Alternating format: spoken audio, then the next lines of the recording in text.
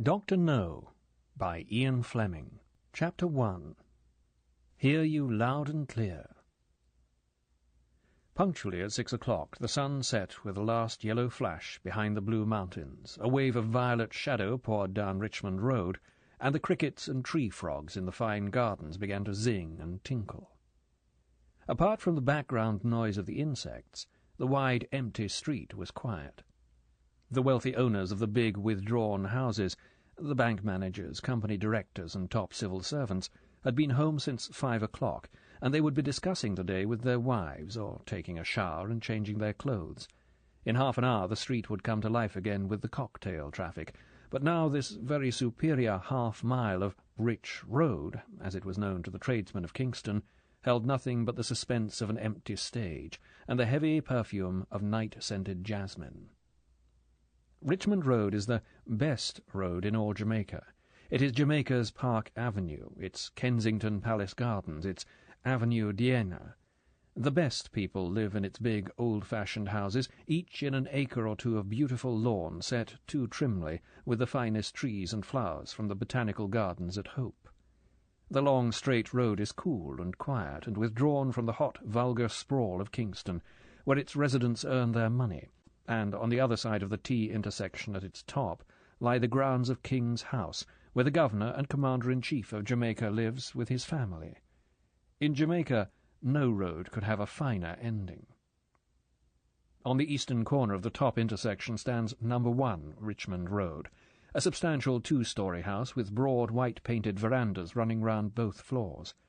From the road a gravel path leads up to the pillared entrance, through wide lawns marked out with tennis courts, on which this evening, as on all evenings, the sprinklers are at work. This mansion is the social Mecca of Kingston. It is Queen's Club, which, for 50 years, has boasted the power and frequency of its black balls. Such stubborn retreats will not long survive in modern Jamaica. One day Queen's Club will have its windows smashed and perhaps be burned to the ground, but for the time being it is a useful place to find in a subtropical island, well-run, well-staffed, and with the finest cuisine and cellar in the Caribbean. At that time of day, on most evenings of the year, you would find the same 4 motor cars standing in the road outside the club. They were the cars belonging to the high bridge game that assembled punctually at 5 and played until around midnight. You could almost set your watch by these cars. They belonged, reading from the order in which they now stood against the curb, to the brigadier in command of the Caribbean Defence Force, to Kingston's leading criminal lawyer, and to the mathematics professor from Kingston University. At the tail of the line stood the black Sunbeam Alpine of Commander John Strangways, R.N. retired, Regional Control Officer for the Caribbean, or, less discreetly, the local representative of the British Secret Service. Just before 6:15, the silence of Richmond Road was softly broken. 3 blind beggars came round the corner of the intersection and moved slowly down the pavement towards the 4 cars. They were Chigros, Chinese Negroes, bulky men, but bowed as they shuffled along, tapping at the curb with their white sticks. They walked in file. The first man, who wore blue glasses and could presumably see better than the others, walked in front, holding a tin cup against the crook of the stick in his left hand. The right hand of the second man rested on his shoulder, and the right hand of the third on the shoulder of the second. The eyes of the second and third men were shut. The 3 men were dressed in rags and wore dirty jipper-japper baseball caps with long peaks.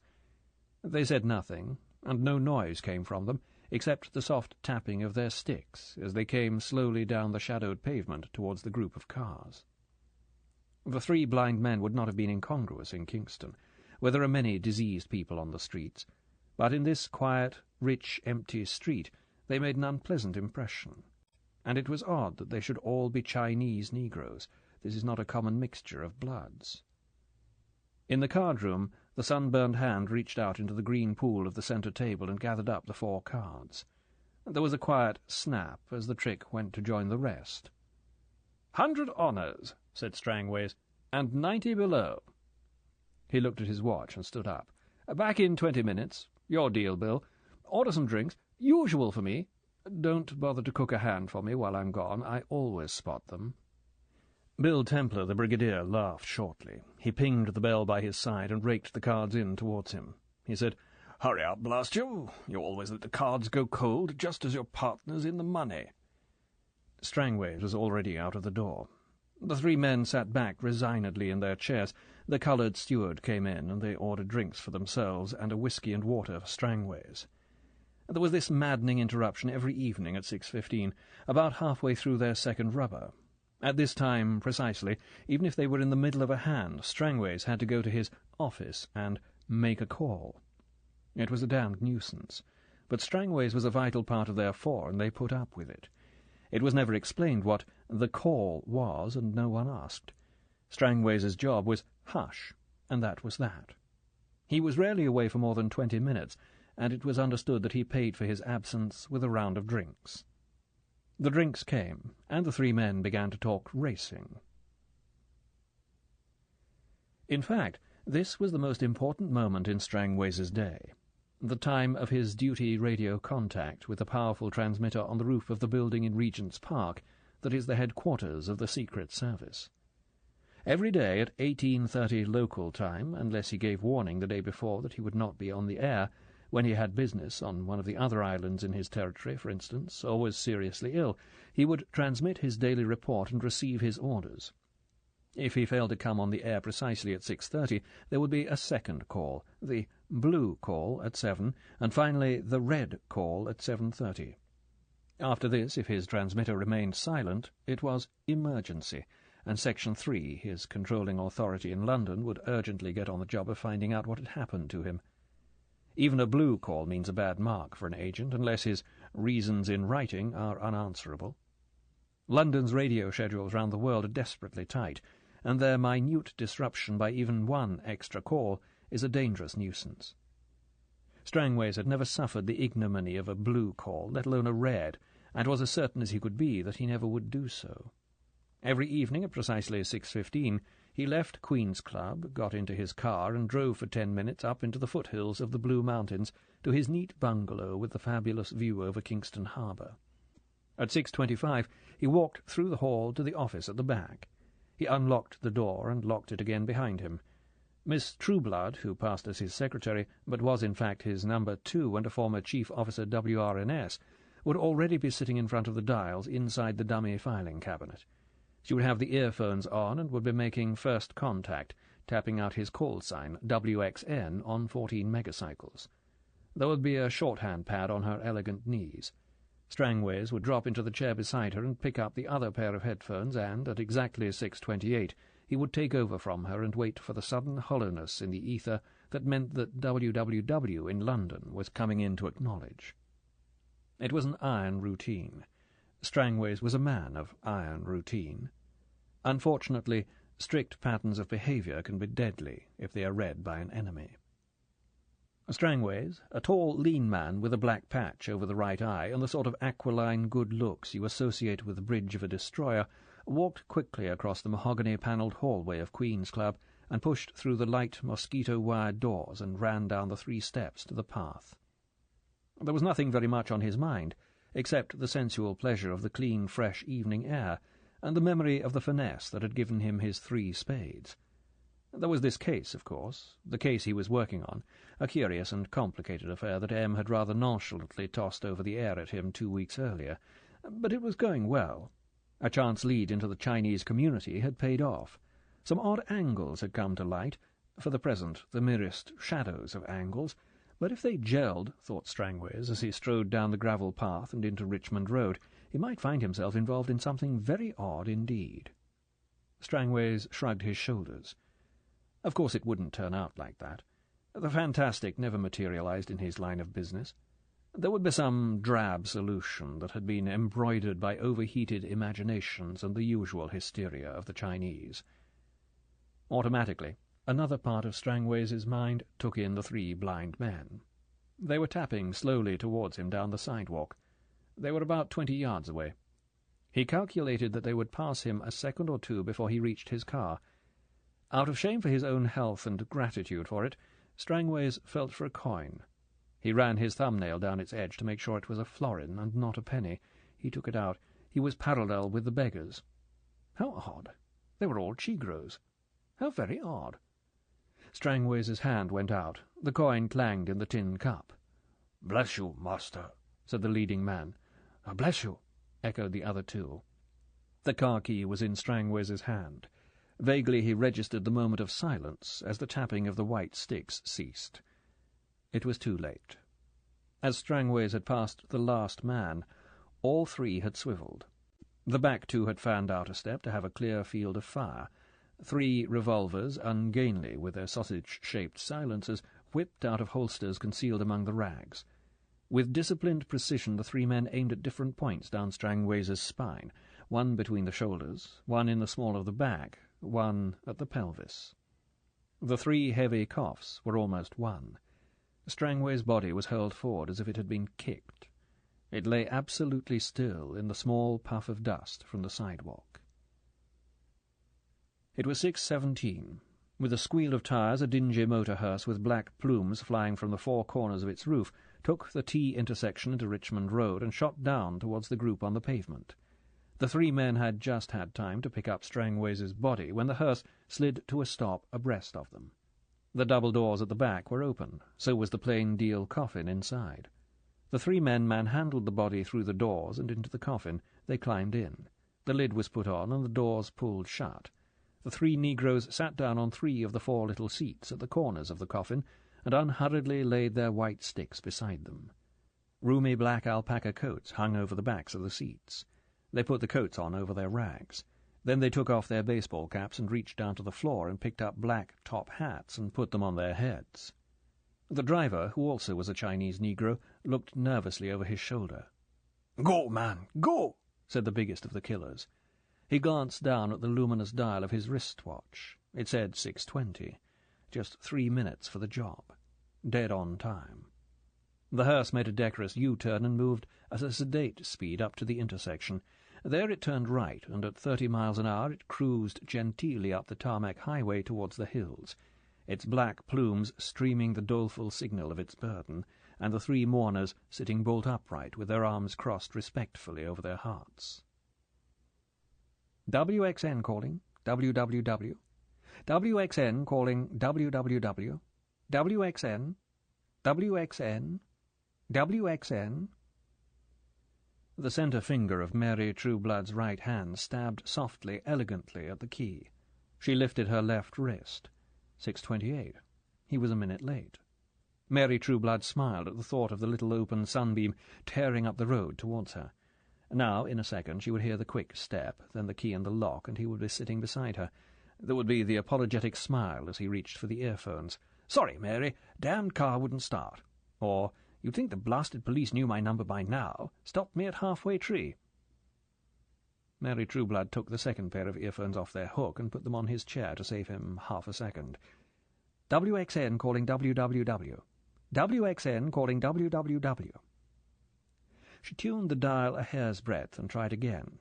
Her watch said 6:29. She began to worry. In a matter of seconds London would be coming in. Suddenly she thought, God, what could she do if Strangways wasn't on time? It was useless for her to acknowledge London and pretend she was him. Useless and dangerous. Radio security would be monitoring the call as they monitored every call from an agent. Those instruments which measured the minute peculiarities in an operator's fist would at once detect it wasn't Strangways at the key. Mary Trueblood had been shown the forest of dials in the quiet room on the top floor at headquarters, had watched as the dancing hands registered the weight of each pulse, the speed of each cipher group, the stumble over a particular letter. The controller had explained it all to her when she had joined the Caribbean station 5 years before, how a buzzer would sound and the contact be automatically broken if the wrong operator had come on the air. It was the basic protection against a Secret Service transmitter falling into enemy hands. And if an agent had been captured and was being forced to contact London under torture, he had only to add a few hair-breadth peculiarities to his usual fist, and they would tell the story of his capture as clearly as if he had announced it en clair. Now it had come. Now she was hearing the hollowness in the ether that meant London was coming in. Mary Trueblood glanced at her watch. 6:30. Panic. But now, at last, there were the footsteps in the hall. Thank God. In a second he would come in. She must protect him. Desperately, she decided to take a chance and keep the circuit open. "WWW calling WXN. WWW calling WXN. Can you hear me? Can you hear me?" London was coming over strong, searching for the Jamaica station. The footsteps were at the door. Coolly, confidently, she tapped back, "Hear you loud and clear. Hear you loud and clear. Hear you—" Behind her there was an explosion. Something hit her on the ankle. She looked down. It was the lock of the door. Mary Trueblood swivelled sharply on her chair. A man stood in the doorway. It wasn't Strangways. It was a big negro with yellowish skin and slanting eyes. There was a gun in his hand. It ended in a thick black cylinder. Mary Trueblood opened her mouth to scream. The man smiled broadly. Slowly, lovingly, he lifted the gun and shot her 3 times in and around the left breast. The girl slumped sideways off her chair. The earphones slipped off her golden hair onto the floor. For perhaps a second, the tiny chirrup of London sounded out into the room. Then it stopped. The buzzer at the controller's desk in radio security had signalled that something was wrong on WXN. The killer walked out of the door. He came back carrying a box with a coloured label on it that said "Presto Fire" and a big sugar sack marked Tate and Lyle. He put the box down on the floor and went to the body and roughly forced the sack over the head and down to the ankles. The feet stuck out. He bent them and crammed them in. He dragged the bulky sack out into the hall and came back. In the corner of the room the safe stood open, as he had been told it would, and the cipher books had been taken out and laid on the desk, ready for work on the London signals. The man threw these and all the papers in the safe into the centre of the room. He tore down the curtains and added them to the pile. He topped it up with a couple of chairs. He opened the box of Presto firelighters and took out a handful and tucked them into the pile and lit them. Then he went out into the hall and lit similar bonfires in appropriate places. The tinder-dry furniture caught quickly, and the flames began to lick up the panelling. The man went to the front door and opened it. Through the hibiscus hedge he could see the glint of the hearse. There was no noise except the zing of crickets and the soft tick-over of the car's engine. Up and down the road there was no other sign of life. The man went back into the smoke-filled hall and easily shouldered the sack and came out again, leaving the door open to make a draught. He walked swiftly down the path to the road. The back doors of the hearse were open. He handed in the sack and watched the 2 men force it into the coffin on top of Strangways' body. Then he climbed in and shut the doors and sat down and put on his top hat. As the first flames showed in the upper windows of the bungalow, the hearse moved quietly from the sidewalk and went on its way up towards the Mona Reservoir.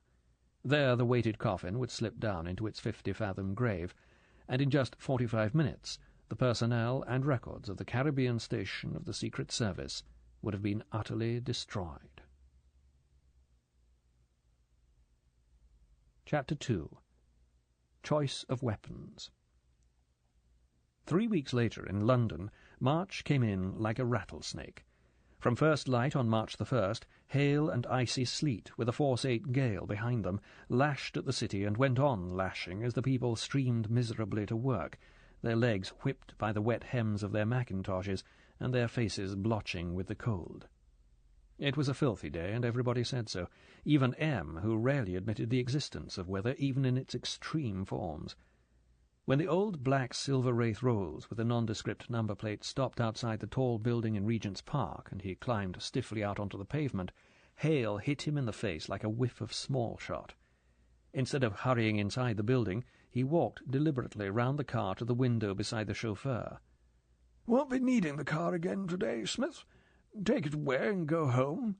I'll use the tube this evening. No weather for driving a car. Worse than one of those PQ convoys."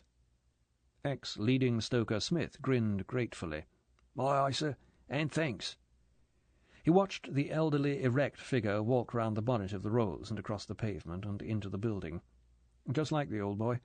He'd always see the men right first. Smith clicked the gear lever into first and moved off, peering forward through the streaming windscreen. They didn't come like that any more. M went up in the lift to the 8th floor and along the thick carpeted corridor to his office.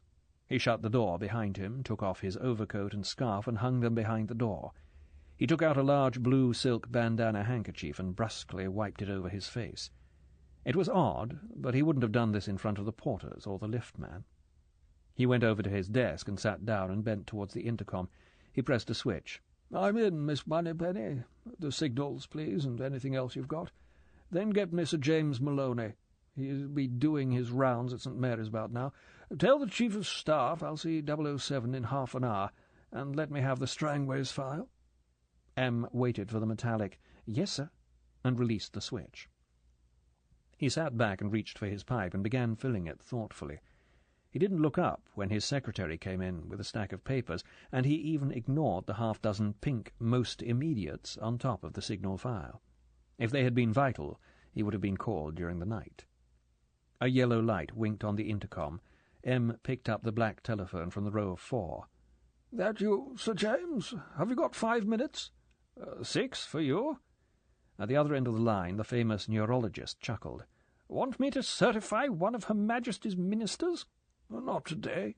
M frowned irritably. The old Navy had respected governments. "It's about that man of mine you've been handling. We won't bother about the name. This is an open line. I gather you let him out yesterday. Is he fit for duty?" There was a pause on the other end. Now the voice was professional, judicious. "Physically, he's as fit as a fiddle. Legs healed up, shouldn't be any after-effects. Yes, he's all right." There was another pause. "Just one thing, Em. There's a lot of tension there, you know. You work these men of yours pretty hard. Can you give him something easy to start with? From what you've told me, he's been having a tough time for some years now." M said gruffly, "That's what he's paid for. It'll soon show if he's not up to the work. Won't be the first one that's cracked. From what you say, he sounds in perfectly good shape. It isn't as if he'd really been damaged like some of the patients I've sent you. Men who've been properly put through the mangle." "Of course, if you put it like that. But pain's an odd thing. We know very little about it. You can't measure it. The difference in suffering between a woman having a baby and a man having a renal colic. And thank God, the body seems to forget fairly quickly. But this man of yours has been in real pain, Em. Don't think that just because nothing's been broken—" Quite. Bond had made a mistake, and he had suffered for it. In any case, M didn't like being lectured, even by one of the most famous doctors in the world, on how he should handle his patients. There had been a note of criticism in Sir James Maloney's voice. M said abruptly, "Ever hear a man called Steincrone? Dr. Peter Steincrone?" "No, who's he?" "American doctor. Written a book my Washington people sent over for our library. This man talks about how much punishment the human body can put up with, and gives a list of the bits of the body an average man can do without. Matter of fact, I copied it out for future reference. Care to hear the list?" M dug into his coat pocket and put some letters and scraps of paper on the desk in front of him. With his left hand he selected a piece of paper and unfolded it. He wasn't put out by the silence on the other end of the line. "Hello, Sir James? Well, here they are. Gallbladder, spleen, tonsils, appendix. One of his 2 kidneys, one of his 2 lungs, 2 of his 4 or 5 quarts of blood, 2/5 of his liver, most of his stomach, 4 of his 23 feet of intestines, and half of his brain." M paused. When the silence continued at the other end, he said, "Any comments, Sir James?" There was a reluctant grunt at the other end of the telephone. "I wonder he didn't add an arm and a leg, or all of them. I don't see quite what you're trying to prove." M gave a curt laugh. "I'm not trying to prove anything, Sir James. It just struck me as an interesting list. All I'm trying to say is that my man seems to have got off pretty lightly compared with that sort of punishment. But," M relented, "don't let's argue about it," he said in a milder voice. "As a matter of fact, I did have it in mind to let him have a bit of a breather. Something's come up in Jamaica." M glanced at the streaming windows. "It'll be more of a rest cure than anything. 2 of my people, a man and a girl, have gone off together. Or that's what it looks like. Our friend can have a spell at being an inquiry agent. In the sunshine, too. How's that?" "Just the ticket. I wouldn't mind the job myself on a day like this." But Sir James Maloney was determined to get his message through. He persisted mildly. "Don't think I want to interfere, M, but there are limits to a man's courage. I know you have to treat these men as if they were expendable, but presumably you don't want them to crack at the wrong moment. This one I've had here is tough. I'd say you'll get plenty more work out of him, but you know what Moran has to say about courage in that book of his? Don't recall. He says that courage is a capital sum reduced by expenditure. I agree with him.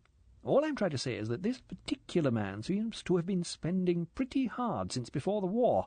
I wouldn't say he's overdrawn, not yet, but there are limits. Just so. M decided that was quite enough of that. Nowadays, softness was everywhere. That's why I'm sending him abroad. Holiday in Jamaica. Don't worry, Sir James, I'll take care of him. By the way, did you ever discover what the stuff was that Russian woman put into him? Got the answer yesterday. Sir James Maloney also was glad the subject had been changed. The old man was as raw as the weather. Was there any chance that he had got his message across into what he described to himself as M's thick skull? Taken us 3 months. It was a bright chap at the School of Tropical Medicine who came up with it. The drug was fugu poison. The Japanese use it for committing suicide. It comes from the 6 organs of the Japanese globefish. Trust the Russians to use something no one's ever heard of. They might just as well have used curare. It has much the same effect, paralysis of the central nervous system. Fugu's scientific name is tetrodotoxin.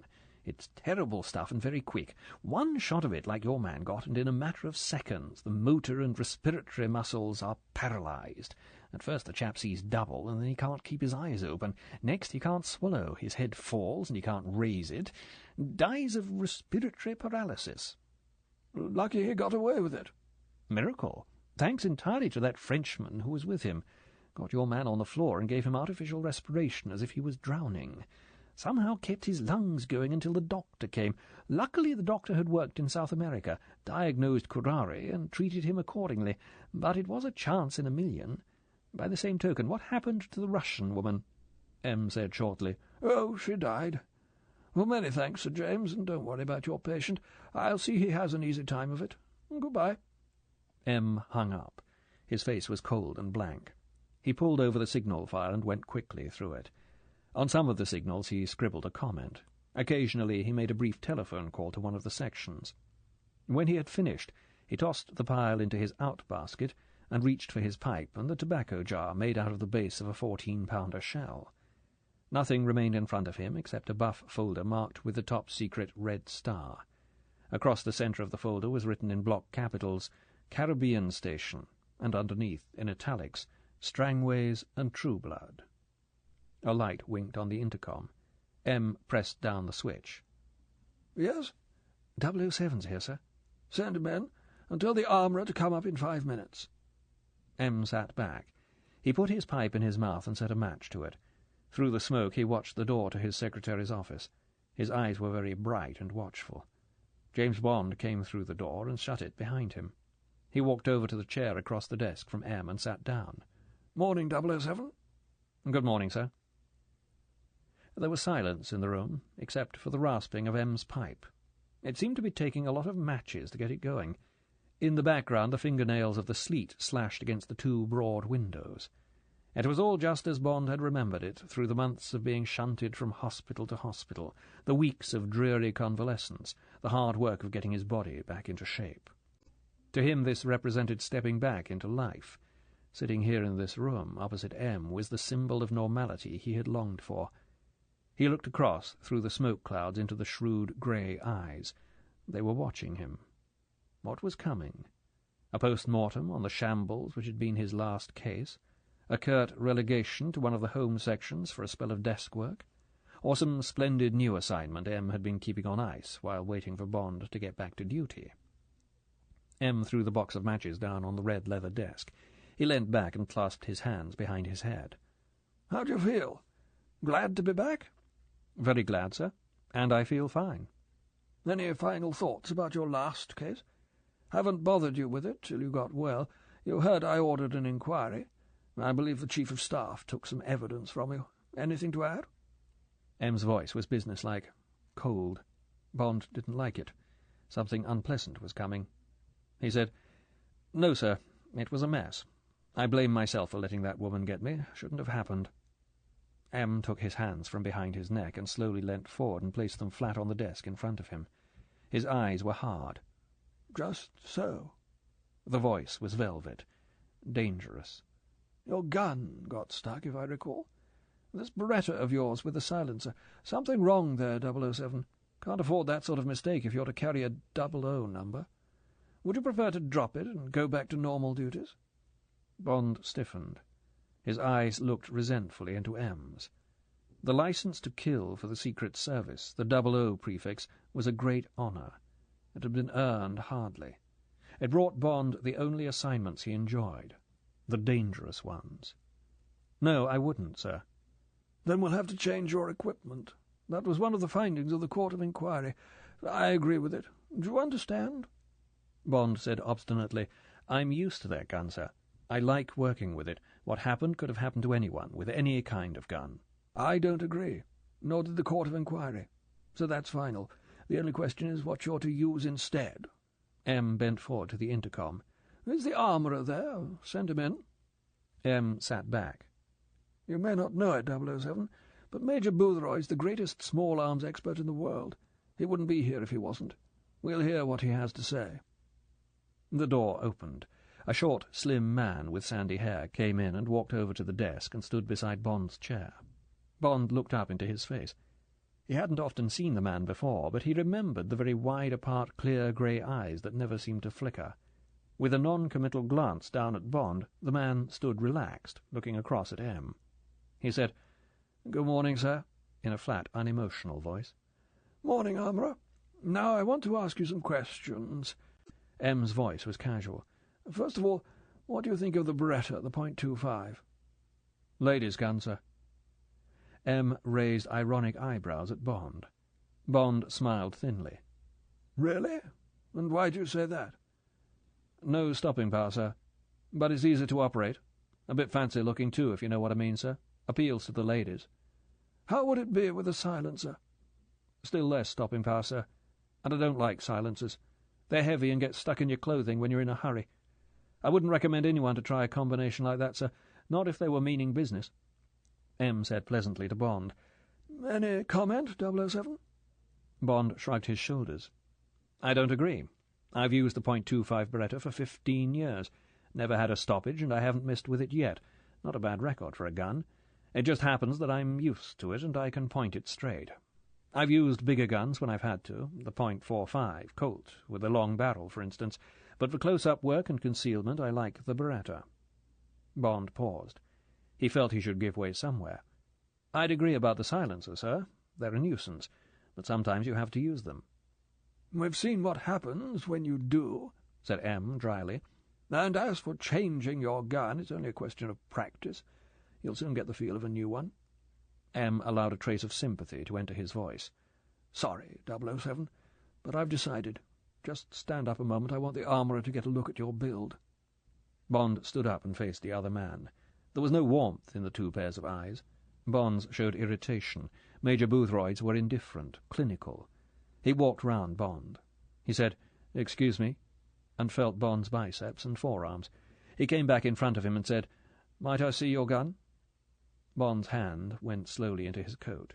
He handed over the taped Beretta with the sawn barrel. Boothroyd examined the gun and weighed it in his hand. He put it down on the desk. "And your holster?" Bond took off his coat and slipped off the chamois leather holster and harness. He put his coat on again. With a glance at the lips of the holster, perhaps to see if they showed traces of snagging, Boothroyd tossed the holster down beside the gun with a motion that sneered. He looked across at M. "I think we can do better than this, sir." It was the sort of voice Bond's first expensive tailor had used. Bond sat down. He just stopped himself, gazing rudely at the ceiling. Instead, he looked impassively across at M. "Well, armourer, what do you recommend?" Major Boothroyd put on the expert's voice. "As a matter of fact, sir," he said modestly, "I've just been testing most of the small automatics. 5,000 rounds each at 25 yards. Of all of them, I'd choose the Walter PPK 7.65mm. It only came fourth after the Japanese M14, the Russian Tokarev, and the Sauer M38. But I like its light trigger pull, and the extension spur of the magazine gives a grip that should suit 007. It's a real stopping gun. Of course, it's about .32 caliber as compared with the Beretta's .25, but I wouldn't recommend anything lighter, and you can get ammunition for the Walter anywhere in the world. That gives it an edge on the Japanese and the Russian guns." M turned to Bond. "Any comments?" "It's a good gun, sir," Bond admitted. "Bit more bulky than the Beretta. How does the armourer suggest I carry it?" "Burns Martin triple-draw holster," said Major Boothroyd succinctly. "Best worn inside the trouser band to the left, but it's all right below the shoulder. Stiff saddle leather. Holds the gun in with a spring. Should make for a quicker draw than that." He gestured towards the desk. 3/5 of a second to hit a man at 20 feet will be about right. "That's settled, then." M's voice was final. "And what about something bigger?" "There's only one gun for that, sir," said Major Boothroyd stolidly. "Smith & Wesson Centennial Airweight, revolver, .38 caliber, hammerless, so it won't catch in clothing. Overall length of 6.5 inches, and it only weighs 13 ounces. To keep down the weight, the cylinder holds only 5 cartridges. But by the time they're gone—" Major Boothroyd allowed himself a wintry smile. "Someone's been killed. Fires the .38 S&W Special. Very accurate cartridge indeed. With standard loading, it has a muzzle velocity of 860 feet per second and muzzle energy of 260 foot-pounds.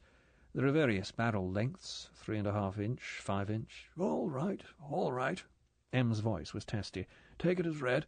If you say it's the best, I'll believe you. So it's the Walter and the Smith & Wesson. Send up one of each to 007, with the harness, and arrange for him to fire them in, starting today. He's got to be an expert in a week, all right? Then thank you very much, armourer. I won't detain you." "Thank you, sir," said Major Boothroyd. He turned and marched stiffly out of the room. There was a moment's silence. The sleet tore at the windows. M swivelled his chair and watched the streaming panes. Bond took the opportunity to glance at his watch. 10 o'clock. His eyes slid to the gun and holster on the desk. He thought of his 15 years' marriage to the ugly bit of metal. He remembered the times its single word had saved his life, and the times when its threat alone had been enough. He thought of the days when he had literally dressed to kill, when he had dismantled the gun and oiled it and packed the bullets carefully into the spring-loaded magazine and tried the action once or twice, pumping the cartridges out onto the bedspread in some hotel bedroom somewhere round the world. Then the last wipe of a dry rag, and the gun into the little holster, and a pause in front of the mirror to see that nothing showed.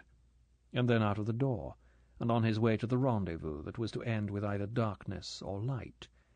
How many times had it saved his life? How many death sentences had it signed? Bond felt unreasonably sad. How could one have such ties with an inanimate object, an ugly one at that, and, he had to admit it, with a weapon that was not in the same class as the ones chosen by the armourer? But he had the ties, and M was going to cut them. M swivelled back to face him. "Sorry, James," he said, and there was no sympathy in his voice. "I know how you like that bit of iron, but I'm afraid it's got to go. Never give a weapon a second chance, any more than a man. I can't afford to gamble with the 00 section. They've got to be properly equipped, you understand that? A gun's more important than a hand or a foot in your job." Bond smiled thinly. "I know, sir. I shan't argue. I'm just sorry to see it go." "All right, then, we'll say no more about it. Now, I've got some more news for you. There's a job come up in Jamaica, personnel problem. Oh, that's what it looks like. A routine investigation and report. The sunshine'll do you good, and you can practice your new guns on the turtles, or whatever they have down there. You could do with a bit of a holiday. Like to take it on?" Bond thought, "He's got it in for me over the last job. Feels I let him down. Won't trust me with anything tough. Wants to see. Oh, well," he said. "Sounds rather like the soft life, sir. I've had almost too much of that lately. But if it's got to be done, if you say so, sir—" "Yes," said M. "I say so." Chapter 3. Holiday Task. It was getting dark. Outside the weather was thickening. M reached over and switched on the green-shaded desk light. The centre of the room became a warm yellow pool in which the leather top of the desk glowed blood red. M pulled the thick file towards him. Bond noticed it for the first time. He read the reverse lettering without difficulty. What had Strangways been up to? Who was True Blood? M pressed a button on his desk. "I'll get the Chief of Staff in on this," he said. "I know the bones of the case, but he can fill in the flesh. It's a drab little story, I'm afraid." The Chief of Staff came in. He was a colonel in the Sappers, a man of about Bond's age. but his hair was prematurely grey at the temples from the endless grind of work and responsibility. He was saved from a nervous breakdown by physical toughness and a sense of humour. He was Bond's best friend at headquarters. They smiled at each other. "Bring up a chair, Chief of Staff. I've given 007 the Strangways case. Got to get the mess cleared up before we make a new appointment there. 007 can be acting head of station in the meantime. I want him to leave in a week. Would you fix that with the Colonial Office and the Governor? And now let's go over the case." He turned to Bond.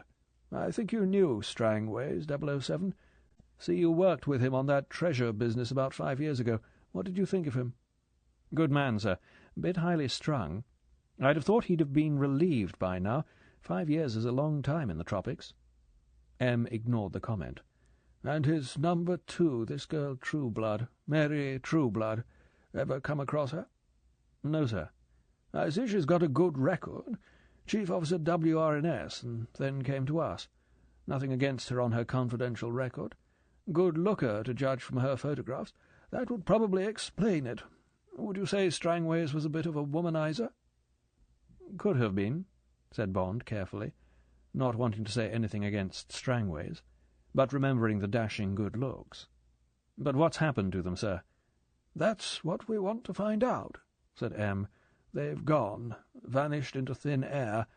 Both went on the same evening about 3 weeks ago. Left Strangways' bungalow burned to the ground, radio, code books, files. Nothing left but a few charred scraps. The girl left all her things intact. Must have taken only what she stood up in. Even her passport was in her room.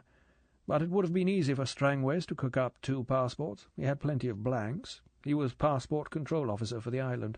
Any number of planes they could have taken, to Florida or South America or one of the other islands in his area. Police are still checking the passenger lists. Nothing's come up yet, but they could always have gone to ground for a day or 2 and then done a bunk. Dyed the girl's hair and so forth. Airport security doesn't amount to much in that part of the world. Isn't that so, Chief of Staff?" "Yes, sir." The Chief of Staff sounded dubious. "But I still can't understand that last radio contact." He turned to Bond. "You see, they began to make their routine contact at 18:30 Jamaican time. Someone, radio security thinks it was the girl, acknowledged our WWW and then went off the air. We tried to regain contact, but there was obviously something fishy, and we broke off. No answer to the blue call or to the red, so that was that. Next day, Section 3 sent 258 down from Washington. By that time, the police had taken over, and the governor had already made up his mind and was trying to get the case hushed up. It all seemed pretty obvious to him. Strangways has had occasional girl trouble down there. Can't blame the chap myself. It's a quiet station. Not much to occupy his time. The governor jumped to the obvious conclusions. So, of course, did the local police. Sex and machete fights are about all they understand. 258 spent a week down there and couldn't turn up a scrap of contrary evidence. He reported accordingly, and we sent him back to Washington.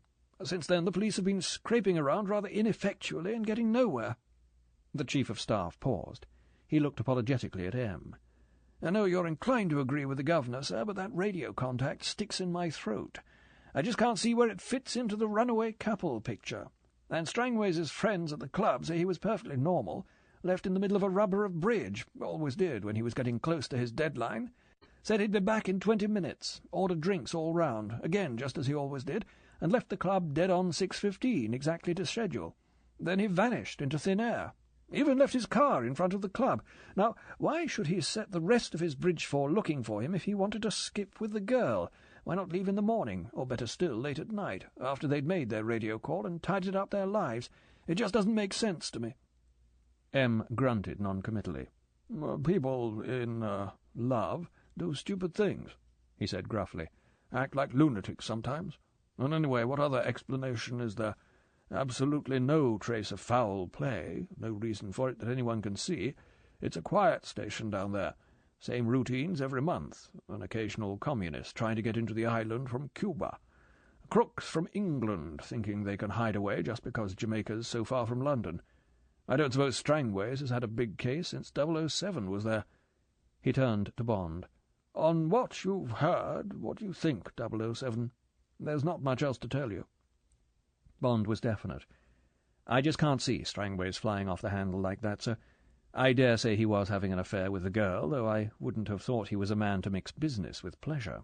But the service was his whole life. He'd never have let it down. I can see him handing in his papers and the girl doing the same and then going off with her after you'd sent out reliefs, but I don't believe it was in him to leave us in the air like this. And from what you say of the girl, I'd say it would be much the same with her. Chief officers WR&S don't go out of their senses." "Thank you, 007. M's voice was controlled. "These considerations had also crossed my mind. No one's been jumping to conclusions without weighing all the possibilities. Perhaps you can suggest another solution." M sat back and waited. He reached for his pipe and began filling it. The case bored him. He didn't like personnel problems, least of all messy ones like this. There were plenty of other worries waiting to be coped with around the world. It was only to give Bond the pretence of a job, mixed with a good rest, that he had decided to send him out to Jamaica to close the case. He put the pipe in his mouth and reached for the matches. "Well?" Bond wasn't going to be put off his stride. He had liked Strangways, and he was impressed by the points the Chief of Staff had made. He said, "Well, sir, for instance, what was the last case Strangways was working on? Had he reported anything, or was there anything Section 3 had asked him to look into? Anything at all in the last few months?"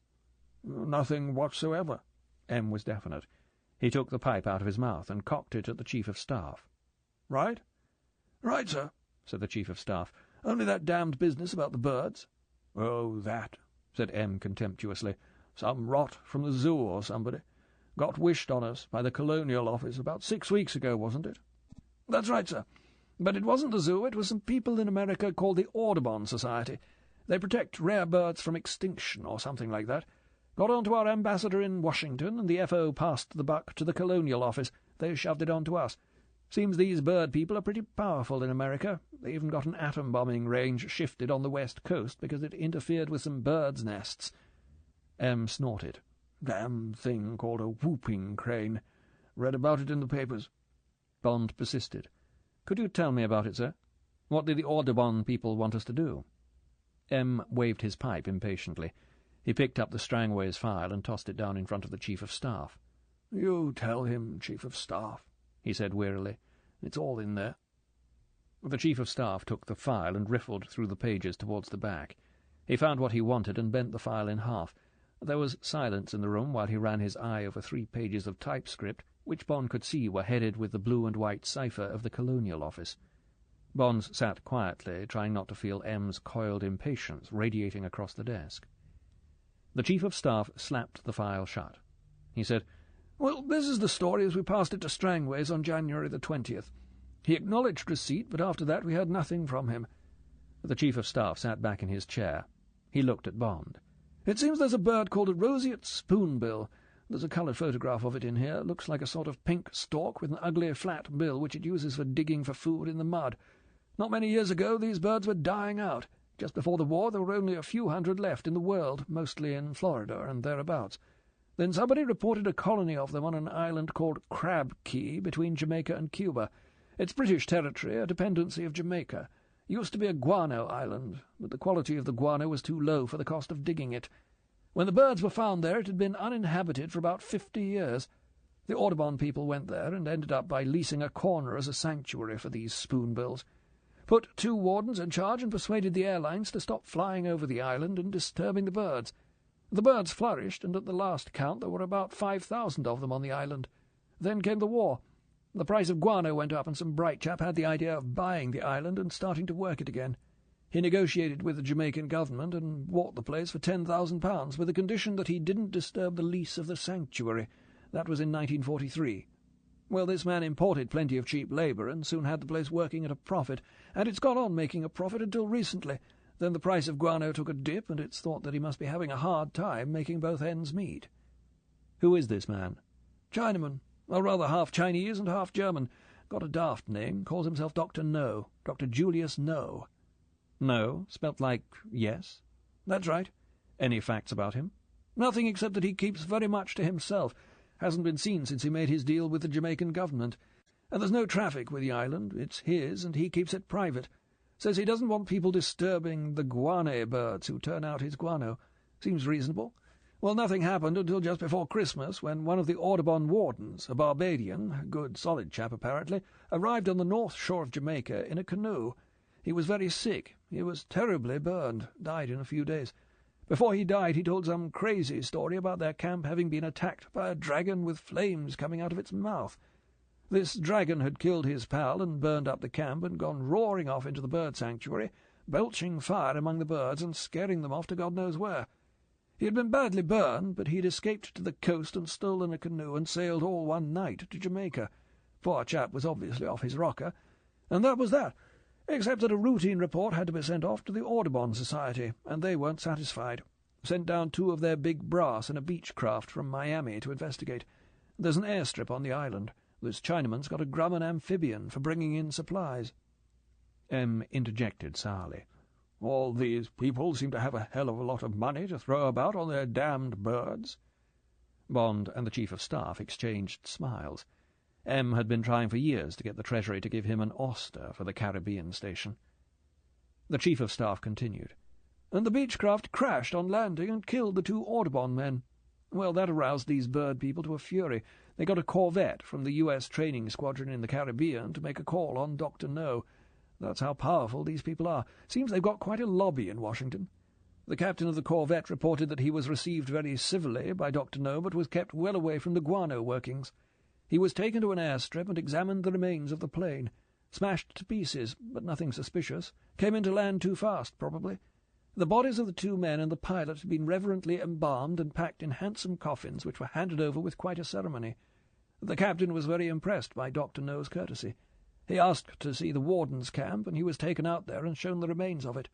Dr. No's theory was that the 2 men had gone mad because of the heat and the loneliness, or at any rate that one of them had gone mad and burned down the camp with the other inside it. This seemed possible to the captain when he'd seen what a godforsaken bit of marsh the men had been living in for 10 years or more. But there was nothing else to see, and he was politely steered back to his ship and sailed away. The Chief of Staff spread his hands. And that's the lot, except that the captain reported that he saw only a handful of roseate spoonbills. When his report got back to the Audubon Society, it was apparently the loss of their blasted birds that infuriated these people most of all, and ever since then they've been nagging at us to have an inquiry into the whole business. Of course, nobody at the Colonial Office or in Jamaica is in the least interested, so in the end the whole fairy story was dumped in our lap. The Chief of Staff shrugged his shoulders with finality. And that's how this pile of bump, he waved the file, or at any rate the guts of it, got landed on Strangways. M. looked morosely at Bond. See what I mean, 007? Just the sort of mare's nest these old women's societies are always stirring up. People start preserving something, churches, old houses, decaying pictures, birds, and there's always a hullabaloo of some sort. The trouble is these sort of people get really worked up about their damned birds, or whatever it is. They get the politicians involved, and somehow they all seem to have stacks of money. God knows where it comes from. Other old women, I suppose. And then there comes a point when someone has to do something to keep them quiet, like this case. It gets shunted off to me because the place is British territory. At the same time, it's private land. Nobody wants to interfere officially. So I'm supposed to do what? Send a submarine to the island? For what? To find out what's happened to a covey of pink storks? M. snorted. Anyway, you asked about Strangways' last case, and that's it. M. leant forward belligerently. Any questions? I've got a busy day ahead. Bond grinned. He couldn't help it. M.'s occasional outbursts of rage were so splendid, and nothing set him going so well as any attempt to waste the time and energies and slim funds of the Secret Service. Bond got to his feet. "Perhaps if I could have the file, sir," he said placatingly. "It just strikes me that 4 people seem to have died more or less because of these birds. Perhaps 2 more did, Strangways and the Trueblood girl. I agree it sounds ridiculous, but we've got nothing else to go on." Take it, said M. impatiently, "and hurry up and get your holiday over. You may not have noticed it, but the rest of the world happens to be in a bit of a mess." Bond reached across and picked up the file. He also made to pick up his Beretta and the holster. "No," said M. sharply. "Leave that, and mind you've got the hang of the other 2 guns by the time I see you again." Bond looked across into M.'s eyes. For the first time in his life he hated the man. He knew perfectly well why M was being tough and mean. It was deferred punishment for having nearly got killed on his last job, plus getting away from the filthy weather into the sunshine. M couldn't bear his men to have an easy time. In a way, Bond felt sure he was being sent on this cushy assignment to humiliate him. The old bastard. With the anger balling up inside him like cat's fur, Bond said, "I'll see to it, sir," and turned and walked out of the room. Chapter 4. Reception Committee. The 68 tons dead weight of the Super Constellation hurled high above the green and brown checkerboard of Cuba, and with only another 100 miles to go, started its slow declining flight towards Jamaica. Bond watched the big green turtle-backed island grow on the horizon, and the water below him turn from the dark blue of the Cuba deep to the azure and milk of the inshore shoals.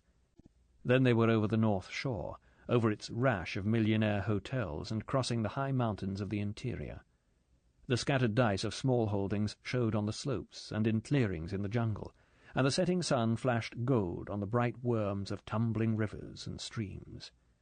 Shemaka, the Arawak Indians had called it, the land of hills and rivers. Bond's heart lifted with the beauty of one of the most fertile islands in the world. The other side of the mountains was in deep violet shadow. Lights were already twinkling in the foothills and spangling the streets of Kingston.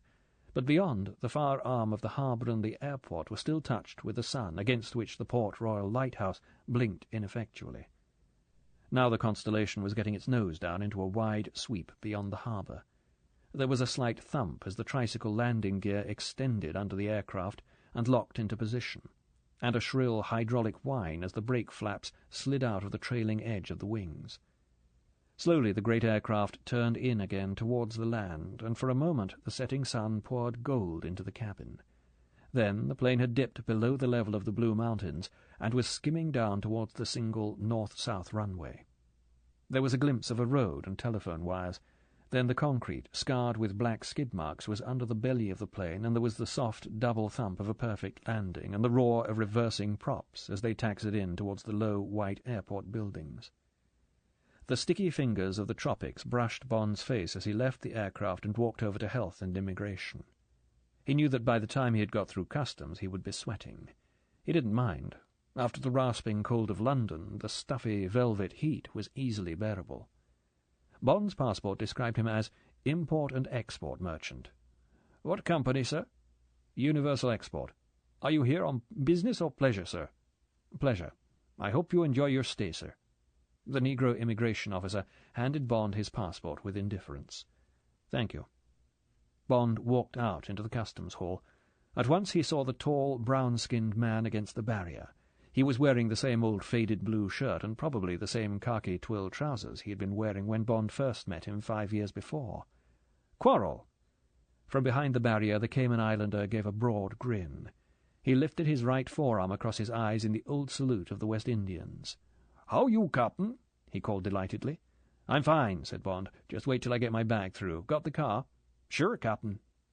The customs officer, who, like most men from the waterfront, knew Quarrel, chalked Bond's bag without opening it, and Bond picked it up and went out through the barrier. Quarrel took it from him and held out his right hand. Bond took the warm, dry, calloused paw and looked into the dark grey eyes that showed descent from a Cromwellian soldier or a pirate of Morgan's time. "You haven't changed, Quarrel," he said affectionately. "How's the turtle fishing?" "Not so bad, Captain, and not so good. Much the same as always." He looked critically at Bond. "You been sick or something?" Bond was surprised. "As a matter of fact, I have, but I've been fit for weeks. What made you say that?" Quarrel was embarrassed. "Sorry, Captain," he said, thinking he might have offended Bond. "There's some pain lines in your face since the last time." "Oh, well," said Bond. "It was nothing much, but I could do with a spell of your training. I'm not as fit as I ought to be." "Sure thing, Captain." They were moving towards the exit when there came the sharp crack and flash of a press camera. A pretty Chinese girl in Jamaican dress was lowering her speed graphic. She came up to them. She said with synthetic charm, "Thank you, gentlemen. I am from the Daily Gleaner." She glanced down at a list in her hand. "Mr. Bond, isn't it? And how long will you be with us, Mr. Bond?" Bond was offhand. This was a bad start. "In transit," he said shortly. "I think you'll find there were more interesting people on the plane." "Oh, no, I'm sure not, Mr. Bond. You look very important. And what hotel will you be staying at?" Damn, thought Bond. He said, "Myrtle Bank," and moved on. "Thank you, Mr. Bond," said the tinkling voice. "I hope you'll enjoy—" They were outside. As they walked towards the parking place, Bond said, "Ever seen that girl at the airport before?" Quarrel reflected. "Reckon not, Captain, but the Gleaner have plenty camera gals." Bond was vaguely worried. There was no earthly reason why his picture should be wanted by the press. It was 5 years since his last adventures on the island, and anyway his name had been kept out of the papers. They got to the car. It was a black Sunbeam Alpine. Bond looked sharply at it and then at the number plate. Strangways' car. What the hell? "Where did you get this, Quarrel?" "ADC tell me for to take him, Captain. Him say hit the only spare car they have. Why, Captain, him no good?" "Oh, it's all right, Quarrel," said Bond resignedly. "Come on, let's get going." Bond got into the passenger seat.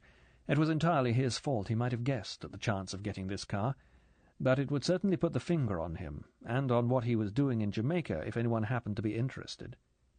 They moved off down the long, cactus-fringed road towards the distant lights of Kingston. Normally Bond would have sat and enjoyed the beauty of it all, the steady zing of the crickets, the rush of warm, scented air, the ceiling of stars, the necklace of yellow lights shimmering across the harbour. But now he was cursing his carelessness and knowing what he shouldn't have done. What he had done was to send one signal through the Colonial Office to the Governor. In it he had first asked that the ADC should get Quarrel over from the Cayman Islands for an indefinite period on a salary of £10 a week. Quarrel had been with Bond on his last adventure in Jamaica.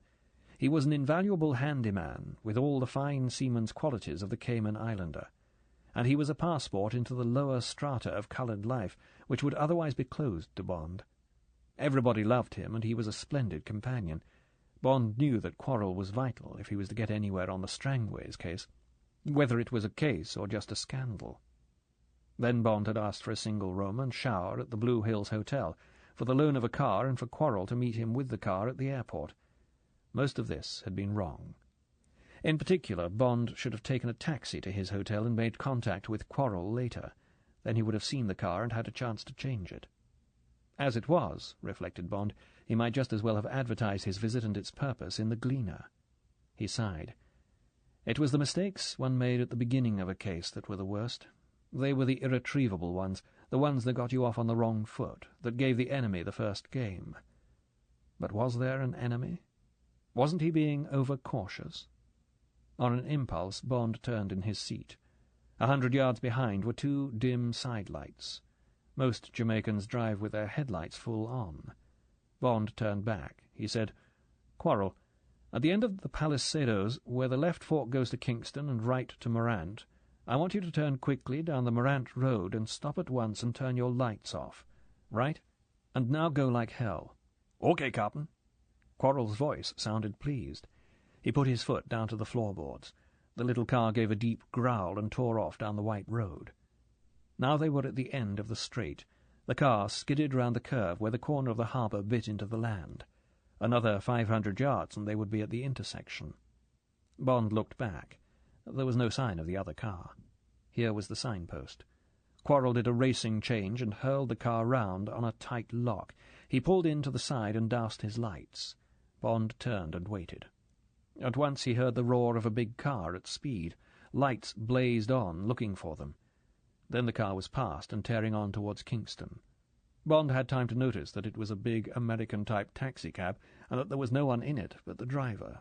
Then it was gone. The dust settled slowly. They sat for 10 minutes, saying nothing. Then Bond told Quarrel to turn the car and take the Kingston Road. He said, "I think that car was interested in us, Quarrel. You don't drive an empty taxi back from the airport. It's an expensive run. Keep a watch out. He may find we've fooled him and be waiting for us." "Sure thing, Captain," said Quarrel happily.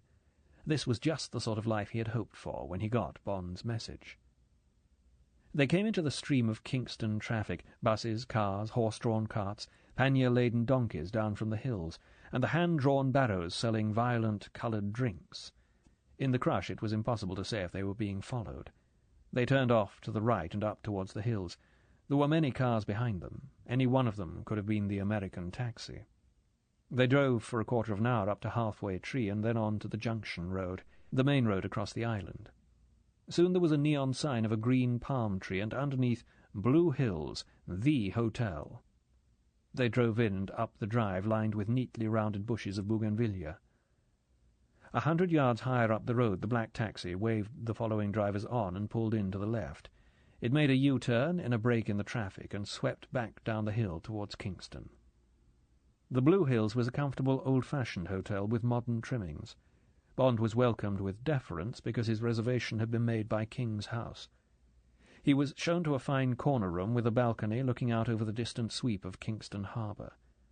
Thankfully, he took off his London clothes, now moist with perspiration, and went into the glass-fronted shower and turned the cold water full on, and stood under it for 5 minutes, during which he washed his hair to remove the last dirt of big city life. Then he pulled on a pair of Sea Island cotton shorts and, with sensual pleasure at the warm, soft air on his nakedness, unpacked his things and rang for the waiter. Bond ordered a double gin and tonic and 1 whole green lime. When the drink came, he cut the lime in half, dropped the 2 squeezed halves into the long glass, almost filled the glass with ice cubes, and then poured in the tonic. He took the drink out onto the balcony and sat and looked out across the spectacular view. He thought how wonderful it was to be away from headquarters, and from London, and from hospitals, and to be here, at this moment, doing what he was doing, and knowing, as all his senses told him, that he was on a good, tough case again. He sat for a while, luxuriously, letting the gin relax him. He ordered another and drank it down. It was 7:15. He had arranged for Quarrel to pick him up at 7:30. They were going to have dinner together. Bond had asked Quarrel to suggest a place. After a moment of embarrassment, Quarrel had said that whenever he wanted to enjoy himself in Kingston, he went to a waterfront night spot called the Joy Boat. "Hit no great shakes, Captain," he had said apologetically, "but the food and drinks and music is good, and I got a good friend there. Him owns the joint. They calls him Puss Fella, seeing how him once fought with a big hoctopus." Bond smiled to himself at the way Quarrel, like most West Indians, added an H where it wasn't needed and took it off when it was. He went into his room and dressed in his old dark blue tropical worsted suit, a sleeveless white cotton shirt and a black knitted tie, looked in the glass to see that the Walter didn't show under his armpit, and went down and out to where the car was waiting. They swooped down quietly through the soft, singing dusk into Kingston and turned to the left along the harbour side. They passed 1 or 2 smart restaurants and nightclubs, from which came the throb and twang of calypso music. There was a stretch of private houses that dwindled into a poor-class shopping centre and then into shacks. Then, where the road curved away from the sea, there was a blaze of golden neon in the shape of a Spanish galleon above green lettering that said, "The Joy Boat." They pulled into a parking place, and Bond followed Quarrel through the gate into a small garden of palm trees growing out of lawn. At the end was the beach and the sea. Tables were dotted about under the palms, and in the centre was a small, deserted cement dance floor, to one side of which a calypso trio in sequined scarlet shirts was softly improvising on "Take Her to Jamaica, Where the Rum Comes From." Only half the tables were filled, mostly by coloured people. There was a sprinkling of British and American sailors with their girls. An immensely fat Negro in a smart white dinner jacket left one of the tables and came to meet them. "Hi, Mr. Q. Long time no see. Nice table for 2? That's right, Puss Fella. Closer to the kitchen than the music." The big man chuckled. He led them down towards the sea and placed them at a quiet table under a palm tree that grew out of the base of the restaurant building. "Drinks, Jim'm?" Bond ordered his gin and tonic with a lime, and Quarrel a red-striped beer. They scanned the menu and both decided on broiled lobster, followed by a rare steak with native vegetables. The drinks came. The glasses were dripping with condensation. The small fact reminded Bond of other times in hot climates. A few yards away the sea lisped on the flat sand. The three-piece began playing Kitsch. Above them the palm fronds clashed softly in the night breeze. A gecko chuckled somewhere in the garden. Bond thought of the London he had left the day before. He said, "I like this place, Quarrel." Quarrel was pleased. "Him a good friend of mine, that Puss Fella. Him knows mostly what goes on in Kingston, case you got any questions, Captain. Him come from the Caymans. Him and me once share a boat. Then him go off one day catching boobies' eggs at Crab Key. Went swimming to a rock for more eggs, and this big octopus get him. They mostly small fellas round here, but they come bigger at the Crab, seeing how it's alongside the Cuba Deep, the deepest waters round these parts. Puss fella have himself a bad time with this animal. Bust one lung cutting hisself free. That scare him, and him sell me his half of the boat and come to Kingston. That were for the war. Now him rich man, whiles I go on fishing. Quarrel chuckled at the quirk of fate. Crab Key, said Bond. What sort of a place is that? Quarrel looked at him sharply. That a bad luck place now, Captain, he said shortly. Chinese gentlemen buy it during the war and bring in men and dig bird dirt. Don't let nobody land there, and don't let no one get off. We gives it a wide berth. This book is continued on Disc 2. Dr. No, by Ian Fleming, continued. Disc 2. Crab Key, said Bond. What sort of a place is that? Quarrel looked at him sharply. That a bad luck place now, Captain, he said shortly. Chinese gentlemen buy it during the war and bring in men and dig bird dirt. Don't let nobody land there, and don't let no one get off. We gives it a wide berth.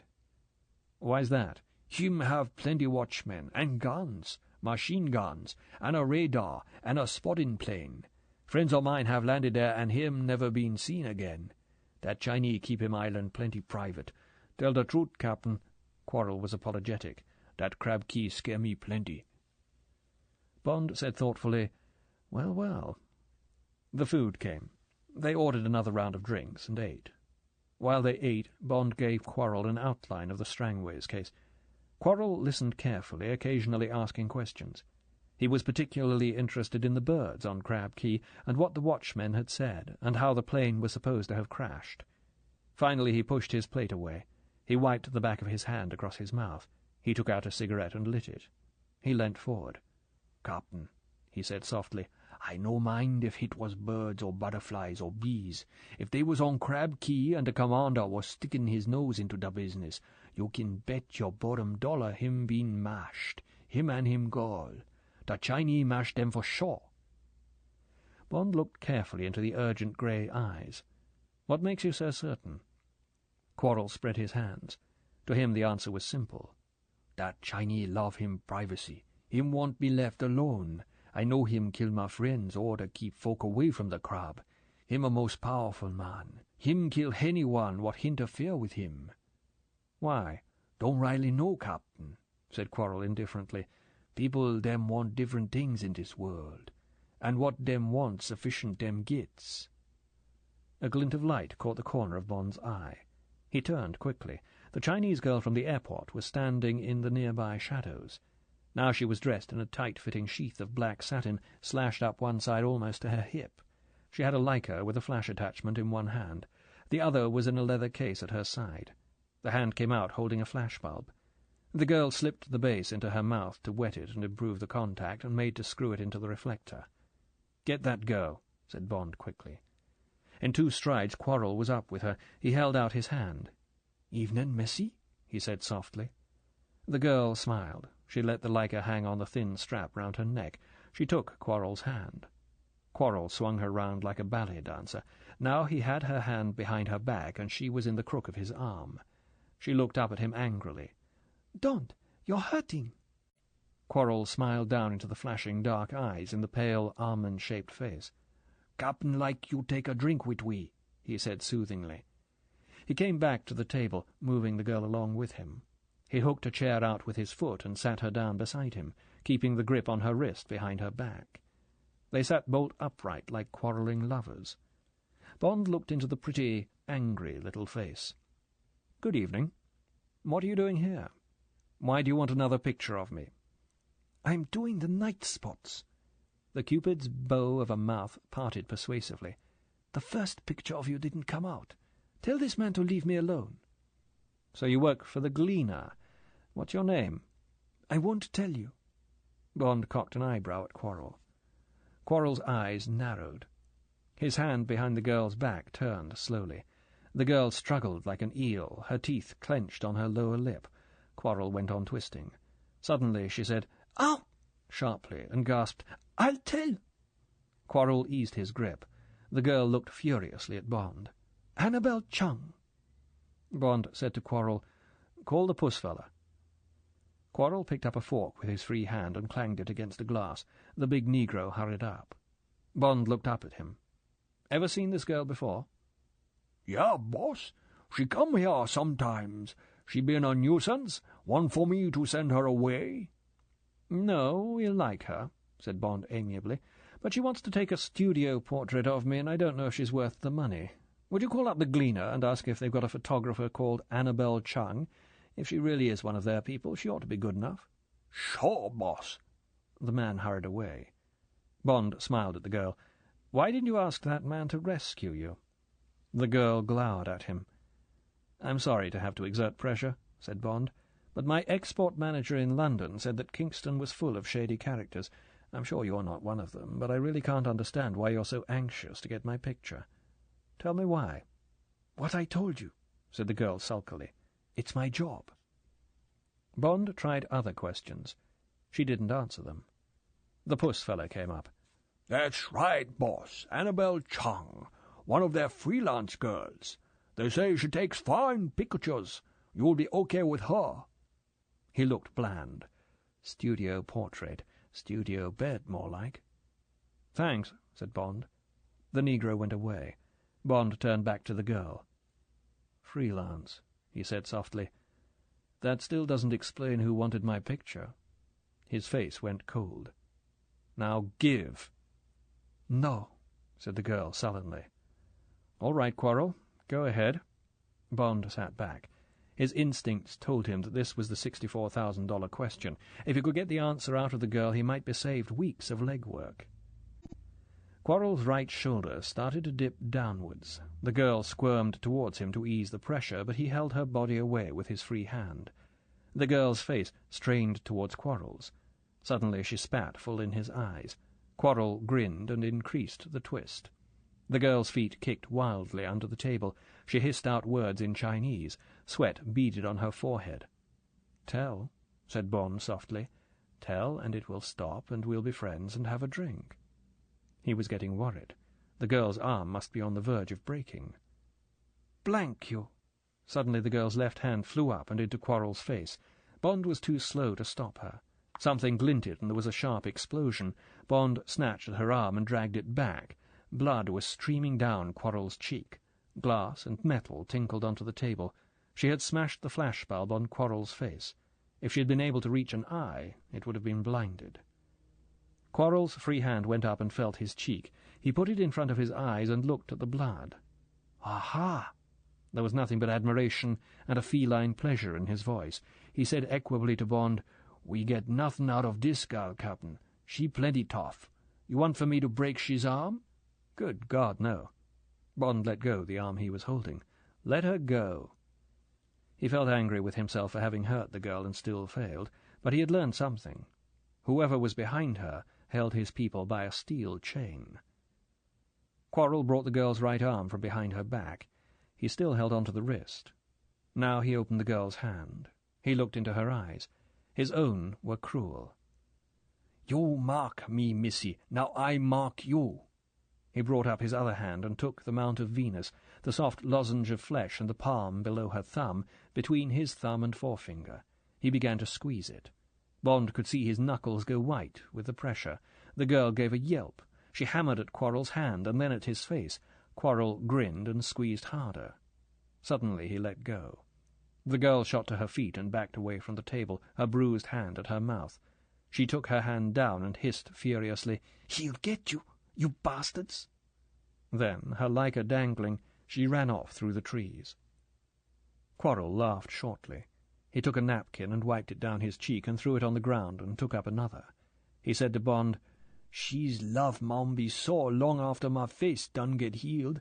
That a fine piece of a woman, the love maun. When him fat like with that girl, you can tell her'll be good in bed. You know that, Captain?" "No," said Bond. "That's new to me." Sure thing. That piece of the hand most indicative. Don't you worry about she," he added, noticing the dubious expression on Bond's face. "Her's got nothing but a big bruise on she's love mound. But boy, was that a fat love mound. I come back after that girl sometime, see if my theory is the truth." Appropriately, the band started playing "Don't Touch Me Tomato." Bond said, "Quarrel, it's time you married and settled down, and you leave that girl alone or you'll get a knife between your ribs. Now come on, we'll get the cheque and go. It's 3 o'clock in the morning in London, where I was yesterday. I need a night's sleep. You've got to start getting me into training. I think I'm going to need it. And it's about time you put some plaster on that cheek of yours. She's written her name and address on it." Quarrel grunted reminiscently. He said with quiet pleasure, "That was some tough baby." He picked up a fork and clanged it against his glass. Chapter 5. Facts and Figures. "He'll get you! He'll get you! He'll get you, you bastards!" The words were still ringing in Bond's brain the next day as he sat on his balcony and ate a delicious breakfast and gazed out across the riot of tropical gardens to Kingston, 5 miles below him. Now he was sure that Strangways and the girl had been killed. Someone had needed to stop them looking any further into this business, so he had killed them and destroyed the records of what they were investigating. The same person knew or suspected that the Secret Service would follow up Strangways' disappearance. Somehow he had known that Bond had been given the job. He had wanted a picture of Bond, and he had wanted to know where Bond was staying. He would be keeping an eye on Bond to see if Bond picked up any of the leads that had led to Strangways' death. If Bond did so, Bond would also have to be eliminated. There would be a car smash, or a street fight, or some other innocent death, and how, Bond wondered, would this person react to their treatment of the Chung girl? If he was as ruthless as Bond supposed, that would be enough. It showed that Bond was onto something. Perhaps Strangways had made a preliminary report to London before he was killed. Perhaps someone had leaked. The enemy would be foolish to take chances. If he had any sense after the Chung incident, he would deal with Bond, and perhaps also with Quarrel, without delay. Bond lit his first cigarette of the day, the first Royal Blend he had smoked for 5 years, and let the smoke come out between his teeth in a luxurious hiss. That was his enemy appreciation. Now, who was this enemy? Well, there was only one candidate, and a pretty insubstantial one at that, Dr. No. Dr. Julius No, the German-Chinese who owned Crab Key and made his money out of guano. There had been nothing on this man in records, and a signal to the FBI had been negative. The affair of the roseate spoonbills and the trouble with the Audubon Society meant precisely nothing, except, as M had said, that a lot of old women had got excited about some pink storks. All the same, 4 people had died because of these storks, and most significant of all to Bond, Quarrel was scared of Dr. No and his island. That was very odd indeed. Cayman Islanders, least of all Quarrel, did not scare easily. And why had Dr. No got this mania for privacy? Why did he go to such expense and trouble to keep people away from his guano island? Guano. Bird dung. Who wanted the stuff? How valuable was it? Bond was due to call on the governor at 10 o'clock. After he had made his number, he would get hold of the colonial secretary and try and find out all about the damned stuff and about Crab Key, and, if possible, about Dr. No. There was a double knock on the door. Bond got up and unlocked it. It was Quarrel, his left cheek decorated with a piratical cross of sticking plaster. "Morning, Captain. You said 8:30. "Yes, come on in, Quarrel. We've got a busy day. Had some breakfast?" "Yes, thank you, Captain. Salt fish, an ackee, and a toto ram." "Good God," said Bond. "That's tough stuff to start the day on." "Most refreshing," said Quarrel stolidly. They sat down outside on the balcony. Bond offered Quarrel a cigarette and lit one himself. "Now then," he said, "I'll be spending most of the day at King's house, and perhaps at the Jamaica Institute. I shan't need you till tomorrow morning, but there are some things for you to do downtown, all right?" "Okay, Captain. Just you say." "First of all, that car of ours is hot. We've got to get rid of it. Go down to Motors or one of the other hire people and pick up the newest and best little self-drive car you can find, the one with the least mileage, saloon. Take it for a month, right? Then hunt around the waterfront and find 2 men who look as near as possible like us. One must be able to drive a car. Buy them both clothes, at least for their top halves, that look like ours, and the sort of hats we might wear. Say we want a car taken over to Montego tomorrow morning, by the Spanish town, Ocho Rios Road, to be left at Levy's garage there. Ring up Levy and tell him to expect it and keep it for us, right?" Quarrel grinned. "You want Fox someone?" "That's right. They'll get £10 each. Say I'm a rich American and I want my car to arrive in Montego Bay driven by a respectable couple of men. Make me out a bit mad. They must be here at 6 o'clock tomorrow morning. You'll be here with the other car. See they look the part and send them off in the Sunbeam with the roof down, right?" "OK, Captain." "What's happened to that house we had on the North Shore last time? Bow Desert at Morgan's Harbour. Do you know if it's let?" "Couldn't say, Captain. It's well away from the tourist places, and they're asking a big rent for it." "Well, go to Graham Associates and see if you can rent it for a month, or another bungalow nearby. I don't mind what you pay. Say it's for a rich American, Mr. James. Get the keys and pay the rent, and say I'll write and confirm. I can telephone them if they want more details." Bond reached into his hip pocket and brought out a thick wad of notes. He handed half of it to Quarrel. "Here's £200. That should cover all this. Get in touch if you want some more. You know where I'll be." "Thanks, Captain," said Quarrel, awestruck by the big sum. He stowed it away inside his blue shirt and buttoned the shirt up to his neck. "Anything else?" "No, but take a lot of trouble about not being followed. Leave the car somewhere downtown and walk to these places, and watch out particularly for any Chinese near you." Bond got up and they went to the door. "See you tomorrow morning at 6:15, and we'll get over to the north coast. As far as I can see, that's going to be our base for a while." Quarrel nodded. His face was enigmatic. He said, "OK, Captain," and went off down the corridor. Half an hour later, Bond went downstairs and took a taxi to King's house. He didn't sign the governor's book in the cool hall. He was put in a waiting room for the quarter of an hour necessary to show him that he was unimportant. Then the ADC came for him and took him up to the governor's study on the first floor. It was a large, cool room smelling of cigar smoke. The acting governor, in a cream tussore suit, with an inappropriate wing collar and spotted bow tie, was sitting at a broad mahogany desk on which there was nothing but the Daily Gleaner, the Times Weekly, and a bowl of hibiscus blossoms. His hands lay flat on the desk in front of him. He was 60-ish, with a red, rather petulant face and bright, bitter blue eyes. He didn't smile or get up. He said, "Good morning, Mr. Bond. Please sit down." Bond took the chair across the desk from the governor and sat down. He said, "Good morning, sir," and waited. A friend at the Colonial Office had told him his reception would be frigid. "He's nearly at retiring age, only an interim appointment.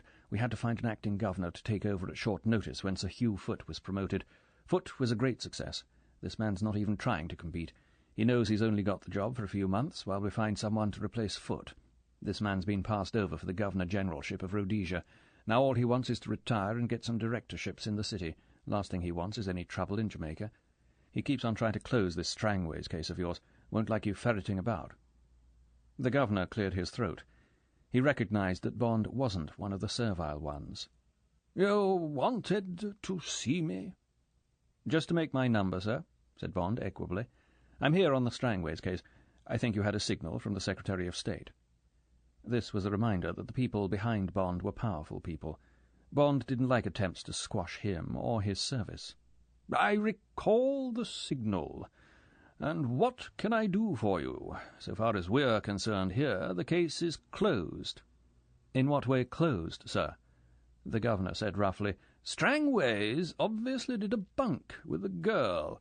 Unbalanced sort of fellow at the best of times. Some of your, colleagues don't seem to be able to leave women alone." The governor clearly included Bond.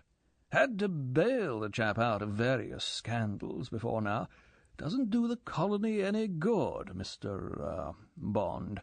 Hope your people will be sending us a rather better type of man to take his place.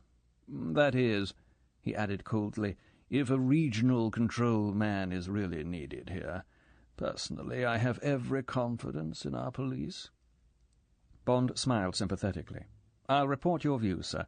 I expect my chief will like to discuss them with the Minister of Defence and the Secretary of State. Naturally, if you would like to take over these extra duties, it will be a saving in manpower, so far as my service is concerned. I'm sure the Jamaican constabulary is most efficient." The governor looked at Bond suspiciously. Perhaps he had better handle this man a bit more carefully. This is an informal discussion, Mr. Bond. When I have decided on my views, I will communicate them myself to the Secretary of State. In the meantime, is there anyone you wish to see on my staff? I'd like to have a word with the Colonial Secretary, sir. Really? And why, pray? There's been some trouble on Crab Key, something about a bird sanctuary. The case was passed to us by the Colonial Office. My chief asked me to look into it while I'm here. The governor looked relieved. Certainly. I'll see that Mr. Plydell-Smith receives you straight away. So you feel we can leave the Strangways case to sort itself out? They'll turn up before long, never fear. He reached over and rang a bell. The ADC came in. This gentleman would like to see the Colonial Secretary, ADC. Take him along, would you? I'll call Mr. Plydell-Smith myself and ask him to make himself available. He got up and came round the desk. He held out his hand. Goodbye, then, Mr. Bond, and I'm so glad we see eye to eye. Crab Key, eh? Never been there myself, but I'm sure it would repay a visit. Bond shook hands. That was what I was thinking. Goodbye, sir. Goodbye. The governor watched Bond's back retreating out of the door, and himself returned well satisfied to his desk. Young whippersnapper, he said to the empty room. He sat down and said a few peremptory words down the telephone to the Colonial Secretary. Then he picked up the Times Weekly and turned to the Stock Exchange prices. The Colonial Secretary was a youngish, shaggy-haired man with bright, boyish eyes. He was one of those nervous pipe smokers who are constantly patting their pockets for matches, shaking the box to see how many are left in it, or knocking the dottle out of their pipes. After he had gone through this routine 2 or 3 times in his first 10 minutes with Bond, Bond wondered if he ever got any smoke into his lungs at all.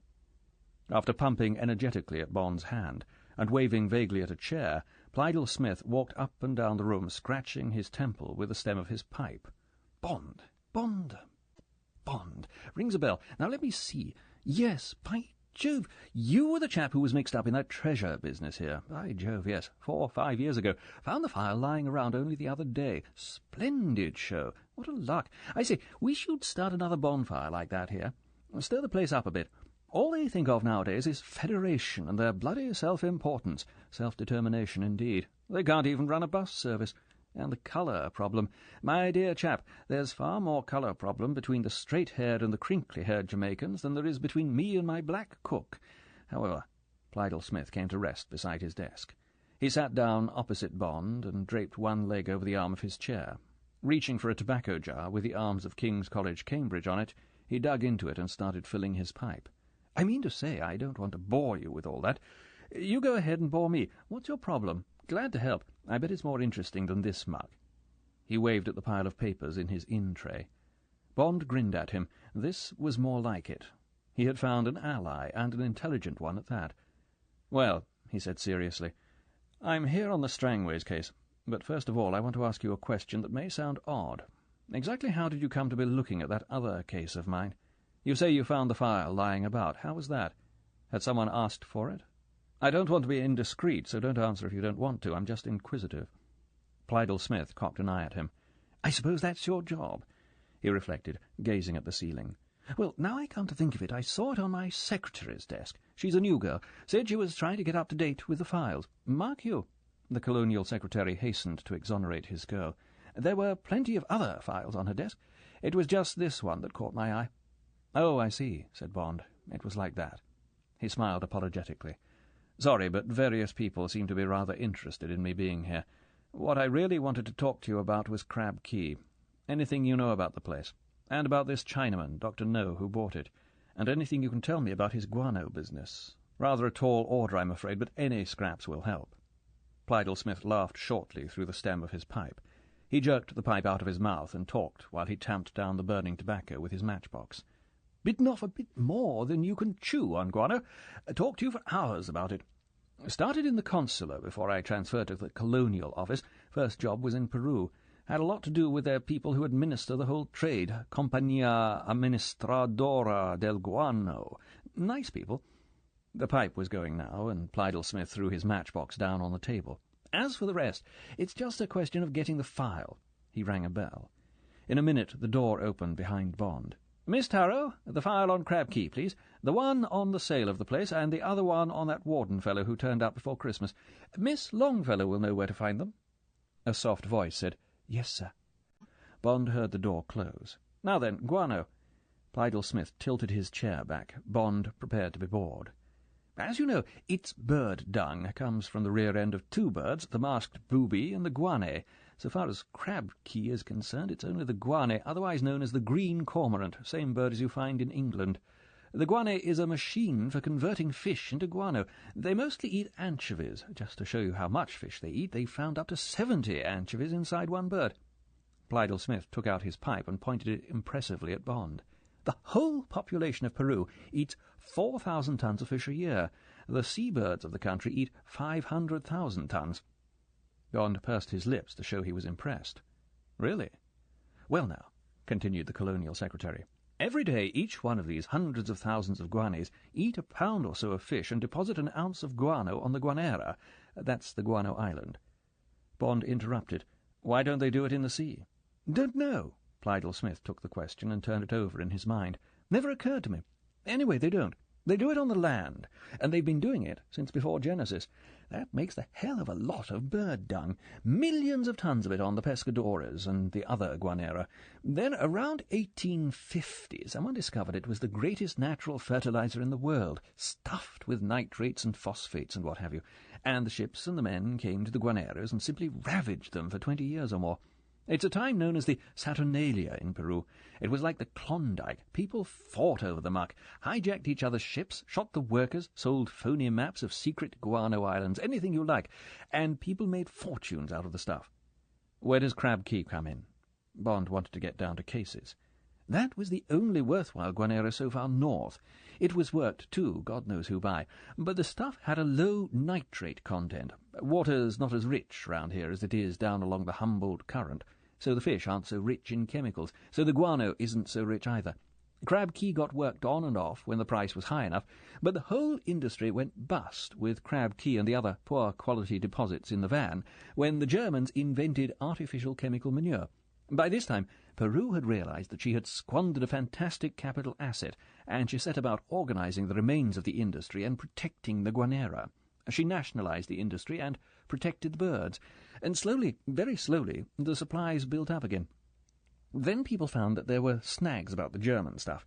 It impoverishes the soil, which guano doesn't do, and gradually the price of guano improved and the industry staggered back to its feet. Now it's going fine. Except that Peru keeps most of the guano to herself for her own agriculture, and that was where Crab Key came in again." "Ah, yes," said Pleydell Smith, patting his pockets for the matches, finding them on the desk, shaking them against his ear and starting his pipe-filling routine. "At the beginning of the war, this Chinaman, who must be a wily devil, by the way, got the idea that he could make a good thing out of the old Guanera on Crab Key. The price was about $50 a ton on this side of the Atlantic, and he bought the island from us for about £10,000, as I recall it, brought in labour and got to work. Been working it ever since. Must have made a fortune. He ships direct to Europe, to Antwerp. They send him a ship once a month. He's installed the latest crushers and separators. Sweats his labour, I dare say. To make a decent profit he'd have to, particularly now. Last year I heard he was only getting about $38 to $40 a ton, CIF, Antwerp. God knows what he must pay his labour to make a profit at that price. I've never been able to find out. He runs that place like a fortress, sort of forced labour camp. No one ever gets off it. I've heard some funny rumours, but no one's ever complained. It's his island, of course, and he can do what he likes on it." Bond hunted for clues. "Would it really be so valuable to him, this place? What do you suppose it's worth?" Pleydell Smith said, "The guano is the most valuable bird in the world. Each pair produces about $2 worth of guano in a year without any expense to the owner. Each female lays an average of 3 eggs and raises 2 young, 2 broods a year. Say they're worth $15 a pair, and say there are 100,000 birds on Crab Key, which is a reasonable guess on the old figures we have. That makes his birds worth $1.5 million. Pretty valuable property. Add the value of the installations, say another $1 million, and you've got a small fortune on that hideous little place. Which reminds me," Pleydell Smith pressed the bell, "what the hell has happened to those files? You'll find all the dope you want in them." The door opened behind Bond. Pleydell Smith said irritably, "Really, Miss Tarrow, what about those files?" "Very sorry, sir," said the soft voice, "but we can't find them anywhere." What do you mean, can't find them? Who had them last? Commander Strangways, sir. Well, I remember distinctly him bringing them back to this room. What happened to them then? Can't say, sir. The voice was unemotional. The covers are there, but there's nothing inside them. Bond turned in his chair. He glanced at the girl and turned back. He smiled grimly to himself. He knew where the files had gone. He also knew why the old file on himself had been out on the secretary's desk. He also guessed how the particular significance of James Bond, import and export merchant, seemed to have leaked out of King's house, the only place where the significance was known. Like Dr. No, like Miss Annabel Chung, the demure, efficient-looking little secretary in the horn-rimmed glasses was a Chinese. Chapter 6. The Finger on the Trigger.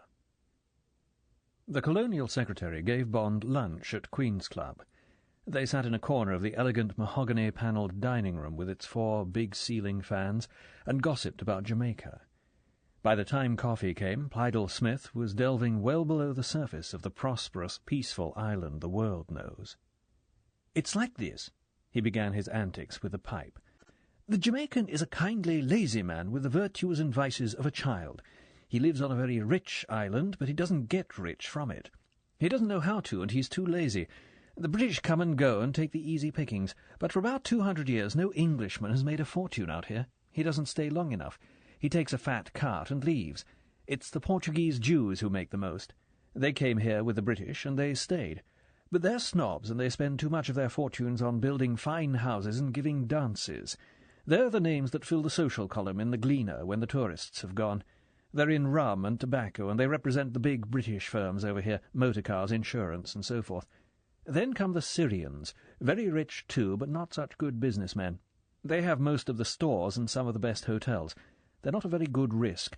Get overstocked and have to have an occasional fire to get liquid again. Then there are the Indians with their usual flashy trade in soft goods and the like. They're not much of a lot. Finally, there are the Chinese, solid, compact, discreet, the most powerful clique in Jamaica. They've got the bakeries and the laundries and the best food stores. They keep to themselves and keep their strain pure." Plydell Smith laughed. "Not that they don't take the black girls when they want them. You can see the result all over Kingston. Chigros, Chinese Negroes and Negresses. The Chigros are a tough, forgotten race. They look down on the Negroes, and the Chinese look down on them. One day they may become a nuisance. They've got some of the intelligence of the Chinese and most of the vices of the black man. The police have a lot of trouble with them." Bond said, "That secretary of yours, would she be one of them?" "That's right. Bright girl and very efficient. Had her for about 6 months. She was far the best of the ones that answered our advertisement." "She looks bright," said Bond noncommittally.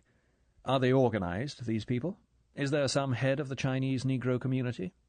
"Not yet, but someone will get hold of them one of these days. They'd be a useful little pressure group." Plydell Smith glanced at his watch. "That reminds me. Must be getting along. Got to go and read the riot act about those files. Can't think what happened to them. I distinctly remember—" He broke off. "However, main point is that I haven't been able to give you much dope about Crab Key and this doctor fellow, but I can tell you there wasn't much you'd have found out from the files. He seems to have been a pleasant-spoken chap, very businesslike. Then there was that argument with the Audiobook Society. I gather you know all about that. As for the place itself, there was nothing on the files but 1 or 2 pre-war reports and a copy of the last Ordnance Survey. God-forsaken bloody place it sounds. Nothing but miles of mangrove swamps and a huge mountain of bird dung at one end. But you said you were going down to the Institute.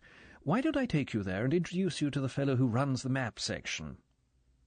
An hour later, Bond was ensconced in a corner of a sombre room with the Ordnance Survey map of Crab Key, dated 1910, spread out on a table in front of him. He had a sheet of the Institute's writing paper and had made a rough sketch map and was jotting down the salient points. The overall area of the island was about 50 square miles. 3/4 of this, to the east, was swamp and shallow lake. From the lake a flat river meandered down to the sea and came out halfway along the south coast into a small sandy bay. Bond guessed that somewhere at the headwaters of the river would be a likely spot for the Audubon wardens to have chosen for their camp. To the west, the island rose steeply to a hill stated to be 500 feet high, and ended abruptly with what appeared to be a sheer drop to the sea. A dotted line led from this hill to a box in the corner of the map which contained the words "Guano Deposits, Last workings 1880. There was no sign of a road or even of a track on the island, and no sign of a house. The relief map showed that the island looked rather like a swimming water rat, a flat spine rising sharply to the head, heading west. It appeared to be about 30 miles due north of Galena Point on the north shore of Jamaica, and about 60 miles south of Cuba. Little else could be gleaned from the map. Crab Key was surrounded by shoal water, except below the western cliff, where the nearest marking was 500 fathoms. After that came the plunge into the Cuba deep.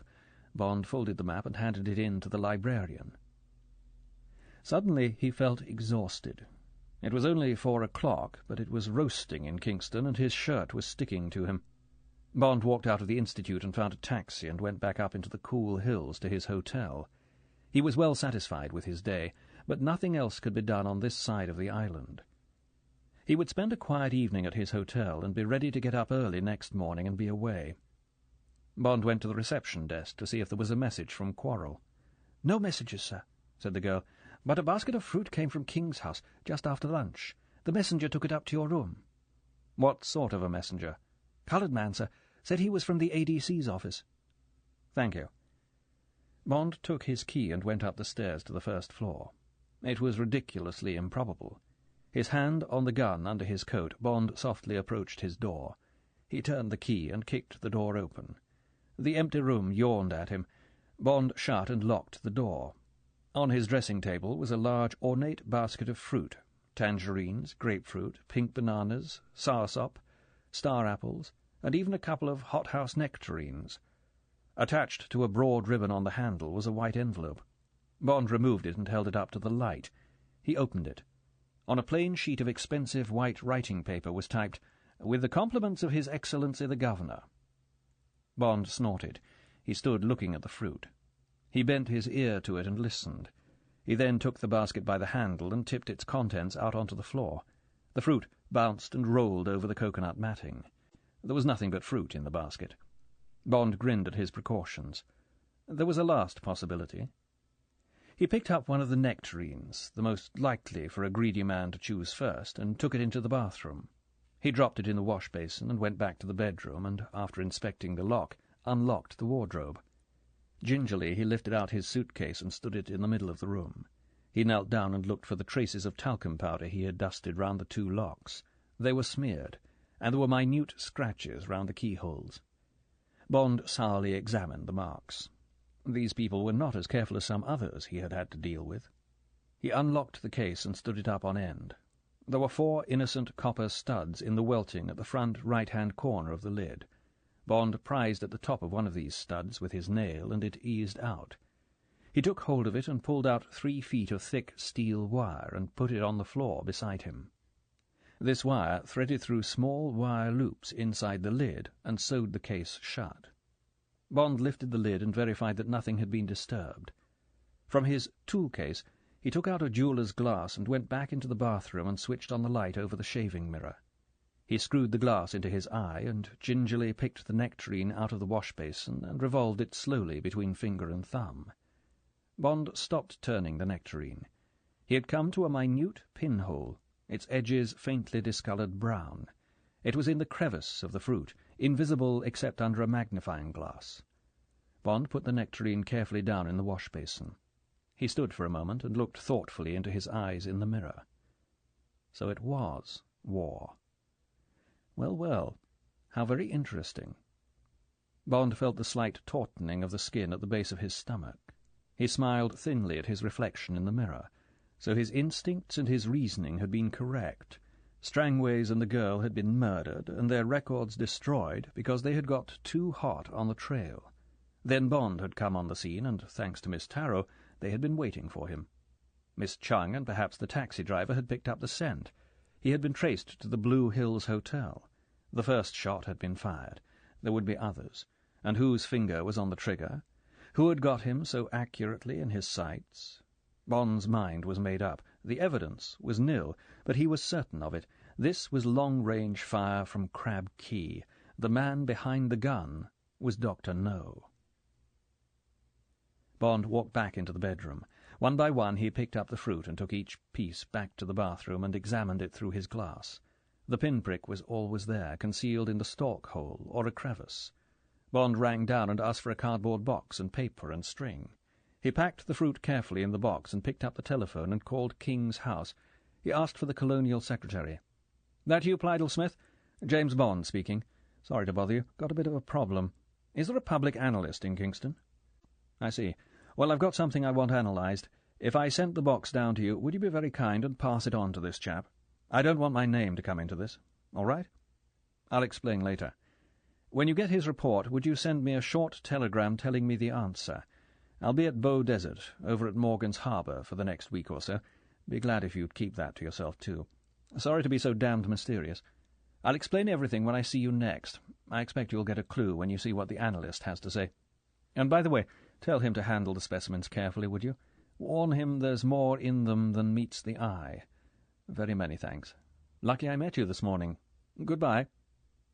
Bond addressed the parcel and went down and paid a taxi to deliver it at once to King's house. It was 6 o'clock. He went back to his room and had a shower and changed and ordered his first drink. He was about to take it out on the balcony when the telephone rang. It was Quarrel. "Everything fixed, Captain." "Everything? That's wonderful. That house all right?" "Everything okay," Quarrel repeated, his voice careful. "See you as you done said, Captain." "Fine," said Bond. He was impressed with Quarrel's efficiency and a sense of security. He put down the telephone and went out onto the balcony. The sun was just setting. The wave of violet shadow was creeping down towards the town and the harbour. When it hits the town, thought Bond, the lights will go on. It happened as he had expected. Above him there was the noise of a plane. It came into sight. A super-constellation, the same flight that Bond had been on the night before.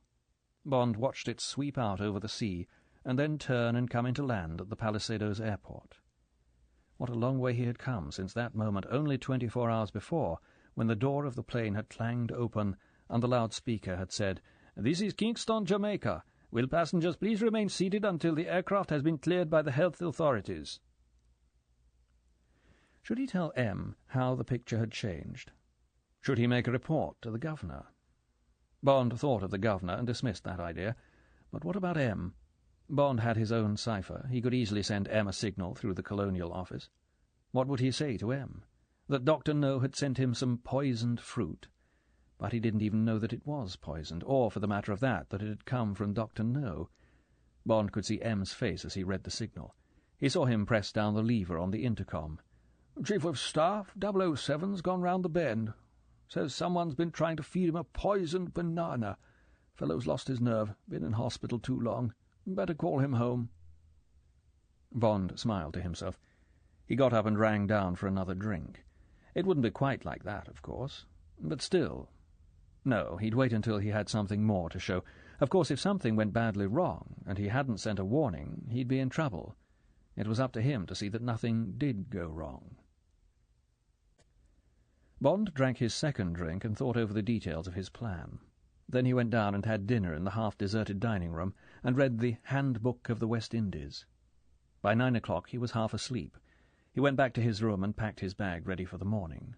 He telephoned down and arranged to be called at 5:30. Then he bolted the door on the inside and also shut and bolted the slatted jalousies across the windows. It would mean a hot, stuffy night. That couldn't be helped. Bond climbed naked under the single cotton sheet and turned over on his left side and slipped his right hand onto the butt of the Walter PPK under the pillow. In 5 minutes he was asleep. The next thing Bond knew was that it was 3 o'clock in the morning. He knew it was 3 o'clock because the luminous dial of his watch was close to his face. He lay absolutely still. There was not a sound in the room. He strained his ears. Outside, too, it was deathly quiet.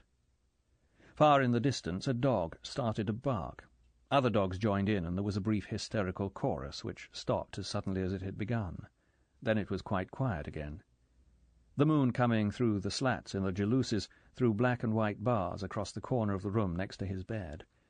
It was as if he was lying in a cage. What had woken him up? Bond moved softly, preparing to slip out of bed. Bond stopped moving. He stopped as dead as a live man can. Something had stirred on his right ankle. Now it was moving up the inside of his shin. Bond could feel the hairs on his leg being parted. It was an insect of some sort, a very big one. It was long, 5 or 6 inches, as long as his hand. He could feel dozens of tiny feet lightly touching his skin. What was it? Then Bond heard something he had never heard before, the sound of the hair on his head rasping up on the pillow.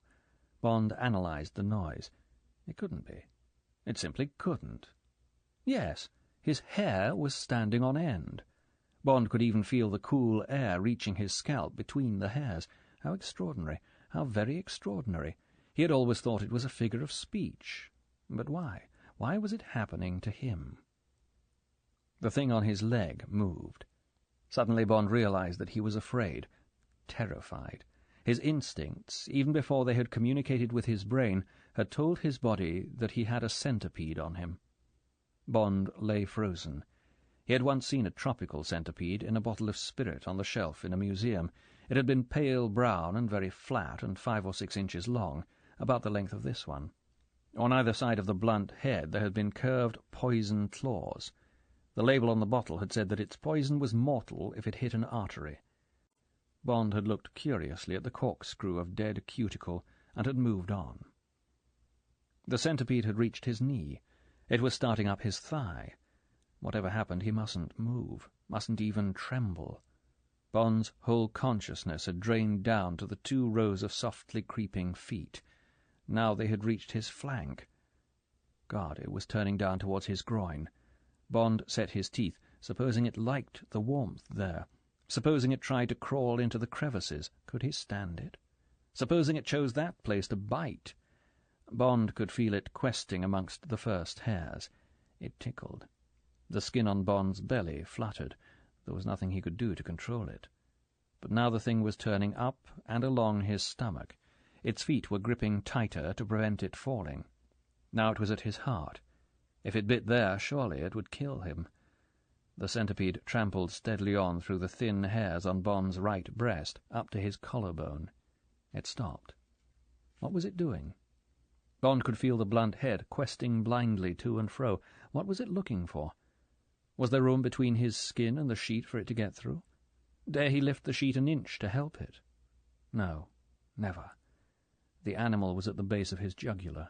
Perhaps it was intrigued by the heavy pulse there. Christ, if only he could control the pumping of his blood. Damn you. Bond tried to communicate with the centipede. It's nothing. It's not dangerous, that pulse. It means you no harm. Get on out into the fresh air. As if the beast had heard, it moved on up the column of the neck and into the stubble on Bond's chin. Now it was at the corner of his mouth, tickling madly. On it went, up along the nose. Now he could feel its whole weight and length. Softly, Bond closed his eyes. 2 by 2, the pairs of feet, moving alternately, trampled across his right eyelid. When it got off his eye, should he take a chance and shake it off, rely on its feet slipping in his sweat? No, for God's sake. The grip of the feet was endless. He might shake one lot off, but not the rest. With incredible deliberation, the huge insect ambled across Bond's forehead. It stopped below the hair. What the hell was it doing now? Bond could feel it nuzzling at his skin. It was drinking. Drinking the beads of salt sweat. Bond was sure of it. For minutes it hardly moved. Bond felt weak with the tension. He could feel the sweat pouring off the rest of his body onto the sheet. In a second his limbs would start to tremble. He could feel it coming on. He would start to shake with an ague of fear. Could he control it? Could he? Bond lay and waited, the breath coming softly through his open, snarling mouth. The centipede started to move again. It walked into the forest of hair. Bond could feel the roots being pushed aside as it forced its way along. Would it like it there? Would it settle down? How did centipedes sleep? Curled up or at full length? The tiny centipedes he had known as a child, the ones that always seemed to find their way up the plug-hole into the empty bath, curled up when you touched them. Now it had come to where his head lay against the sheet. Would it walk out onto the pillow, or would it stay on in the warm forest? The centipede stopped. Out! Out! Bond's nerves screamed at it. The centipede stirred. Slowly it walked out of his hair onto the pillow. Bond waited a second. Now he could hear the rows of feet picking softly at the cotton. It was a tiny scraping noise like soft fingernails. With a crash that shook the room, Bond's body jackknifed out of bed and onto the floor. At once Bond was on his feet and at the door. He turned on the light. He found he was shaking uncontrollably. He staggered to the bed. There it was, crawling out of sight over the edge of the pillow. Bond's first instinct was to twitch the pillow onto the floor. He controlled himself, waiting for his nerves to quieten. Then softly, deliberately, he picked up the pillow by one corner and walked into the middle of the room and dropped it. The centipede came out from under the pillow. It started to snake swiftly away across the matting. Now Bond was uninterested. He looked round for something to kill it with. Slowly he went and picked up a shoe and came back. The danger was past. His mind was now wondering how the centipede had got into his bed. He lifted the shoe and slowly, almost carelessly, smashed it down. He heard the crack of the hard carapace. Bond lifted the shoe. The centipede was whipping from side to side in its agony, 5 inches of grey-brown, shiny death. Bond hit it again. It burst open, yellowly. Bond dropped the shoe and ran for the bathroom and was violently sick. Chapter 7. Night Passage. "By the way, Quarrel," Bond dared a bus with "Brown Bomber" painted above its windshield. The bus pulled over and roared on down the hill towards Kingston, sounding a furious chord on its triple wind horn to restore the driver's ego. "What do you know about centipedes?" "Centipedes, Captain?" Quarrel squinted sideways for a clue to the question. Bond's expression was casual. "Well, we got some bad ones here in Jamaica. 3, 4, 5 inches long. They kills folks. They mostly lives in the old houses in Kingston. They loves the rotten wood and the mouldy places. They operates mostly at night. Why, Captain, you seen one?" Bond dodged the question. He had also not told Quarrel about the fruit. Quarrel was a tough man, but there was no reason to sow the seeds of fear. "Would you expect to find one in a modern house, for instance? In your shoe, or in a drawer, or in your bed?" "No, sir." Quarrel's voice was definite. "Not unless them put there a purpose. These insects love the holes and the crannies. They not love the clean places. They dirty living insects. Maybe you'll find them in the bush, under logs and stones, but never in the bright places." "I see." Bond changed the subject. "By the way, did those 2 men get off all right in the Sunbeam?" "Sure thing, Captain. They plenty happy with the job, and they look plenty like you and me, Captain." Quarrel chuckled. He glanced at Bond and said hesitantly, "I fears they weren't very good citizens, Captain. Had to find the 2 men where's I could. Me, I'm a beggar man, Captain, and for you, Captain, I get a miserable no-good white man from Betsy's." "Who's Betsy?" "She done run the lousiest brothel in town, Captain." Quarrel spat emphatically out of the window. "This white man, he does the bookkeeping." Bond laughed. "So long as he can drive a car. I only hope they get to Montego all right." "Don't you worry." Quarrel misunderstood Bond's concern. "I say I tell the police they stole the car if they don't." They were at the Saddleback at Stony Hill, where the junction road dives down through 50 S-bends towards the north coast. Bond put the little Austin A30 into second gear and let it coast. The sun was coming up over the Blue Mountain peak, and dusty shafts of gold lanced into the plunging valley. There were few people on the road, an occasional man going off to his precipitous small-holding on the flank of a hill, his 3-foot steel cutlass dangling from his right hand, chewing at his breakfast, a foot of raw sugar-cane held in his left, or a woman sauntering up the road with a covered basket of fruit or vegetables for Stony Hill Market, her shoes on her head to be donned when she got near the village. It was a savage, peaceful scene that had hardly changed, except for the surface of the road, for 200 years or more. Bond almost smelled the dung of the mule train in which he would have been riding over from Port Royal to visit the garrison at Morgan's Harbour in 1750. Quarrel interrupted his thoughts. "Captain," he said apologetically, "begging your pardon, but can you tell me what you have in mind for we? I's been puzzling, and I can't seem to figure out your game." "I've hardly figured it out myself, Quarrel." Bond changed up into top and dawdled through the cool, beautiful glades of Castleton Gardens. "I told you I'm here because Commander Strangways and his secretary have disappeared. Most people think they've gone off together. I think they've been murdered." "That's so," said Quarrel unemotionally. "Who you think done it?" "I've come to agree with you. I think Dr. No, that Chinaman on Crab Key, had it done. Strangways was poking his nose into this man's affairs. Something to do with the bird sanctuary. Dr. No has this mania for privacy. You were telling me so yourself. Seems he'll do anything to stop people climbing over his wall. Mark you, it's not more than a guess about Dr. No, but some funny things happened in the last 24 hours. That's why I sent the Sunbeam over to Montego to lay a false scent, and that's why we're going to hide out at the Bow Desert for a few days." "Din what, Captain?" "First of all, I want you to get me absolutely fit, the way you trained me the last time I was here, remember?" "Sure, Captain. I can do that thing." "And then I was thinking you and me might go and take a look at Crab Key." Quarrel whistled. The whistle ended on a downward note. "Just sniff around. We needn't get too close to Dr. No's end. I want to take a look at this bird sanctuary, see for myself what happened to the warden's camp. If we find anything wrong, we'll get away again and come back by the front door with some soldiers to help. Have a full-dress inquiry. Can't do that until we've got something to go on. What do you think?" Quarrel dug into his hip pocket for a cigarette. He made a fuss about lighting it. He blew a cloud of smoke through his nostrils and watched it whip out of the window. He said, "Captain, I think yo's plumb crazy to trespass on that island." Quarrel had wound himself up. He paused. There was no comment. He looked sideways at the quiet profile. He said more quietly, in an embarrassed voice, "Just one thing, Captain. I have some folks back in the Caymans. Would you consider taking out life insurance on me afore we sail?" Bond glanced affectionately at the strong brown face. It had a deep cleft of worry between the eyes. "Of course, Quarrel. I'll fix it at Port Maria tomorrow. We'll make it big, say £5,000. Now then, how shall we go? Canoe?" "That's right, Captain." Quarrel's voice was reluctant. "We need a calm sea and a light wind. Come in on the nor'easterly trades. Must be a dark night. They starting right now. By end of the week we get the second moon quarter. Where you reckon to land, Captain?" "South shore, near the mouth of the river. Then we'll go up the river to the lake. I'm sure that's where the warden's camp was, so as to have fresh water and be able to get down to the sea to fish."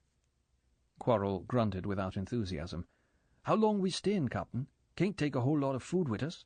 Bread, cheese, salt pork. No tobacco. Can't risk the smoke and light. That's mighty rough country, Captain.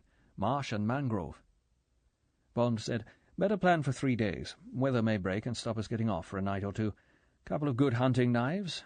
I'll take a gun. You never can tell." "No, sir," said Quarrel emphatically. He relapsed into a brooding silence which lasted until they got to Port Maria.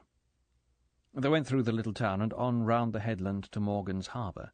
It was just as Bond remembered, the sugar-loaf of the Isle of Surprise rising out of the calm bay, the canoes drawn up beside the mounds of empty conch shells, the distant boom of the surf on the reef which had so nearly been his grave.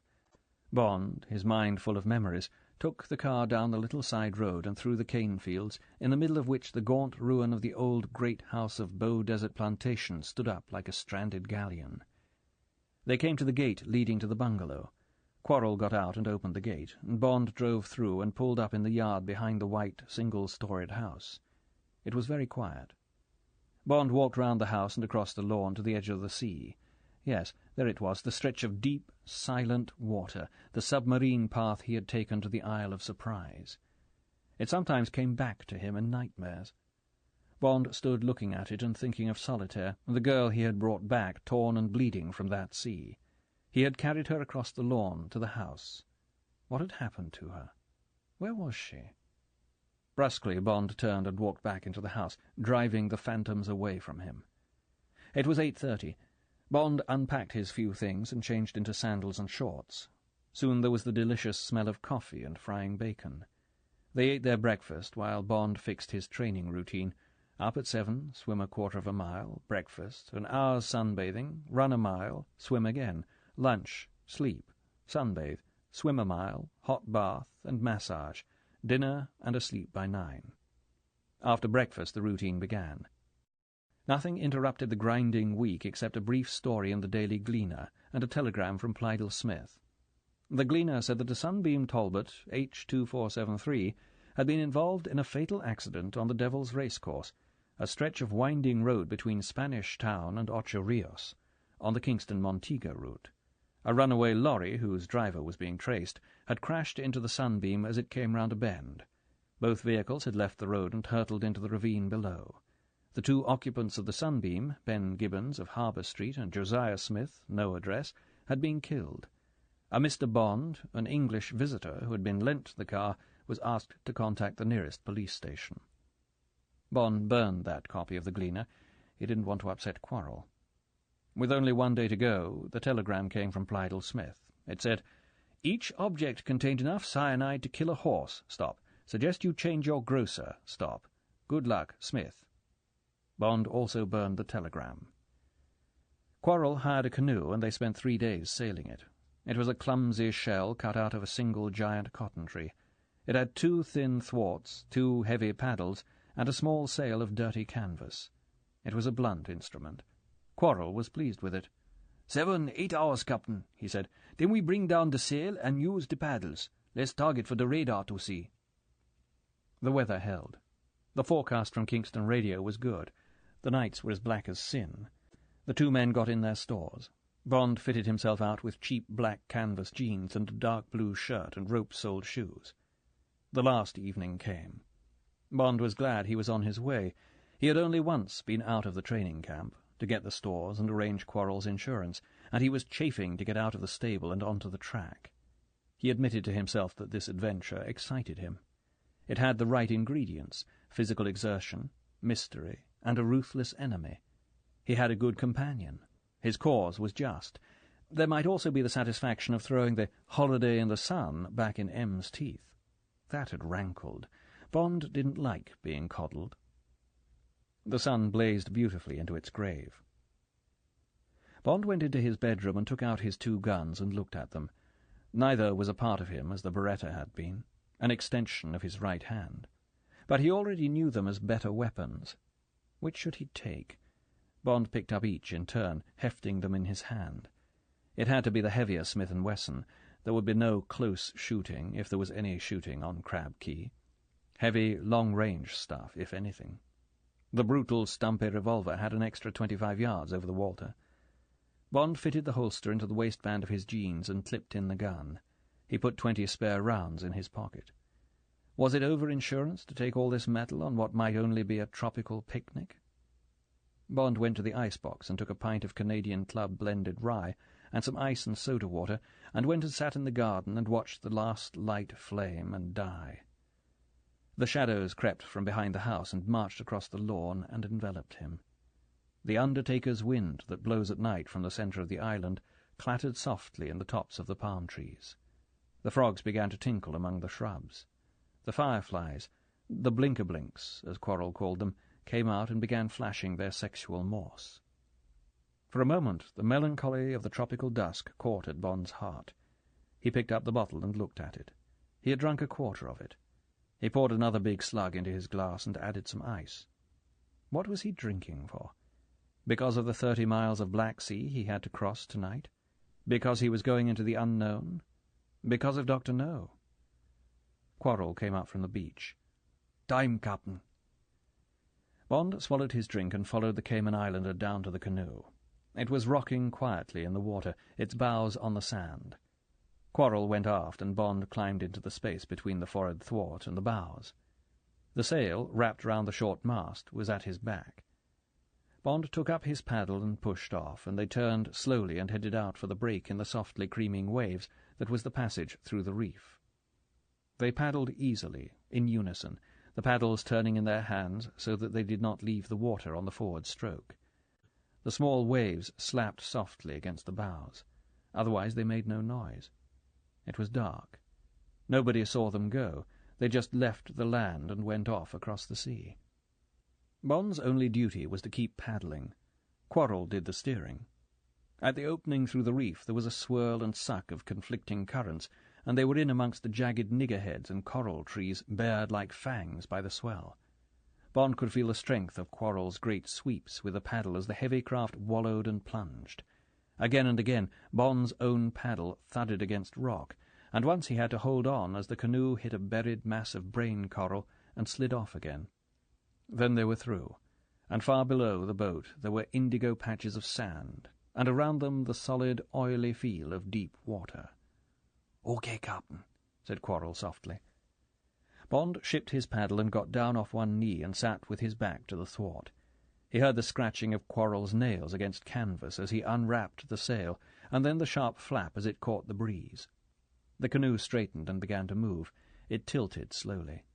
There was a soft hiss under the bows. A handful of spray tossed up into Bond's face. The wind of their movement was cool and would soon get cold. Bond hunched up his knees and put his arms round them. The wood was already beginning to bite into his buttocks and his back. It crossed his mind that it was going to be the hell of a long and uncomfortable night. In the darkness ahead, Bond could just make out the rim of the world. Then came a layer of black haze above which the stars began, first sparsely and then merging into a dense, bright carpet. The Milky Way soared overhead. How many stars? Bond tried counting a finger's length and was soon past the 100. The stars lit the sea into a faint grey road and then arched away over the tip of the mast towards the black silhouette of Jamaica. Bond looked back. Behind the hunched figure of Quarrel there was a faraway cluster of lights which would be Port Maria. Already they were a couple of miles out. Soon they would be a tenth of the way, then a quarter, then half. That would be around midnight, when Bond would take over. Bond sighed and put his head down to his knees and closed his eyes. He must have slept, because he was awakened by the clonk of a paddle against the boat. He lifted his arm to show that he had heard, and glanced at the luminous blaze of his watch. 12:15. Stiffly he unbent his legs and turned and scrambled over the thwart. "Sorry, Quarrel," he said, and it was odd to hear his voice. "You ought to have shaken me up before." "It don't signify, Captain," said Quarrel, with a grey glint of teeth. "Do you good to sleep." Gingerly they slipped past each other, and Bond settled in the stern and picked up the paddle. The sail was secured to a bent nail beside him. It was flapping. Bond brought the bows into the wind and edged them round so that the North Star was directly over Quarrel's bent head in the bows. For a time this would be fun.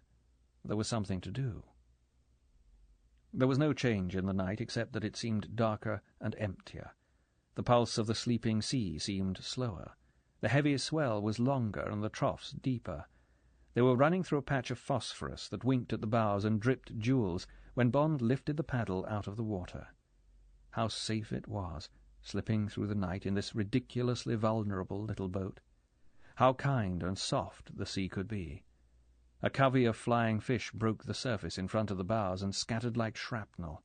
Some kept going for a time beside the canoe, flying as much as 20 yards before they dived into the wall of the swell. Was some bigger fish after them, or did they think the canoe was a fish, or were they just playing? Bond thought of what was going on in the hundreds of fathoms below the boat, the big fish, the shark and barracuda and tarpon and sailfish quietly cruising, the shoals of kingfish and mackerel and bonito, and far below, in the grey twilight of the great depths, the phosphorous, gelid, boneless things that were never seen, the 50-foot squids with eyes a foot wide that streamed along like zeppelins, the last real monsters of the sea, whose size was only known from the fragments found inside whales. What would happen if a wave caught the canoe broadside and capsized them? How long would they last? Bond took an ounce more pains with his steering and put the thought aside. 1 o'clock. 2 o'clock. 3. 4. Quarrel awoke and stretched. He called softly to Bond. "I smells land, Captain." Soon there was a thickening of the darkness ahead. The low shadow slowly took on the shape of a huge swimming rat. A pale moon rose slowly behind them. Now the island showed distinctly a couple of miles away, and there was the distant grumble of surf. They changed places. Quarrel brought down the sail, and they took up the paddles. For at least another mile, thought Bond, they would be invisible in the troughs of the waves. Not even radar would distinguish them from the crests. It was the last mile they would have to hurry over, with the dawn not far off. Now he too could smell the land. It had no particular scent. It was just something new in the nose after hours of clean sea. He could make out the white fringe of surf. The swell subsided, and the waves became choppier. "Now, Captain, called Quarrel, and Bond, the sweat already dropping off his chin, dug deeper and more often.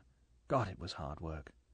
The hulking log of wood which had sped along so well under the sail now seemed hardly to move. The wave at the bows was only a ripple. Bond's shoulders were aching like fire. The one knee he was resting on was beginning to bruise. His hands were cramped on the clumsy shaft of a paddle made of lead. It was incredible, but they were coming up with the reef. Patches of sand showed deep under the boat. Now the surf was a roar. They followed along the edge of the reef, looking for an opening. 100 yards inside the reef, breaking the sand line, was the shimmer of water running inland. The river. So the landfall had been all right. The wall of surf broke up. There was a patch of black oily current swelling over hidden coral heads. The nose of the canoe turned towards it and into it. There was a turmoil of water and a series of grating thuds, and then a sudden rush forward into peace, and the canoe was moving slowly across a smooth mirror towards the shore. Quarrel steered the boat towards the lee of a rocky promontory where the beach ended. Bond wondered why the beach didn't shine white under the thin moon. When they grounded, and Bond climbed stiffly out, he understood why. The beach was black. The sand was soft and wonderful to the feet, but it must have been formed out of volcanic rock, pounded over the centuries, and Bond's naked feet on it looked like white crabs. They made haste. Quarrel took 3 short lengths of thick bamboo out of the boat and laid them up the flat beach. They heaved the nose of the canoe onto the first and pushed the boat up the rollers. After each yard of progress, Bond picked up the back roller and brought it to the front. Slowly the canoe moved up the sand until at last it was over the back tide line and among the rocks and turtle grass and low sea-grape bushes. They pushed it another 20 yards inland into the beginning of the mangrove. There they covered it with dried seaweed and bits of driftwood from the tide line. Then Quarrel cut lengths of screw palm and went back over their tracks, sweeping and tidying. It was still dark, but the breath of grey in the east would soon be turning to pearl. It was 5 o'clock. They were dead tired. They exchanged a few words, and Quarrel went off among the rocks on the promontory. Bond scooped out a depression in the fine, dry sand under a thick bush of sea-grape. There were a few hermit crabs beside his bed. He picked up as many as he could find and hurled them into the mangrove. Then, not caring what other animals or insects might come to his smell and his warmth, he lay down full length in the sand and rested his head on his arm. He was at once asleep. Chapter 8. The Elegant Venus. Bond awoke lazily. The feel of the sand reminded him where he was. He glanced at his watch. 10 o'clock. The sun through the round, thick leaves of the sea-grape was already hot. A larger shadow moved across the dappled sand in front of his face. Quarrel? Bond shifted his head and peered through the fringe of leaves and grass that concealed him from the beach. He stiffened. His heart missed a beat and then began pounding so that he had to breathe deeply to quieten it. His eyes, as he stared through the blades of grass, were fierce slits. It was a naked girl, with her back to him. This book is continued on Disc 3. Dr. No, by Ian Fleming, continued. Disc 3. Bond shifted his head and peered through the fringe of leaves and grass that concealed him from the beach. He stiffened. His heart missed a beat and then began pounding so that he had to breathe deeply to quieten it. His eyes, as he stared through the blades of grass, were fierce slits. It was a naked girl, with her back to him. She was not quite naked. She wore a broad leather belt round her waist, with a hunting knife in a leather sheath at her right hip. The belt made her nakedness extraordinarily erotic. She stood not more than 5 yards away on the tide line, looking down at something in her hand. She stood in the classical, relaxed pose of the nude, all the weight on the right leg and the left knee bent and turning slightly inwards, the head to one side as she examined the things in her hand. It was a beautiful back. The skin was a very light, uniform café au lait, with the sheen of dull satin.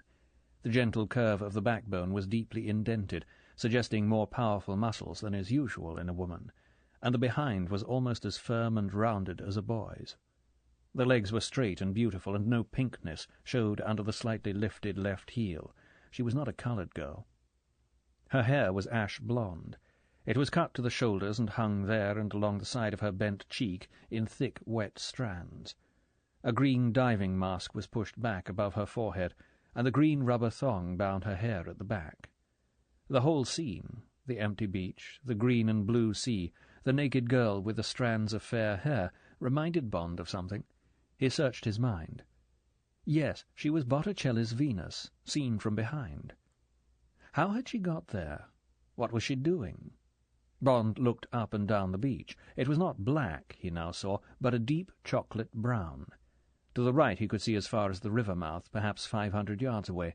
The beach was empty and featureless, except for a scattering of small pinkish objects. There were a lot of them, shells of some sort, Bond supposed, and they looked decorative against the dark brown background. He looked to the left, to where, 20 yards away, the rocks of the small headland began. Yes, there was a yard or two of groove in the sand where a canoe had been drawn up into the shelter of the rocks. It must have been a light one, or she couldn't have drawn it up alone. Perhaps the girl wasn't alone. But there was only one set of footprints leading down from the rocks to the sea, and another set coming out of the sea and up the beach to where she now stood on the tide line. Did she live here? Or had she too sailed over from Jamaica that night? Hell of a thing for a girl to do. Anyway, what in God's name was she doing here? As if to answer him, the girl made a throwaway gesture of the right hand and scattered a dozen shells on the sand beside her. They were violent pink, and seemed to Bond to be the same as he had noticed on the beach. The girl looked down into her left hand and began to whistle softly to herself. There was a happy note of triumph in the whistle. She was whistling Marion, a plaintive little calypso that has now been cleaned up and made famous outside Jamaica. It had always been one of Bond's favourites. It went, "All day, all night, Marion, sitting by the seaside sifting sand." The girl broke off to stretch her arms out in a deep yawn. Bond smiled to himself. He wetted his lips and took up the refrain. "The water from her eyes could sail a boat, the hair on her head could tie a goat." The hands flew down and across her chest. The muscles of her behind bunched with tension. She was listening, her head still hidden by the curtain of hair cocked to one side. Hesitantly she began again. The whistle trembled and died. At the first note of Bond's echo, the girl whirled round. She didn't cover her body with the two classical gestures. One hand flew downwards, but the other, instead of hiding her breasts, went up to her face, covering it below the eyes, now wide with fear. "Who's that?" The words came out in a terrified whisper. Bond got to his feet and stepped out through the sea grape. He stopped on the edge of the grass. He held his hands open at his sides to show they were empty. He smiled cheerfully at her. "It's only me. I'm another trespasser. Don't be frightened." The girl dropped her hand down from her face. It went to the knife at her belt. Bond watched the fingers curl round the hilt. He looked up at her face. Now he realized why her hand had instinctively gone to it. It was a beautiful face, with wide-apart deep blue eyes under lashes paled by the sun. The mouth was wide, and when she stopped pursing the lips with tension they would be full. It was a serious face, and the jawline was determined, the face of a girl who fends for herself. And once, reflected Bond, she had failed to fend, for the nose was badly broken, smashed crooked like a boxer's. Bond stiffened with revolt at what had happened to this supremely beautiful girl. No wonder this was her shame, and not the beautiful firm breasts that now jutted towards him without concealment. The eyes examined him fiercely. "Who are you? What are you doing here?" There was the slight lilt of a Jamaican accent. The voice was sharp and accustomed to being obeyed. "I'm an Englishman. I'm interested in birds." "Oh." The voice was doubtful. The hand still rested on the knife. "How long have you been watching me? How did you get here?" 10 minutes, but no more answers until you tell me who you are." "I'm no one in particular. I come from Jamaica. I collect shells." "I came in a canoe, did you?" "Yes. Where is your canoe?" "I've got a friend with me. We've hidden it in the mangroves." "There are no marks of a canoe landing." "We're careful. We covered them up, not like you." Bond gestured towards the rocks. "You ought to take more trouble. Did you use a sail right up to the reef?" "Of course. Why not? I always do." "Then they'll know you're here. They've got radar." "They've never caught me yet." The girl took her hand away from her knife. She reached up and stripped off the diving mask and stood swinging it. She seemed to think she had the measure of Bond.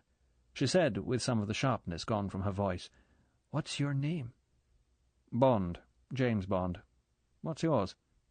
She reflected. "Ryder." "What Ryder?" "Honeychild." Bond smiled. "What's so funny about it?" "Nothing, Honeychild Ryder. It's a pretty name." She unbent. "People call me Honey." "Well, I'm glad I met you." The prosaic phrase seemed to remind her of her nakedness. She blushed. She said uncertainly, "I must get dressed." She looked down at the scattered shells around her feet. She obviously wanted to pick them up.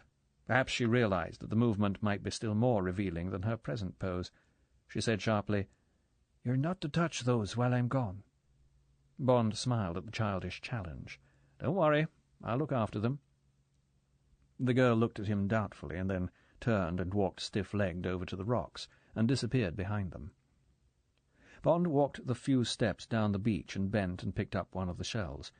It was alive, and the two halves were shut tight. It appeared to be some kind of a cockle, rather deeply ribbed and coloured a mauve pink. Along both edges of the hinge thin horns stood out, about half a dozen to each side. It didn't seem to Bond a very distinguished shell. He replaced it carefully with the others. He stood looking down at the shells and wondering, was she really collecting them?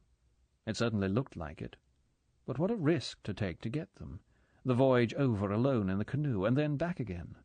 And she seemed to realize that this was a dangerous place. "They've never caught me yet." What an extraordinary girl. Bond's heart warmed and his senses stirred as he thought of her. Already, as he had found so often when people had deformities, he had almost forgotten her broken nose. It had somehow slipped away behind his memory of her eyes and her mouth and her amazingly beautiful body. Her imperious attitude and her quality of attack were exciting, the way she had reached for her knife to defend herself. She was like an animal whose cubs are threatened. Where did she live? Who were her parents? There was something uncared for about her, a dog that nobody wants to pet. Who was she? Bond heard her footsteps riffling the sand. He turned to look at her. She was dressed almost in rags, a faded brown shirt with torn sleeves, and a knee-length patched brown cotton skirt held in place by the leather belt with the knife. She had a canvas knapsack slung over one shoulder. She looked like a principal girl dressed as Man Friday. She came up with him and at once went down on one knee and began picking up the live shells and stowing them in the knapsack. Bond said, "Are those rare?" She sat back on her haunches and looked up at him. She surveyed his face. Apparently she was satisfied. "You promise you won't tell anybody? Swear?" "I promise," said Bond. "Well, then, yes, they are rare. Very. You can get $5 for a perfect specimen, in Miami. That's where I deal with. They're called Venus elegans. The elegant Venus." Her eyes sparkled up at him with excitement. "This morning I found what I wanted. The bed where they live." She waved towards the sea. "You wouldn't find it, though," she added with sudden carefulness. "It's very deep and hidden away. I doubt if you could dive that deep. And anyway," she looked happy, "I'm going to clear the whole bed today. You'd only get the imperfect ones if you came back here." Bond laughed. "I promise I won't steal any. I really don't know anything about shells. Cross my heart." She stood up, her work completed. "What about these birds of yours? What sort are they? Are they valuable too? I won't tell either if you tell me. I only collect shells." "They're called roseate spoonbills," said Bond. "Sort of pink stork with a flat beak. Ever seen any?" "Oh, those," she said scornfully. "There used to be thousands of them here, but you won't find many now. They scared them all away." She sat down on the sand and put her arms around her knees, proud of her superior knowledge and now certain that she had nothing to fear from this man. Bond sat down a yard away. He stretched out and turned towards her, resting on his elbow. He wanted to preserve the picnic atmosphere and try to find out more about this queer, beautiful girl. He said easily, "Oh, really? What happened? Who did it?" She shrugged impatiently. "The people here did it. I don't know who they are. There's a Chinaman. He doesn't like birds or something. He's got a dragon. He sent the dragon after the birds and scared them away. The dragon burned up their nesting places. There used to be 2 men who lived with the birds and looked after them. They got scared away too, or killed or something. It all seemed quite natural to her. She gave the facts indifferently, staring out to sea. Bond said, "This dragon, what kind is he? Have you ever seen him?" "Yes, I've seen him." She screwed up her eyes and made a wry face as if she was swallowing bitter medicine. She looked earnestly at Bond to make him share her feelings. "I've been coming here for about a year, looking for shells and exploring. I only found these," she waved at the beach, "about a month ago, on my last trip. But I found plenty of other good ones. Just before Christmas I thought I'd explore the river. I went up it to the top, where the birdmen had their camp. It was all broken up. It was getting late, and I decided to spend the night there. In the middle of the night I woke up. The dragon was coming by, only a few chains away from me. It had 2 great glaring eyes and a long snout. It had sort of short wings and a pointed tail. It was all black and gold." She frowned at the expression on Bond's face. "There was a full moon. I could see it quite clearly. It went by me. It was making a sort of roaring noise. It went over the marsh and came to some thick mangrove, and it simply climbed over the bushes and went on. A whole flock of birds got up in front of it, and suddenly a lot of fire came out of its mouth, and it burned a lot of them up, and all the trees they'd been roosting in. It was horrible, the most horrible thing I've ever seen." The girl leant sideways and peered at Bond's face. She sat up straight again and stared obstinately out to sea. "I can see you don't believe me," she said in a furious, tense voice. "You're one of these city people. You don't believe anything. Yah!" She shuddered with dislike of him. Bond said reasonably, "Honey, there just aren't such things as dragons in the world. You saw something that looked very like a dragon. I'm just wondering what it was." "How do you know there aren't such things as dragons?" Now he had made her really angry. "Nobody lives on this end of the island. One could easily have survived here. Anyway, what do you think you know about animals and things? I've lived with snakes and things since I was a child, alone. Have you ever seen a praying mantis eat her husband after they've made love? Have you ever seen the mongoose dance? Or an octopus dance? How long is a hummingbird's tongue? Have you ever had a pet snake that wore a bell round its neck and rang it to wake you? Have you seen a scorpion get sunstroke and kill itself with its own sting? Have you seen the carpet of flowers under the sea at night? Do you know that a young crow can smell a dead lizard a mile away?" The girl had fired these questions like scornful jabs with a rapier. Now she stopped, out of breath. She said hopelessly, "Oh, you're just city folk, like all the rest." Bond said, "Honey, now look here. You know these things. I can't help it that I live in towns. I'd like to know about your things, too. I just haven't had that sort of life. I know other things instead, like—" Bond searched his mind. He couldn't think of anything as interesting as hers. He finished lamely. "Like, for instance, that this Chinaman is going to be more interested in your visit this time. This time he's going to try and stop you getting away." He paused and added, "And me, for the matter of that." She turned and looked at him with interest. "Oh, why? But then it doesn't really matter. One just hides during the day and gets away at night. He sent dogs after me, and even a plane. He hasn't got me yet." She examined Bond with a new interest.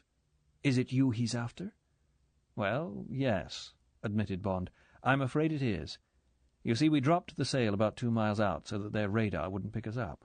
I think the Chinaman may have been expecting a visit from me. Your sail will have been reported, and I'll bet anything he'll think your canoe was mine. I'd better go and wake my friend up, and we'll talk it over. You'll like him. He's a Cayman Islander, name of Quarrel." The girl said, "Well, I'm sorry if—" The sentence trailed away. Apologies wouldn't come easy to someone so much on the defensive. "But after all, I couldn't know, could I?" She searched his face. Bond smiled into the questing blue eyes. He said reassuringly, "Of course you couldn't. It's just bad luck. Bad luck for you, too. I don't suppose he minds too much about a solitary girl who collects shells. You can be sure they've had a good look at your footprints and found clues like that." He waved at the scattered shells on the beach. "But I'm afraid he'd take a different view of me. Now he'll try and hunt me down with everything he's got.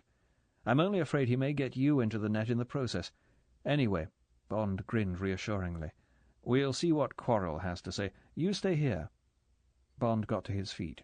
He walked along the promontory and cast about him. Quarrel had hidden himself well. It took Bond 5 minutes to find him.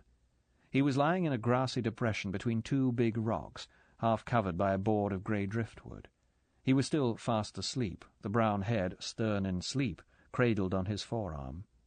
Bond whistled softly and smiled as the eyes sprang wide open like an animal's. Quarrel saw Bond and scrambled to his feet almost guiltily. He rubbed his big hands over his face as if he was washing it.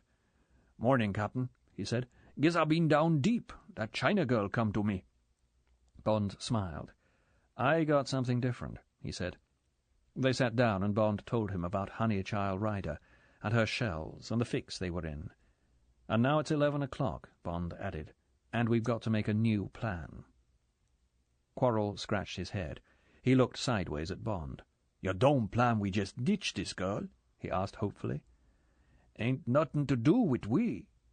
Suddenly he stopped. His head swiveled round and pointed like a dog's. He held up a hand for silence, listening intently. Bond held his breath. In the distance, to the eastwards, there was a faint droning. Quarrel jumped to his feet. "Quick, Captain," he said urgently. "Dey's a-comin'." Chapter 9. Close Shaves. 10 minutes later the bay was empty and immaculate. Small waves curled lazily in across the mirrored water inside the reef and flopped exhausted on the dark sand, where the mauve shells glittered like shed toenails. The heap of discarded shells had gone, and there was no longer any trace of footprints. Quarrel had cut branches of mangrove and had walked backwards, sweeping carefully as he went. Where he had swept, the sand was of a different texture from the rest of the beach, but not too different as to be noticed from outside the reef. The girl's canoe had been pulled deeper among the rocks and covered with seaweed and driftwood. Quarrel had gone back to the headland. Bond and the girl lay a few feet apart under the bush of sea-grape where Bond had slept, and gazed silently out across the water to the corner of the headland round which the boat would come. The boat was perhaps a quarter of a mile away. From the slow pulse of the twin diesels, Bond guessed that every cranny of the coastline was being searched for signs of them. It sounded a powerful boat. A big cabin cruiser, perhaps. What crew would it have? Who would be in command of the search? Dr. No? Unlikely. He would not trouble himself with this kind of police work. From the west a wedge of cormorants appeared, flying low over the sea beyond the reef. Bond watched them. They were the first evidence he had seen of the Guane colony at the other end of the island. These, according to Plydell Smith's description, would be scouts for the silver flash of the anchovy near the surface. Sure enough, as he watched, they began to back-pedal in the air and then go into shallow dives, hitting the water like shrapnel. Almost at once a fresh file appeared from the west, then another and another that merged into a long stream, and then into a solid black river of birds.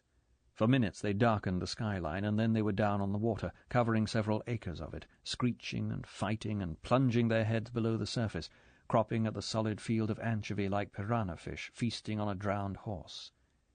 Bond felt a gentle nudge from the girl. She gestured with her head. "The Chinaman's hens getting their corn."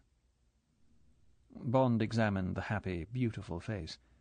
She had seemed quite unconcerned by the arrival of the search party. To her it was only the game of hide-and-seek she had played before. Bond hoped she wasn't going to get a shock.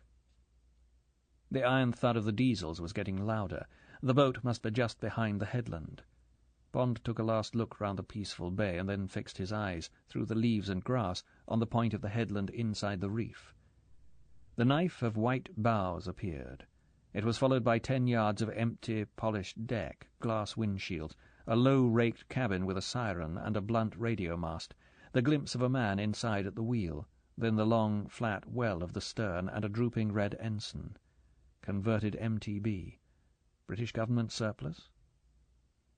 Bond's eyes went to the 2 men standing in the stern. They were pale-skinned Negroes. They wore neat khaki ducks and shirts, broad belts, and deep-visored baseball caps of yellow straw. They were standing side by side, bracing themselves against the slow swell. One of them was holding a long black loudhailer with a wire attached. The other was manning a machine gun on a tripod. It looked to Bond like a Spandau. The man with the loudhailer let it fall so that it swung on a strap round his neck. He picked up a pair of binoculars and began inching them along the beach. The low murmur of his comments just reached Bond above the glutinous flutter of the diesels. Bond watched the eyes of the binoculars begin with the headland and then sweep the sand. The twin eyes paused among the rocks and moved on. They came back. The murmur of comment rose to a jabber. The man handed the glasses to the machine-gunner, who took a quick glance through them and gave them back. The scanner shouted something to the helmsman. The cabin cruiser stopped and backed up. Now she lay outside the reef exactly opposite Bond and the girl. The scanner again levelled the binoculars at the rocks, where the girl's canoe lay hidden. Again the excited jabber came across the water.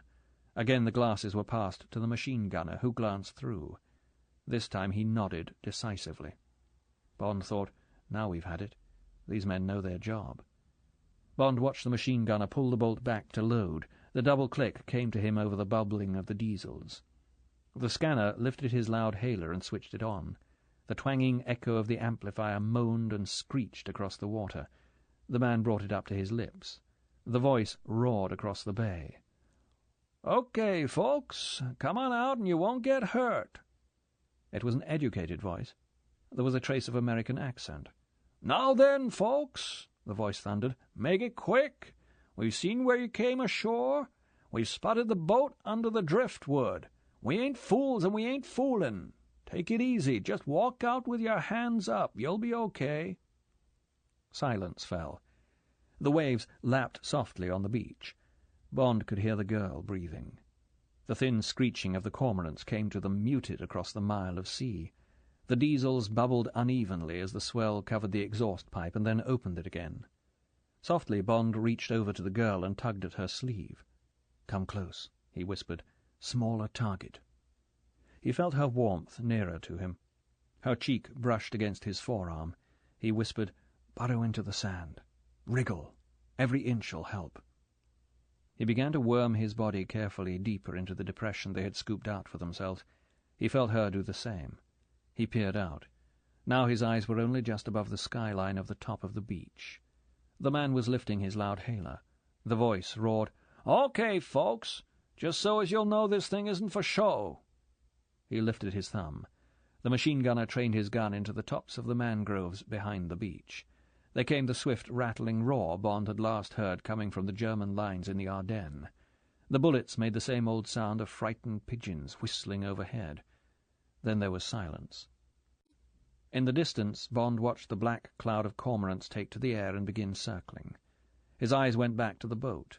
The machine-gunner was feeling the barrel of his gun to see if it had warmed. The two men exchanged some words.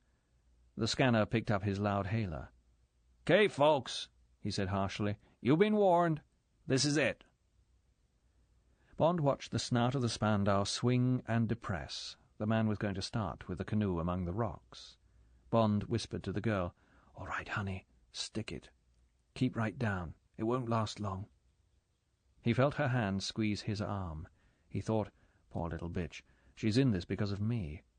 He leant to the right to cover her head and pushed his face deep into the sand. This time the crash of noise was terrific. The bullets howled into the corner of the headland. Fragments of splintered rock whined over the beach like hornets. Ricochets twanged and buzzed off into the hinterland. Behind it all there was the steady road-drill hammer of the gun. There was a pause. New magazine, thought Bond. Now it's us. He could feel the girl clutching at him. Her body was trembling along his flank. Bond reached out an arm and pressed her to him. The roar of the gun began again. The bullets came zipping along the tide line towards them. There was a succession of quick, close thuds. The bush above them was being torn to shreds. Zwip, zwip, zwip! It was as if the thong of a steel whip was cutting the bush to pieces. Bits scattered around them, slowly covering them. Bond could smell the cooler air that meant they were now lying in the open. Were they hidden by the leaves on the debris? The bullets marched away along the shoreline. In less than a minute the racket stopped. The silence sang. The girl whimpered softly. Bond hushed her and held her tighter. The loud hailer boomed. "Okay, folks, if you've still got ears, we'll be along soon to pick up the bits, and we'll be bringing the dogs. Bye for now." The slow thud of the diesel quickened. The engine accelerated into a hasty roar, and through the fallen leaves Bond watched the stern of the launch settle lower in the water as it made off to the west. Within minutes it was out of earshot. Bond cautiously raised his head. The bay was serene, the beach unmarked. All was as before, except for the stench of cordite and the sour smell of blasted rock. Bond pulled the girl to her feet. There were tear streaks down her face. She looked at him aghast. She said solemnly, "That was horrible. What did they do it for? We might have been killed." Bond thought, this girl has always had to fend for herself, but only against nature. She knows the world of animals and insects and fishes, and she's got the better of it. But it's been a small world, bounded by the sun and the moon and the seasons. She doesn't know the big world of the smoke-filled room, of the bullion broker's parlour, of the corridors and waiting rooms of government offices, of careful meetings on park seats. She doesn't know about the struggle for big power and big money by the big men. She doesn't know that she's been swept out of her rock pool into the dirty waters. He said, "It's all right, honey. They're just a lot of bad men who are frightened of us. We can manage them." Bond put his arm round her shoulders. "And you were wonderful, as brave as anything. Come on now, we'll look for Quarrel and make some plans. Anyway, it's time we had something to eat. What do you eat on these expeditions?" They turned and walked up the beach to the headland. After a minute she said in a controlled voice, "Oh, there's stacks of food about, sea urchins mostly, and there are wild bananas and things. I eat and sleep for 2 days before I come out here. I don't need anything." Bond held her more closely. He dropped his arm as Quarrel appeared on the skyline. Quarrel scrambled down among the rocks. He stopped, looking down. They came up with him. The girl's canoe was sawn almost in half by the bullets. The girl gave a cry. She looked desperately at Bond. "My boat! How am I to get back?" "Don't you worry, missy." Quarrel appreciated the loss of a canoe better than Bond. He guessed it might be most of the girl's capital. "Cap'n fix you up with another, and you'll come back with we. I's got a fine boat in the mangrove. He'd not get broke. I's been to see him." Quarrel looked at Bond. Now his face was worried. "But, Cap'n, you sees what I means about these folk. They mighty tough men, and they means business. These dogs they speak of, those is police hounds. Pinchers, they's called. Big bastards. My friends tell me as there's a pack of 20 or more. We better make plans quick and good." "All right, Quarrel. But first we must have something to eat, and I'm damned if I'm going to be scared off the island before I've had a good look. We'll take Honey with us." He turned to the girl. "Is that all right with you, Honey? You'll be all right with us, then we'll sail home together." The girl looked doubtfully at him. "I guess there's no alternative. I mean, I'd love to go with you, if I won't be in the way. I really don't want anything to eat, but will you take me home as soon as you can? I don't want to see any more of those people. How long are you going to be looking at these birds?" Bond said evasively, "Not long. I've got to find out what happened to them and why, then we'll be off." He looked at his watch. "It's 12 now. You wait here. Have a bathe or something. Don't walk about leaving footprints. Come on, Quarrel. We'd better get that boat hidden." It was 1 o'clock before they were ready. Bond and Quarrel filled the canoe with stones and sand until it sank in a pool among the mangroves. They smeared over their footprints. The bullets had left so much litter behind the shoreline that they could do most of their walking on broken leaves and twigs. They ate some of their rations, avidly, the girl reluctantly, and climbed across the rocks and into the shallow water offshore. Then they trudged along the shallows towards the river mouth, 300 yards away down the beach. It was very hot. A harsh, baking wind had sprung up from the northeast. Quarrel said this wind blew daily the year round. It was vital to the guanera. It dried the guano. The glare from the sea and from the shiny green leaves of the mangroves was dazzling. Bond was glad he had taken trouble to get his skin hardened to the sun. There was a sandy bar at the river mouth and a long, deep, stagnant pool. They could either get wet or strip. Bond said to the girl, "Honey, we can't be shy on this trip. We'll keep our shirts on because of the sun. Wear what's sensible and walk behind us." Without waiting for her reply, the two men took off their trousers. Quarrel rolled them and packed them in the knapsack with the provisions and Bond's gun. They waded into the pool, Quarrel in front, then Bond, then the girl. The water came up to Bond's waist. A big silver fish leapt out of the pool and fell back with a splash. There were arrows on the surface where others fled out of their way. "Tarpon," commented Quarrel. The pool converged into a narrow neck over which the mangroves touched. For a time they waded through a cool tunnel, and then the river broadened into a deep, sluggish channel that meandered ahead among the giant spider-legs of the mangroves. The bottom was muddy, and at each step their feet sank inches into slime. Small fish or shrimps wriggled and fled from under their feet, and every now and then they had to stoop to brush away leeches before they got hold. But otherwise it was easy going and quiet and cool among the bushes, and at least to Bond it was a blessing to be out of the sun. As soon as they had got away from the sea, it began to smell bad, with the bad egg sulphuretted hydrogen smell of marsh gas. The mosquitoes and sandflies began to find them. They liked Bond's fresh body. Quarrel told him to dip himself in the river water. "Dem like their meat with salt on him," he explained cheerfully. Bond took off his shirt and did as he was told. Then it was better, and after a while Bond's nostrils even got used to the marsh gas, except when Quarrel's feet disturbed some aged pocket in the mud, and a vintage bubble wobbled up from the bottom and burst stinking under his nose. The mangroves became fewer and sparser, and the river slowly opened out. The water grew shallower, and the bottom firmer. Soon they came round a bend and into the open. Honey said, "Better watch out now. Will be easier to see. It goes on like this for about a mile. Then the river gets narrower until the lake. Then there's the sand spit the birdmen lived on." They stopped in the shadow of the mangrove tunnel and looked out. The river meandered sluggishly away from them towards the centre of the island. Its banks, fringed with low bamboo and sea grape, would give only half shelter. From its western bank the ground rose slowly and then sharply up to the Sugarloaf about 2 miles away, which was the Guanera. Round the base of the mountain there was a scattering of Quonset huts. A zigzag of silver ran down the hillside to the huts, a Decauville track, Bond guessed, to bring the guano from the diggings down to the crusher and separator. The summit of the Sugarloaf was white as if with snow. From the peak flew a smoky flag of guano dust. Bond could see the black dots of cormorants against the white background. They were landing and taking off like bees at a hive. Bond stood and gazed at the distant, glittering mountain of bird dung. So this was the kingdom of Dr. No. Bond thought he had never seen a more god-forsaken landscape in his life. He examined the ground between the river and the mountain. It seemed to be the usual grey, dead coral, broken, where there was a pocket of earth, by low scrub and screw palm. No doubt a road or a track led down the mountainside to the central lake and the marshes. It looked bad stuff to cross unless there was. Bond noticed that all the vegetation was bent to the westwards.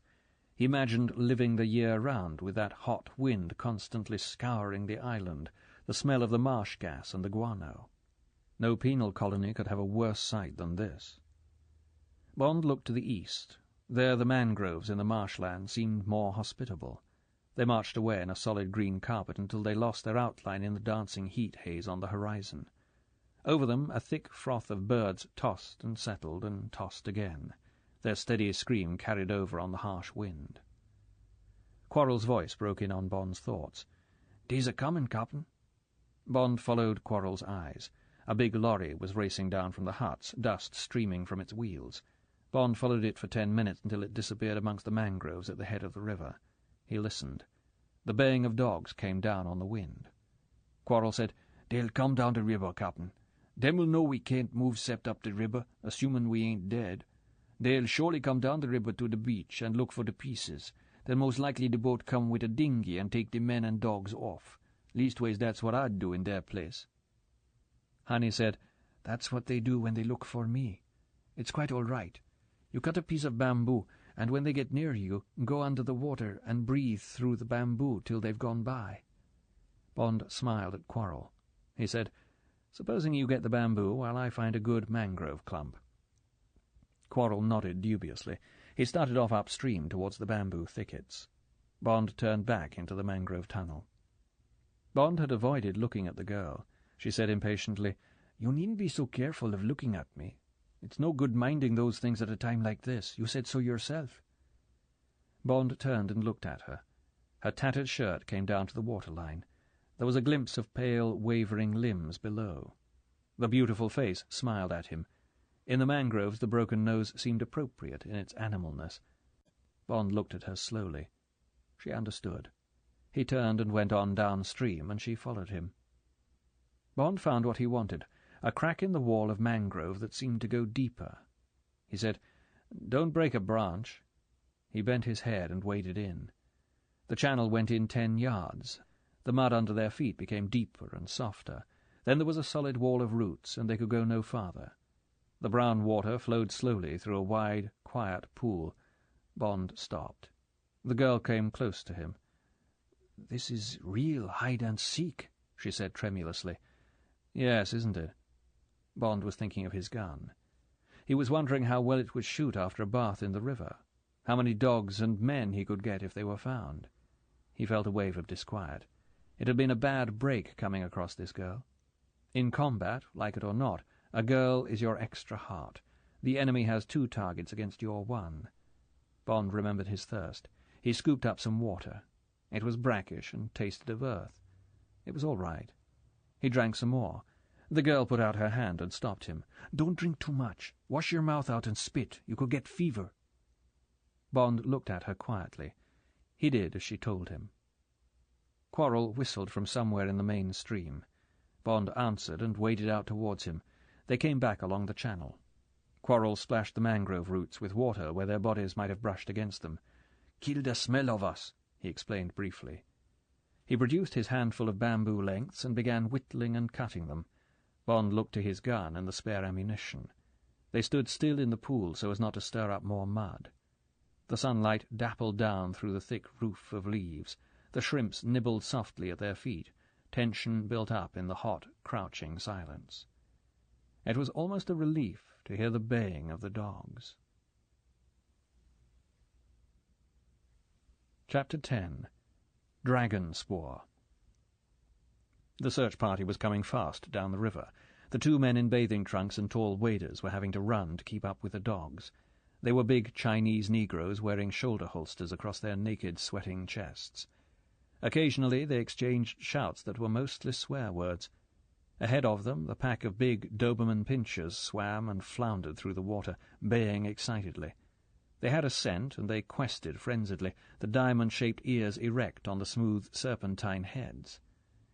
"Maybe a flanking crocodile," yelled the leading man through the hubbub. He was carrying a short whip, which he occasionally cracked like a whipper-in on the hunting field. The other man converged towards him. He shouted excitedly, "For my money, it's the blanking limey. Bet you he's lying up in the mangrove. Mind he doesn't give us a blanking ambush." The man took the gun out of his holster and put it under his armpit and kept his hand on the butt.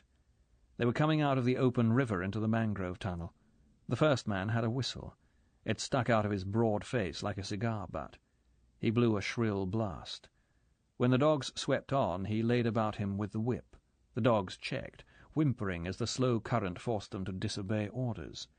The 2 men took their guns and waded slowly downstream through the straggly legs of the mangroves. The leading man came to the narrow break that Bond had found. He grasped the dog by the collar and swung it into the channel. The dog snorted eagerly and paddled forward. The man's eyes squinted at the mangrove roots on either side of the channel to see if they were scratched. The dog and the man came into the small enclosed pool at the end of the channel. The man looked round disgustedly. He caught the dog by the collar and pulled him back. The dog was reluctant to leave the place. The man lashed down into the water with his whip. The second man had been waiting at the entrance to the little channel. The first man came out. He shook his head, and they went on downstream, the dogs, now less excited, streaming ahead. Slowly the noise of the hunt grew less and vanished. For another 5 minutes nothing moved in the mangrove pool. Then, in one corner among the roots, a thin periscope of bamboo rose slowly out of the water. Bond's face emerged, the forehead streaked with wet hair, like the face of a surfacing corpse. In his right hand, under the water, the gun was ready. He listened intently. There was dead silence, not a sound. Or was there? What was that soft swish out in the main stream?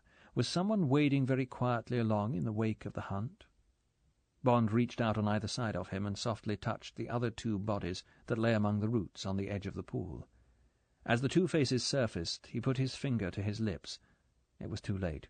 Quarrel had coughed and spat. Bond made a grimace and nodded urgently towards the main stream. They all listened. There was dead silence.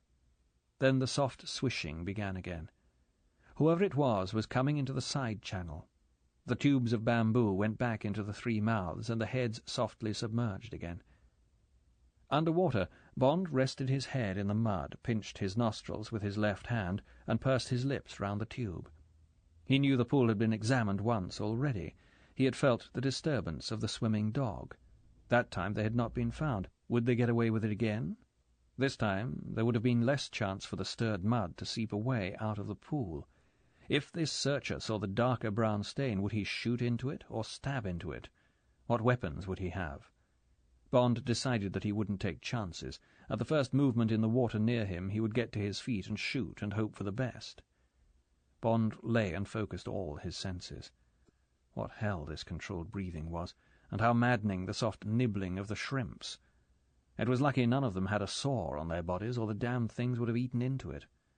But it had been a bright idea of the girls. Without it, the dogs would have got to them wherever they had hidden. Suddenly Bond cringed. A rubber boot had stepped on his shin and slid off. Would the man think it was a branch? Bond couldn't chance it. With one surge of motion he hurled himself upwards, spitting out the length of bamboo. Bond caught a quick impression of a huge body standing almost on top of him, and of a swirling rifle butt. He lifted his left arm to protect his head and felt the jarring blow on his forearm. At the same time his right hand lunged forward, and as the muzzle of his gun touched the glistening right breast below the hairless aureole, he pulled the trigger. The kick of the explosion, pent up against the man's body, almost broke Bond's wrist, but the man crashed back like a chopped tree into the water. Bond caught a glimpse of a huge rent in his side as he went under. The rubber waders thrashed once, and the head, a Chinese negroid head, broke the surface, its eyes turned up, and water pouring from its silently yelling mouth. Then the head went under again, and there was nothing but muddy froth, and a slowly widening red stain that began to seep away downstream. Bond shook himself. He turned. Quarrel and the girl were standing behind him, water streaming from their bodies. Quarrel was grinning from ear to ear, but the girl's knuckles were at her mouth, and her eyes were staring horror-struck at the reddened water. Bond said curtly, "I'm sorry, honey. It had to be done. He was right on top of us. Come on, let's get going." He took her roughly by the arm and thrust her away from the place and out into the main stream, only stopping when they had reached the open river at the beginning of the mangrove tunnel. The landscape was empty again. Bond glanced at his watch. It had stopped at 3 o'clock. He looked at the westering sun. It might be 4 o'clock now. How much farther had they to go? Bond suddenly felt tired. Now he'd torn it. Even if the shot hadn't been heard, and it would have been well muffled by the man's body and by the mangroves, the man would be missed when the others rendezvoused, if Quarrel's guess was right, at the river mouth to be taken off to the launch. Would they come back up the river to look for the missing man? Probably not. It would be getting dark before they knew for certain that he was missing. They'd send out a search party in the morning. The dogs would soon get the body. Then what? The girl tugged at his sleeve. She said angrily, "It's time you told me what all this is about. Why is everybody trying to kill each other? And who are you? I don't believe all this story about birds. You don't take a revolver after birds." Bond looked down into the angry, wide-apart eyes. "I'm sorry, honey. I'm afraid I've got you into a bit of a mess. I'll tell you all about it this evening when we get to the camp. It's just bad luck you being mixed up with me like this. I've got a bit of a war on with these people. They seem to want to kill me. Now, I'm only interested in seeing us all off the island without anyone else getting hurt. I've got enough to go on now, so that next time I can come back by the front door." "What do you mean? Are you some sort of a policeman? Are you trying to send this Chinaman to prison?" "That's about it." Bond smiled down at her. "At least you're on the side of the angels. And now you tell me something. How much farther to the camp?" "Oh, about an hour." "Is it a good place to hide? Could they find us there easily?" "They'd have to come across the lake or up the river. It'll be all right so long as they don't send their dragon after us. He can go through the water. I've seen him do it." "Oh, well," said Bond diplomatically, "let's hope he's got a sore tail or something." The girl snorted. "All right, Mr. Know-all," she said angrily. "Just you wait." Quarrel splashed out of the mangroves. He was carrying a rifle. He said apologetically, "No harm in having another gun, Captain. Looks like us may need it." Bond took it. It was a U.S. Army Remington carbine .300. These people certainly had the right equipment. He handed it back. Quarrel echoed his thoughts. "These is sly folks, Captain. That man must have come sneaking down softly behind the others to catch us coming out after the dogs had passed. He sure is a sly mongoose, that doctor fella." Bond said thoughtfully, "He must be quite a man." He shrugged away his thoughts. "Now let's get going. Honey says there's another hour to the camp. Better keep to the left bank so as to get what cover we can from the hill. For all we know, they've got glasses trained on the river." Bond handed his gun to Quarrel, who stowed it in the sodden knapsack. They moved off again, with Quarrel in the lead and Bond and the girl walking together. They got some shade from the bamboo and bushes along the western bank, but now they had to face the full force of the scorching wind. They splashed water over their arms and faces to cool the burns. Bond's eyes were bloodshot with the glare, and his arm ached intolerably where the gun butt had struck, and he was not looking forward to his dinner of soaking bread and cheese and salt pork. How long would they be able to sleep? He hadn't had much last night. It looked like the same ration again. And what about the girl? She had had none. He and Quarrel would have to keep watch, and then tomorrow, off into the mangrove again and work their way slowly back to the canoe across the eastern end of the island. It looked like that. And sail the following night. Bond thought of hacking away for 5 miles through solid mangroves. What a prospect. Bond trudged on, thinking of M's holiday in the sunshine. He'd certainly give something for M to be sharing it with him now. The river grew narrower until it was only a stream between the bamboo clumps. Then it widened out into a flat, marshy estuary, beyond which the 5 square miles of shallow lake swept away to the other side of the island in a ruffled blue-grey mirror. Beyond, there was the shimmer of the airstrip and the glint of the sun on a single hangar. The girl told them to keep to the east, and they worked their way slowly along inside the fringe of bushes. Suddenly Quarrel stopped, his face pointing like a gun-dog's at the marshy ground in front of him. 2 deep, parallel grooves were cut into the mud, with a fainter groove in the centre. They were the tracks of something that had come down from the hill and had gone across the marsh towards the lake. The girl said indifferently, "That's where the dragon's been." Quarrel turned the whites of his eyes towards her. Bond walked slowly along the tracks. The outside ones were quite smooth, with an indented curve. They could have been made by wheels, but they were vast, at least 2 feet across. The centre track was of the same shape, but only 3 inches across, about the width of a motor tyre. The tracks were without a trace of tread, and they were fairly fresh. They marched along in a dead, straight line, and the bushes they crossed were squashed flat, as if a tank had gone over them. Bond couldn't imagine what kind of vehicle, if it was a vehicle, had made them. When the girl nudged him and whispered fiercely, "I told you so," he could only say thoughtfully, "Well, honey, if it isn't a dragon, it's something else I've never seen before." Farther on, she tugged urgently at his sleeve. "Look," she whispered. She pointed forward to a big clump of bushes beside which the tracks ran. They were leafless and blackened. In the centre there showed the charred remains of birds' nests. "He breathed on them," she said excitedly. Bond walked up to the bushes and examined them. "He certainly did," he admitted. Why had this particular clump been burned? It was all very odd. The tracks swerved out towards the lake and disappeared into the water. Bond would have liked to follow them, but there was no question of leaving cover. They trudged on, wrapped in their different thoughts. Slowly the day began to die behind the Sugarloaf, and at last the girl pointed ahead through the bushes, and Bond could see a long spit of sand running out into the lake. There were thick bushes of sea-grape along its spine, and halfway, perhaps 100 yards from the shore, the remains of a thatched hut. It looked a reasonably attractive place to spend the night, and it was well protected by the water on both sides. The wind had died, and the water was soft and inviting. How heavenly it was going to be to take off their filthy shirts and wash in the lake, and, after the hours of squelching through the mud and stench of the river and the marsh, be able to lie down on the hard, dry sand. The sun blazed yellowly and sank behind the mountain.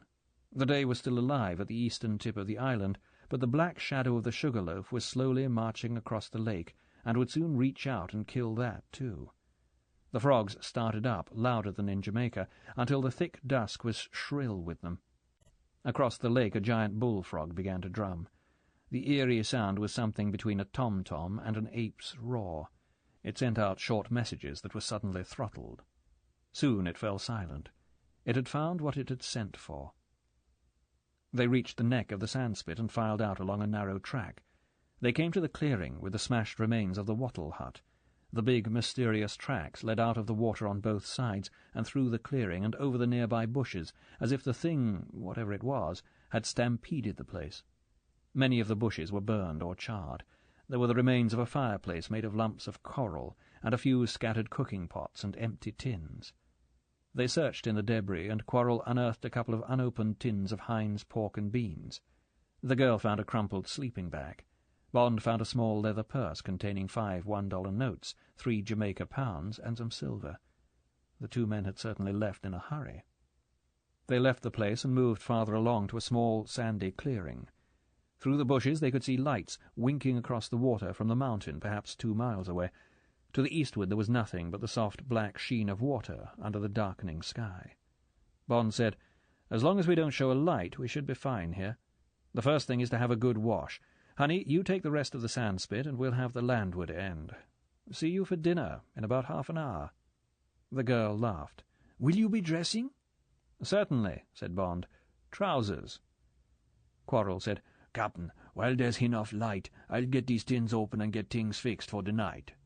He rummaged in the knapsack. "Here's your trousers and your gun. The bread don't feel so good, but hit only wet. Hit eat okay, and maybe hit dry out come the morning. Guess we'd better eat the tins tonight and keep the cheese and pork. Those tins is heavy, and we got plenty footin' tomorrow." Bond said, "All right, Quarrel, I'll leave the menu to you." He took the gun and the damp trousers and walked down into the shallow water and back the way they had come. He found a hard, dry stretch of sand and took off his shirt, and stepped back into the water and lay down. The water was soft, but disgustingly warm. He dug up handfuls of sand and scrubbed himself with it, using it as soap. Then he lay and luxuriated in the silence and the loneliness.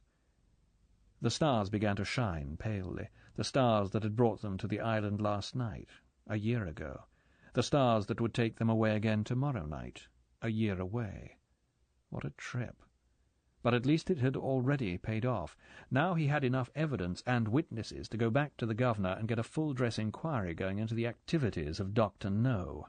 One didn't use machine guns on people, even on trespassers, and by the same token, what was this thing of Dr. No's that had trespassed on the leasehold of the Audubon Society, the thing that had smashed their property and had possibly killed one of their wardens? That would have to be investigated too. And what would he find when he came back to the island through the front door, in a destroyer perhaps, and with a detachment of marines? What would be the answer to the riddle of Dr. No? What was he hiding? What did he fear? Why was privacy so important to him that he would murder again and again for it? Who was Dr. No? Bond heard splashing away to his right. He thought of the girl. And who, for the matter of that, was Honey Child Ryder? That, he decided as he climbed out onto dry land, was at least something that he ought to be able to find out before the night was over. Bond pulled on his clammy trousers and sat down on the sand and dismantled his gun. He did it by touch, using his shirt to dry each part and each cartridge. Then he reassembled the gun and clicked the trigger round the empty cylinder. The sound was healthy. It would be days before it rusted. He loaded it and tucked it into the holster inside the waistband of his trousers, and got up and walked back to the clearing. The shadow of Honey reached up and pulled him down beside her. "Come on," she said. "We're starving. I got one of the cooking pots and cleaned it out, and we've poured the beans into it. There's about 2 full handfuls each and a cricket ball of bread. And I'm not feeling guilty about eating your food because you made me work far harder than I would if I'd been alone. Here, hold out your hand." Bond smiled at the authority in her voice. He could just make out her silhouette in the dusk. Her head looked sleeker. He wondered what her hair looked like when it was combed and dry. What would she be like when she was wearing clean clothes over that beautiful golden body? He could see her coming into a room or across the lawn at Bow Desert. She would be a beautiful, ravishing, ugly duckling. Why had she never had the broken nose mended? It was an easy operation. Then she would be the most beautiful girl in Jamaica. Her shoulder brushed against him. Bond reached out and put his hand down in her lap, open. She picked up his hand, and Bond felt the cold mess of beans being poured into it. Suddenly he smelled her warm animal smell. It was so sensually thrilling that his body swayed against her, and for a moment his eyes closed.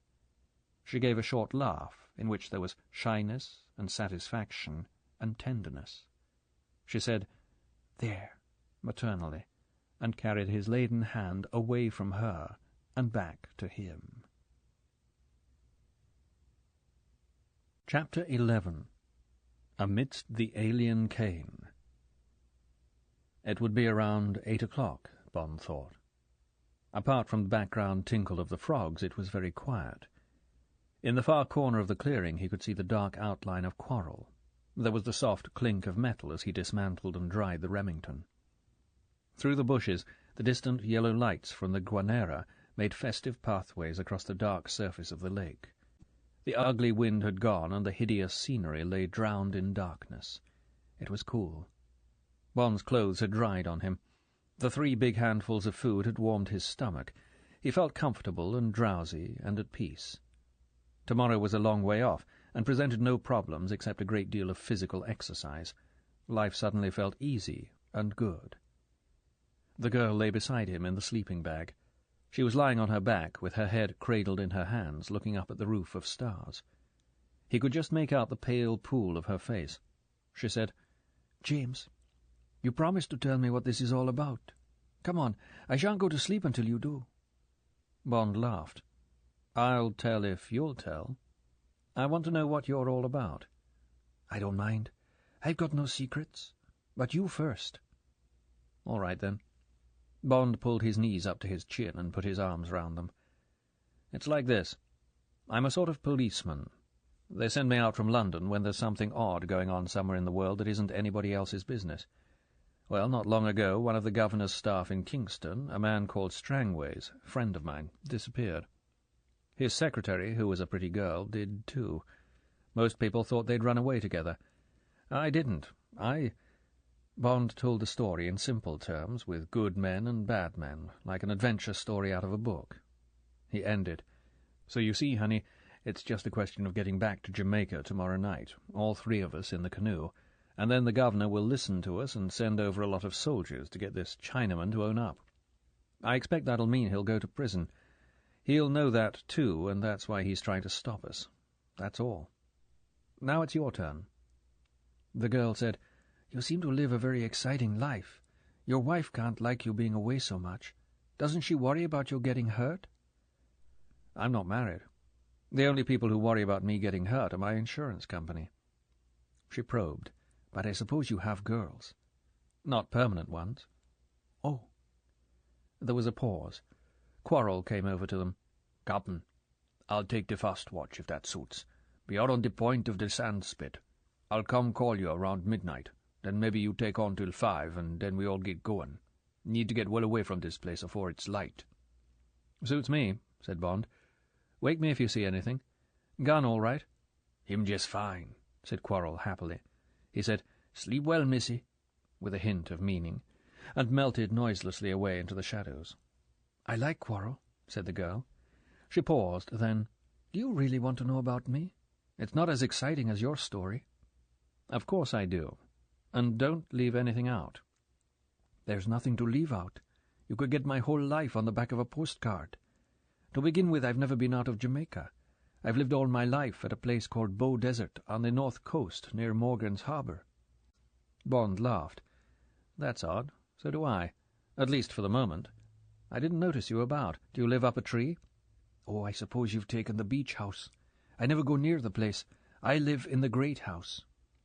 "But there's nothing left of it. It's a ruin in the middle of the cane fields." "I live in the cellars. I've lived there since I was 5. It was burned down then, and my parents were killed. I can't remember anything about them, so you needn't say you're sorry. At first I lived there with my black nanny. She died when I was 15. For the last 5 years I've lived there alone." "Good heavens." Bond was appalled. "But wasn't there anyone else to look after you? Didn't your parents leave any money?" "Not a penny." There was no bitterness in the girl's voice. Pride, if anything. "You see, the Riders were one of the old Jamaican families. The first one had been given the Bow Desert lands by Cromwell for having been one of the people who signed King Charles's death warrant. He built the great house, and my family lived in it on and off ever since. But then sugar collapsed, and I suppose the place was badly run. And by the time my father inherited it, there was nothing but debts, mortgages, and things like that. So when my father and my mother died, the property was sold up. I didn't mind. I was too young. Nanny must have been wonderful. They wanted people to adopt me. The clergyman and the legal people did, but Nanny collected the sticks of furniture that hadn't been burned, and we settled down in the ruins, and after a bit no one came and interfered with us. She did a bit of sewing and laundry in the village and grew a few plantains and bananas and things. And there was a big breadfruit tree up against the old house. We ate what the Jamaicans eat. And there was the sugar cane all round us, and she made a fish pot, which we used to go and take up every day. It was all right. We had enough to eat. Somehow she taught me to read and write. There was a pile of old books left from the fire. There was an encyclopedia. I started with A when I was about 8. I've got as far as the middle of T, she said defensively. I bet I know more than you do about a lot of things. I bet you do. Bond was lost in the picture of the little flaxen-haired girl pattering about the ruins with the obstinate old negress watching over her and calling her in to do the lessons that must have been just as much a riddle to the old woman. Your Nanny must have been a wonderful person. She was a darling. It was a flat statement. I thought I'd die when she did. It wasn't such fun after that. Before, I'd led a child's life, then I suddenly had to grow up and do everything for myself. And men tried to catch me and hurt me. They said they wanted to make love to me. She paused. I used to be pretty then. Bond said seriously, You're one of the most beautiful girls I've ever seen. With this nose? Don't be silly. You don't understand. Bond tried to find words that she would believe. Of course anyone can see your nose is broken, but since this morning I've hardly noticed it. When you look at a person, you look into their eyes or at their mouth. That's where the expressions are. A broken nose isn't any more significant than a crooked ear. Noses and ears are bits of face furniture. Some are prettier than others, but they're not nearly as important as the rest. They're part of the background of the face. If you had a beautiful nose as well as the rest of you, you'd be the most beautiful girl in Jamaica.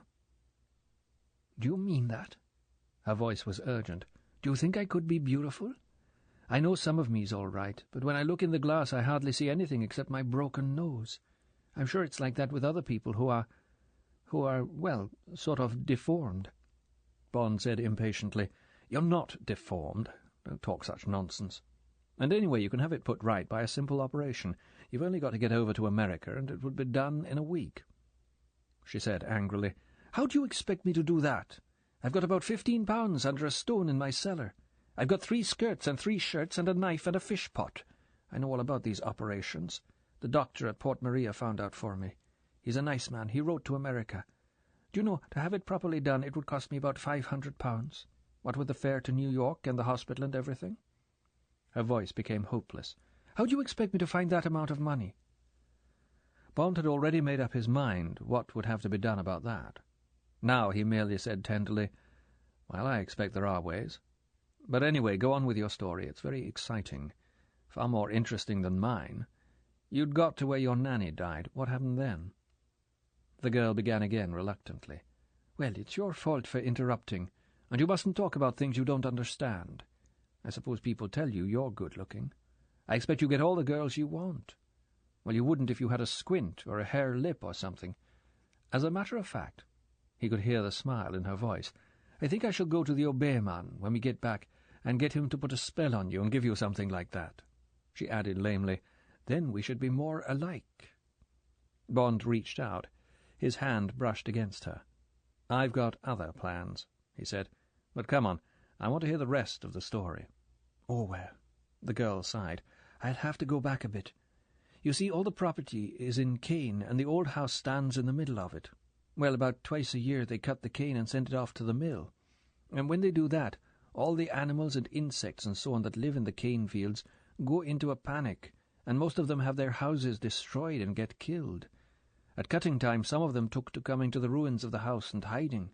My Nanny was terrified of them to begin with, the mongooses and the snakes and the scorpions and so on. But I made a couple of the cellar rooms into sort of homes for them. I wasn't frightened of them, and they never hurt me. They seemed to understand that I was looking after them. They must have told their friends or something, because after a bit it was quite natural for them all to come trooping into their rooms and settling down there until the young cane had started to grow again. Then they all filed out and went back to living in the fields. I gave them what food we could spare when they were staying with us, and they behaved very well, except for making a bit of a smell, and sometimes fighting amongst each other. But they all got quite tame with me, and their children did too, and I could do anything with them.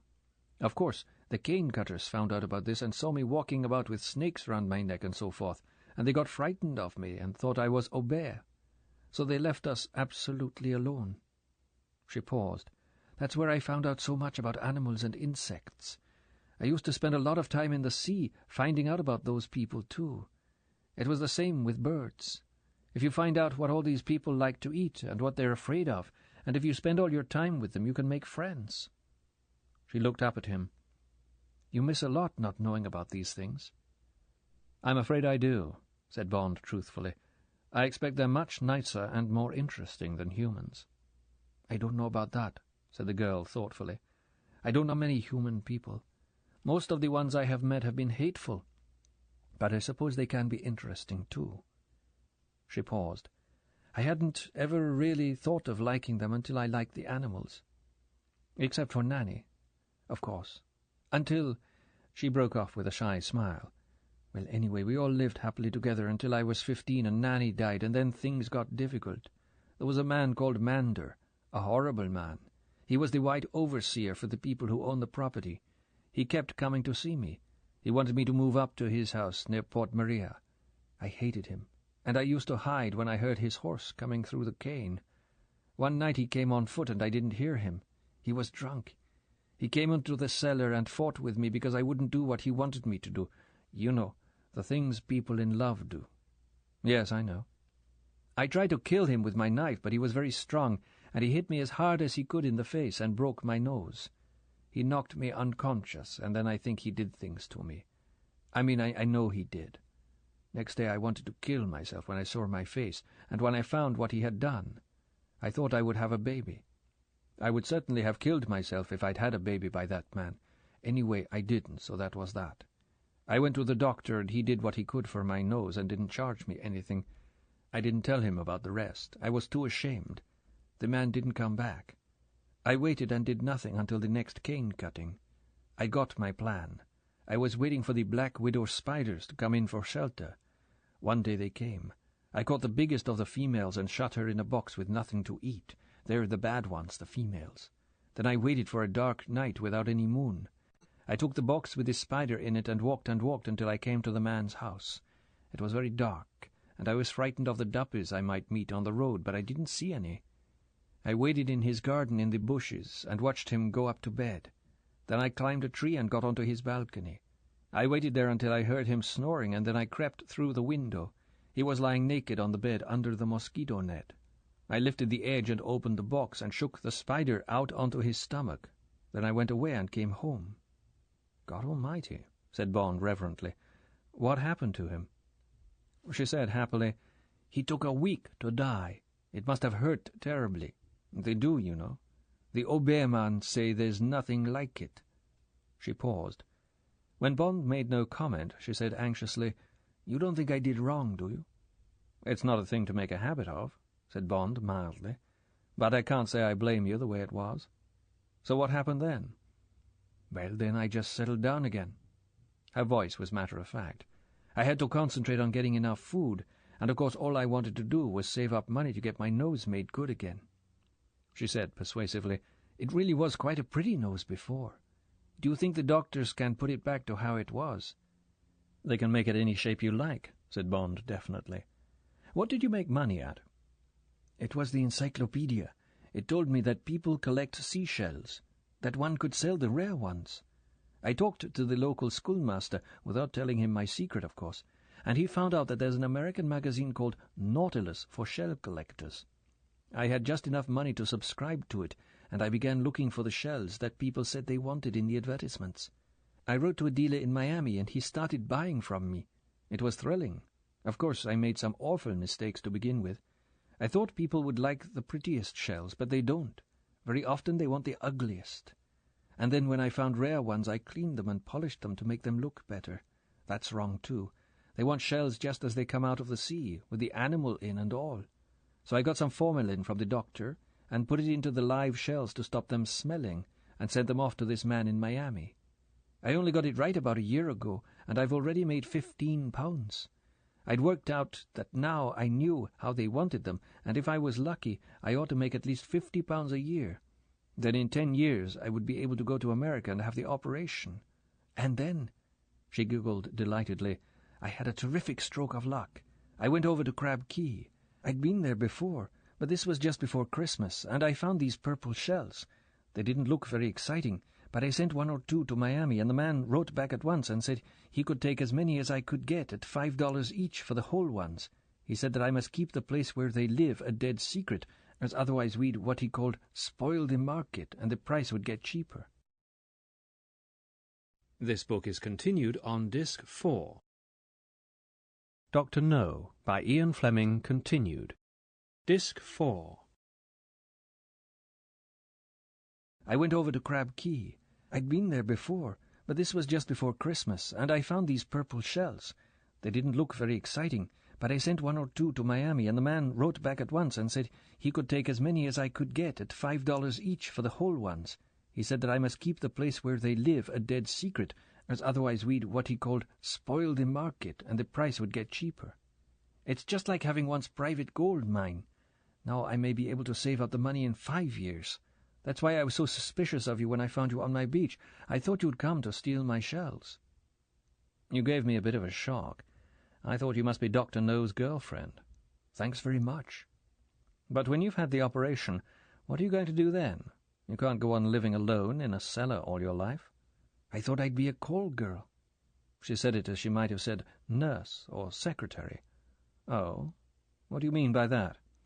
Perhaps she had picked up the expression without understanding it. One of those girls who has a beautiful flat and lovely clothes. You know what I mean, she said impatiently. People ring them up and come and make love to them and pay them for it. They get $100 for each time in New York. That's where I thought I'd start. Of course, she admitted, I might have to do it for less to begin with, until I learned to do it really well. How much do you pay the untrained ones? Bond laughed. I really can't remember. It's quite a long time since I had one. She sighed. Yes, I suppose you can have as many women as you want for nothing. I suppose it's only the ugly men that pay, but that can't be helped. Any kind of job in the big towns must be dreadful.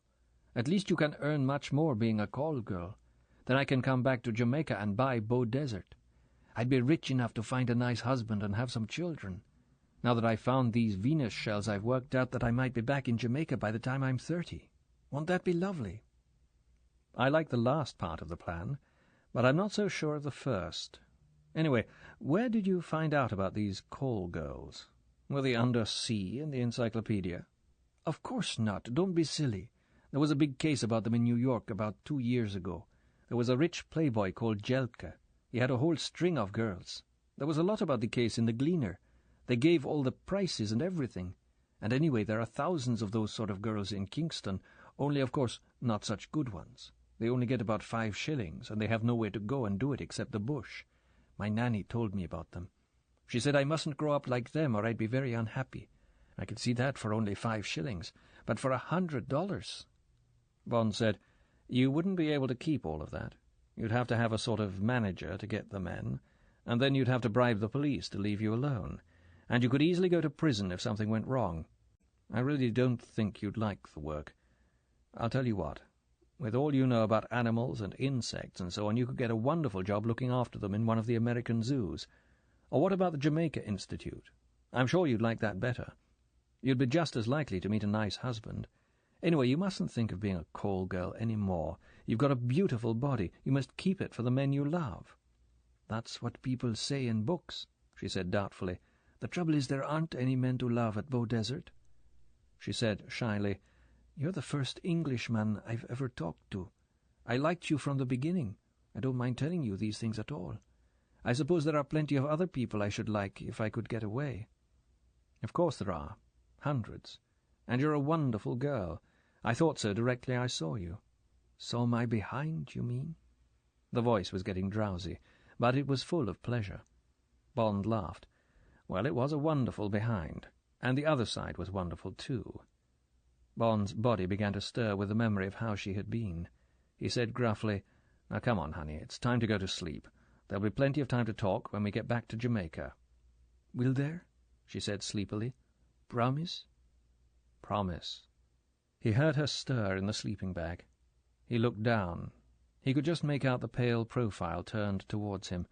She gave the deep sigh of a child before it falls asleep. There was silence in the clearing. It was getting cold. Bond put his head down on his hunched knees. He knew it was no good trying to get to sleep. His mind was full of the day and of this extraordinary girl Tarzan who had come into his life. It was as if some beautiful animal had attached itself to him. There would be no dropping the leash until he had solved her problems for her. He knew it. Of course there would be no difficulty about most of them. He could fix the operation, even with the help of friends, find a proper job and a home for her. He had the money. He would buy her dresses, have her hair done, get her started in the big world. It would be fun. But what about the other side? What about the physical desire he felt for her? One could not make love to a child. But was she a child? There was nothing childish about her body or her personality. She was fully grown and highly intelligent in her fashion, and far more capable of taking care of herself than any girl of 20 Bond had ever met. Bond's thoughts were interrupted by a tug at his sleeve.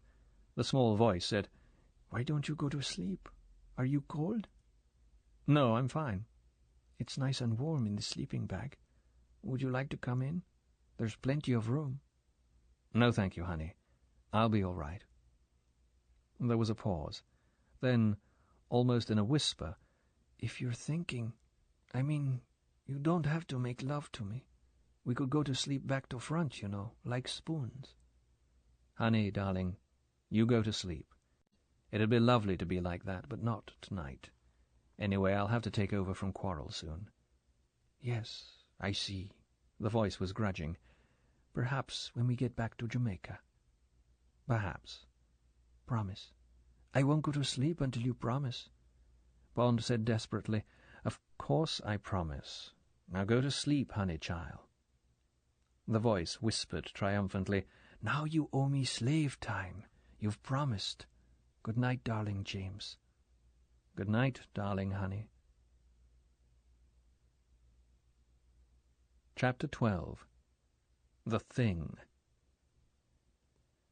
The grip on Bond's shoulder was urgent. He was instantly on his feet. Quarrel whispered fiercely, "Something coming across the water, Captain. It the dragon for sure." The girl woke up. She said anxiously, "What's happened?" Bond said, "Stay here, honey. Don't move. I'll be back." He broke through the bushes on the side away from the mountain and ran along the sand with Quarrel at his elbow. They came to the tip of the sand spit, 20 yards from the clearing. They stopped under cover of the final bushes.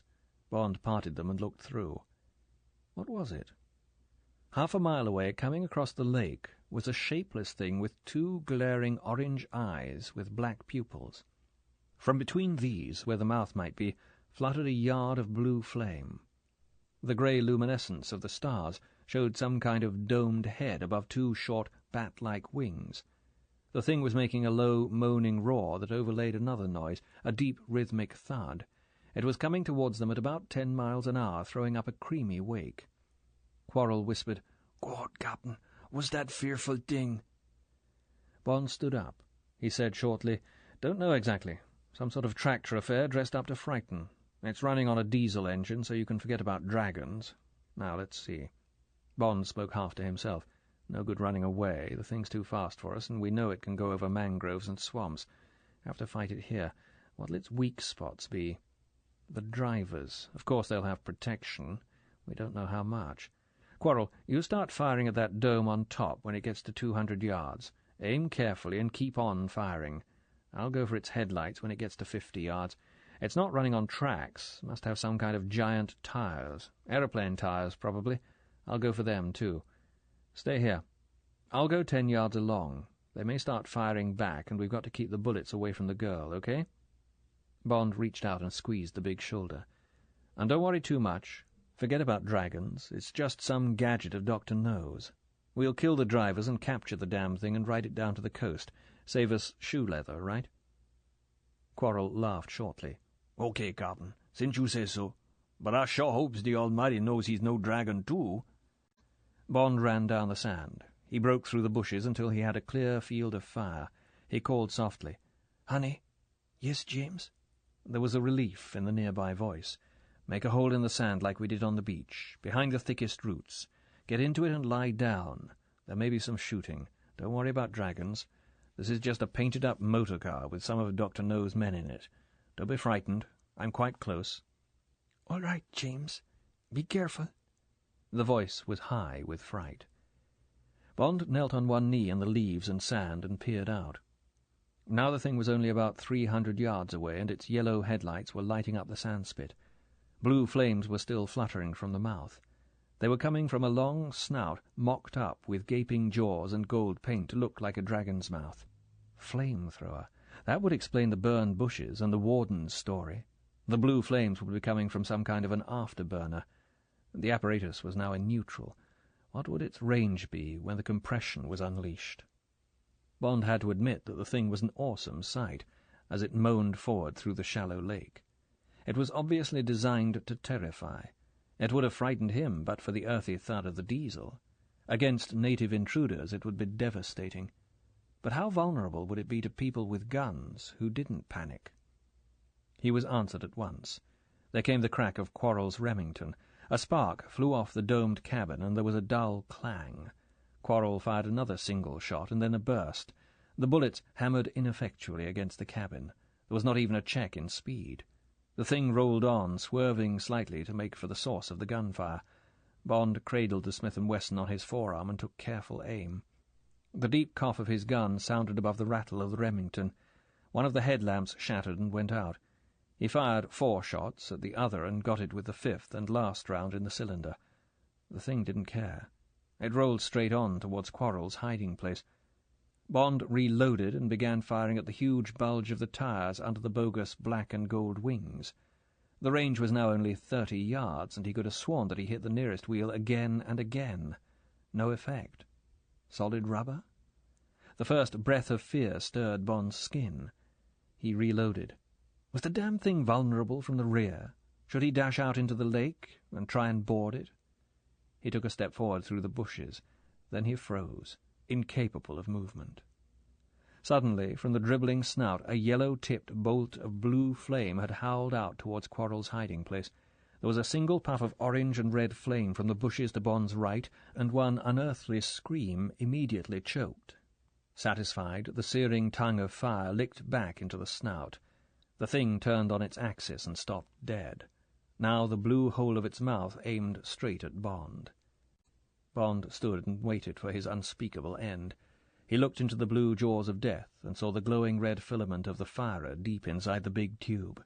He thought of Quarrel's body. There was no time to think of Quarrel, and imagined the blackened, smoking figure lying in the melted sand.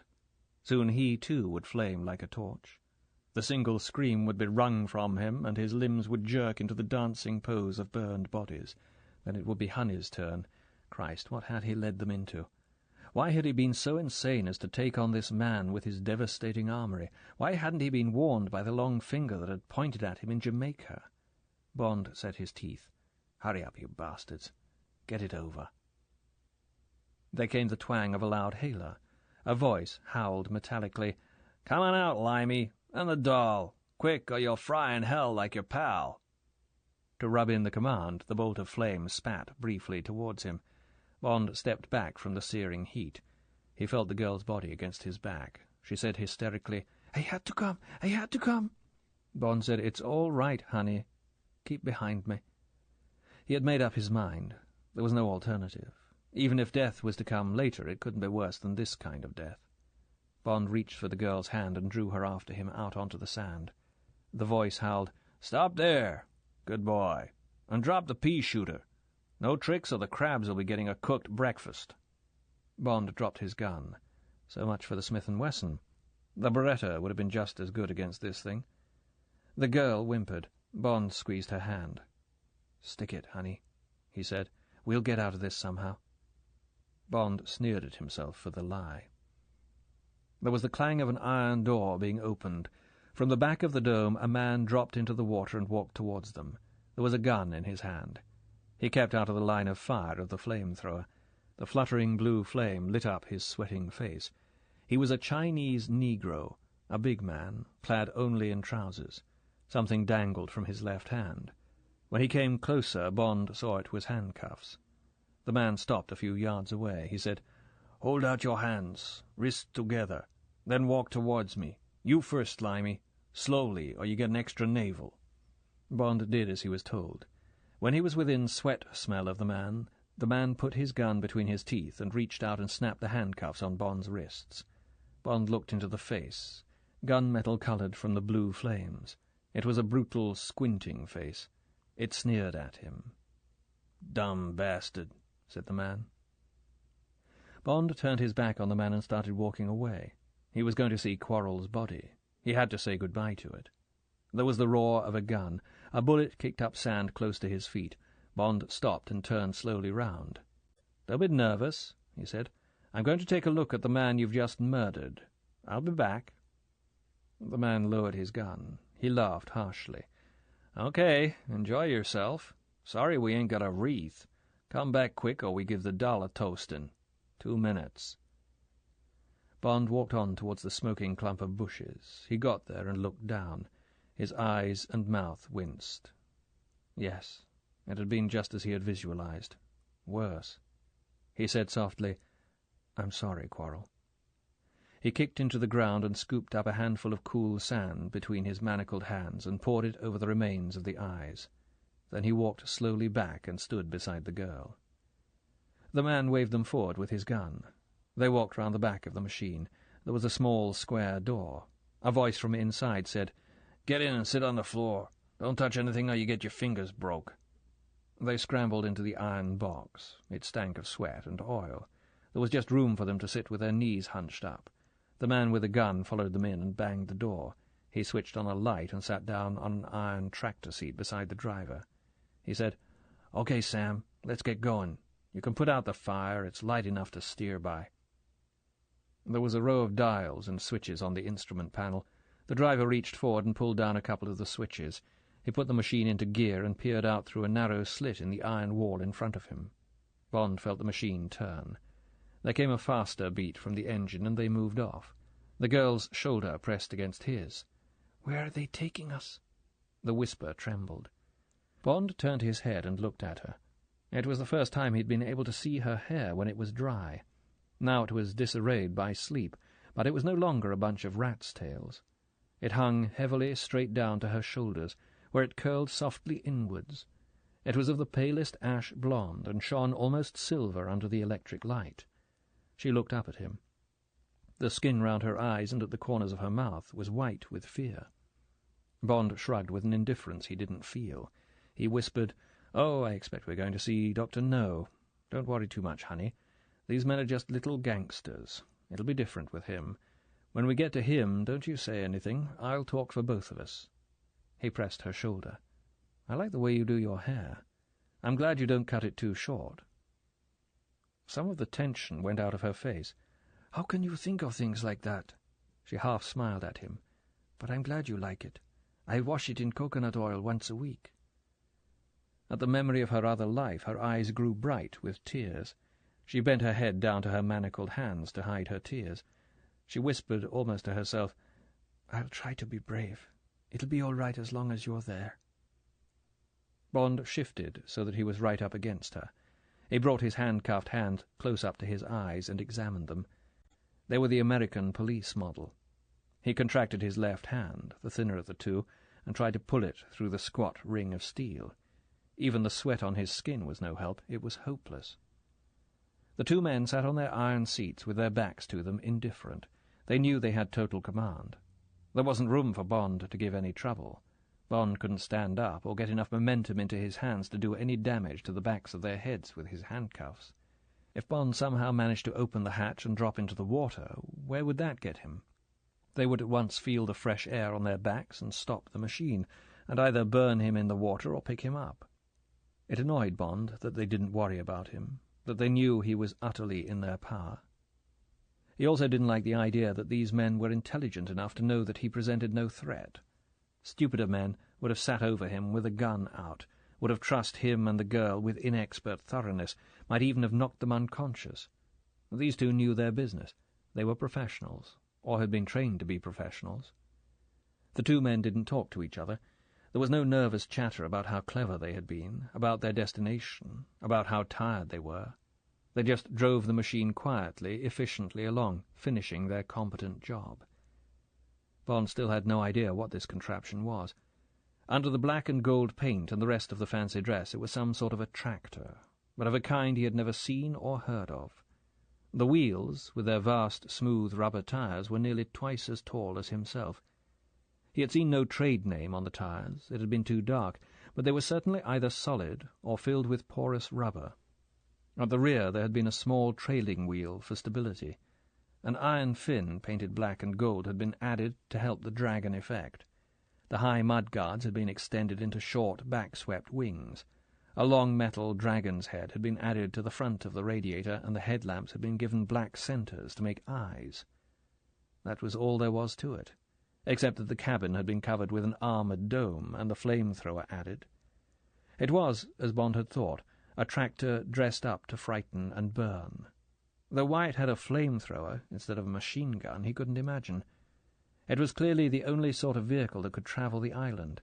Its huge, wide wheels would ride over mangrove and swamp and across the shallow lake. It would negotiate the rough coral uplands, and, since its threat would be at night, the heat in the iron cabin would remain at least tolerable. Bond was impressed. He was always impressed by professionalism. Dr. No was obviously a man who took immense pains. Soon Bond would be meeting him. Soon he would be up against the secret of Dr. No. And then what? Bond smiled grimly to himself. He wouldn't be allowed to get away with his knowledge. He would certainly be killed unless he could escape or talk his way out. And what about the girl? Could Bond prove her innocence and have her spared? Conceivably, but she would never be let off the island. She would have to stay there for the rest of her life as the mistress or wife of one of the men, or Dr. No himself if she appealed to him. Bond's thoughts were interrupted by rougher going under the wheels. They had crossed the lake and were on the track that led up the mountain to the huts. The cabin tilted and the machine began to climb. In 5 minutes they would be there. The co-driver glanced over his shoulder at Bond and the girl. Bond smiled cheerfully up at him. He said, "You'll get a medal for this." The brown and yellow eyes looked impassively into his. The purple, blubbery lips parted in a sneer in which there was slow hate. "Shut your blanking mouth." The man turned back. The girl nudged him and whispered, "Why are they so rude? Why do they hate us so much?" Bond grinned down at her. "I expect it's because we made them afraid. Perhaps they're still afraid. That's because we don't seem to be frightened of them. We must keep them that way." The girl pressed against him. "I'll try." Now the climb was getting steeper. The grey light showed through the slots in the armour. Dawn was coming up. Outside another day of brazen heat and ugly wind, and the smell of marsh gas would be beginning. Bond thought of Quarrel, the brave giant who would not be seeing it, with whom they should now be setting off for the long trek through the mangrove swamps. He remembered the life insurance. Quarrel had smelled his death. Yet he had followed Bond unquestioningly. His faith in Bond had been stronger than his fear, and Bond had let him down. Would Bond also be the death of the girl? The driver reached forward to the dashboard. From the front of the machine there sounded the brief howl of a police siren. It meandered into a dying moan.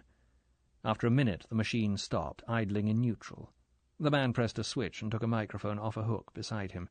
He spoke into it, and Bond could hear the echoing voice of the loud hailer outside. "Okay, got the limey and the girl. Other man's dead, that's the lot. Open up." Bond heard a door being pulled sideways on iron rollers.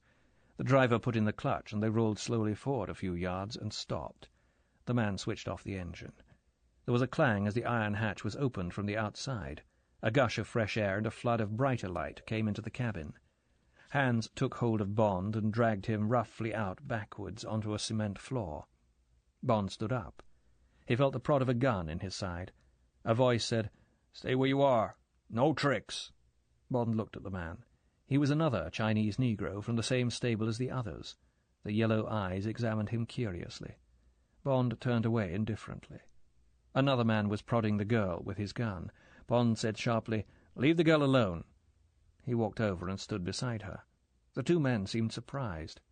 They stood, pointing their guns indecisively. Bond looked around him. They were in one of the Quonset huts he had seen from the river. It was a garage and workshop. The Dragon had been halted over an examination pit in the concrete. A dismantled outboard motor lay on one of the benches. Strips of white sodium lighting ran along the ceiling. There was a smell of oil and exhaust smoke. The driver and his mate were examining the machine. Now they sauntered up. One of the guards said, "Pass the message along. The word is to send them through. Everything go okay?" The co-driver, who seemed to be the senior man present, said, "Sure. Bit of gunfire. Lights gone. Maybe some holes in the tires. Get the boys cracking. Full overhaul. I'll put these two through and go get myself some shut-eye." He turned to Bond. "Okay, get moving." He gestured down the long hut. Bond said, "Get moving yourself. Mind your manners. And tell those apes to take their guns off us. They might let one off by mistake. They look dumb enough." The man came closer. The other three closed up behind him. Hate shone redly in their eyes. The leading man lifted a clenched fist as big as a small ham and held it under Bond's nose. He was controlling himself with an effort. He said tensely, "Listen, mister, sometimes us boys is allowed to join in the fun at the end. I'm just praying this'll be one of those times. Once we made it last a whole week. And geez, if I get you—" He broke off. His eyes were alight with cruelty. He looked past Bond at the girl. The eyes became mouths that licked their lips. He wiped his hands down the sides of his trousers. The tip of his tongue showed pinkly between the purple lips. He turned to the other three. "What say, fellas?" The three men were also looking at the girl. They nodded dumbly, like children in front of a Christmas tree. Bond longed to run berserk among them, laying into their faces with his manacled wrists, accepting their bloody revenge. But for the girl he would have done it. Now all he had achieved with his brave words was to get her frightened. He said, all right. You're 4 and we're 2 and we've got our hands tied. Come on, we won't hurt you. Just don't push us around too much. Dr. No might not be pleased." At the name, the men's faces changed. 3 pairs of eyes looked whitely from Bond to the leader. For a minute the leader stared suspiciously at Bond, wondering, trying to fathom whether perhaps Bond had got some edge on their boss.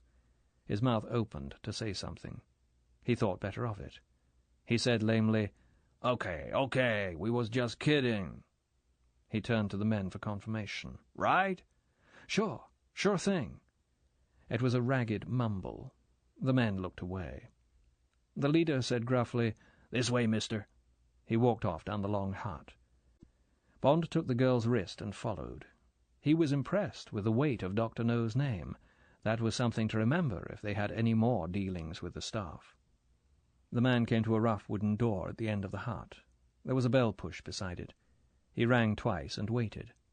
There came a click, and the door opened to reveal 10 yards of carpeted rock passage with another door, smarter and cream-painted, at the end. The man stood aside. "Straight ahead, mister. Knock on the door. The receptionist'll take over." There was no irony in his voice, and his eyes were impassive. Bond led the girl into the passage. He heard the door shut behind them. He stopped and looked down at her. He said, "Now what?" She smiled tremulously. "It's nice to feel carpet under one's feet." Bond squeezed her wrist. He walked forward to the cream-painted door and knocked. The door opened. Bond went through with the girl at his heels. When he stopped dead in his tracks, he didn't feel the girl bump into him. He just stood and stared. Chapter 13. Mink-Lined Prison.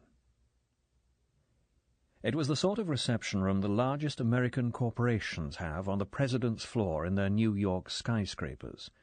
It was of pleasant proportions, about 20 feet square. The floor was close-carpeted in the thickest wine-red Wilton, and the walls and ceiling were painted a soft dove grey. Colour lithograph reproductions of Degas ballet sketches were well hung in groups on the walls, and the lighting was by tall modern standard lamps with dark green silk shades in a fashionable barrel design. To Bond's right was a broad mahogany desk with a green leather top, handsome matching desk furniture and the most expensive type of intercom. 2 tall antique chairs waited for visitors.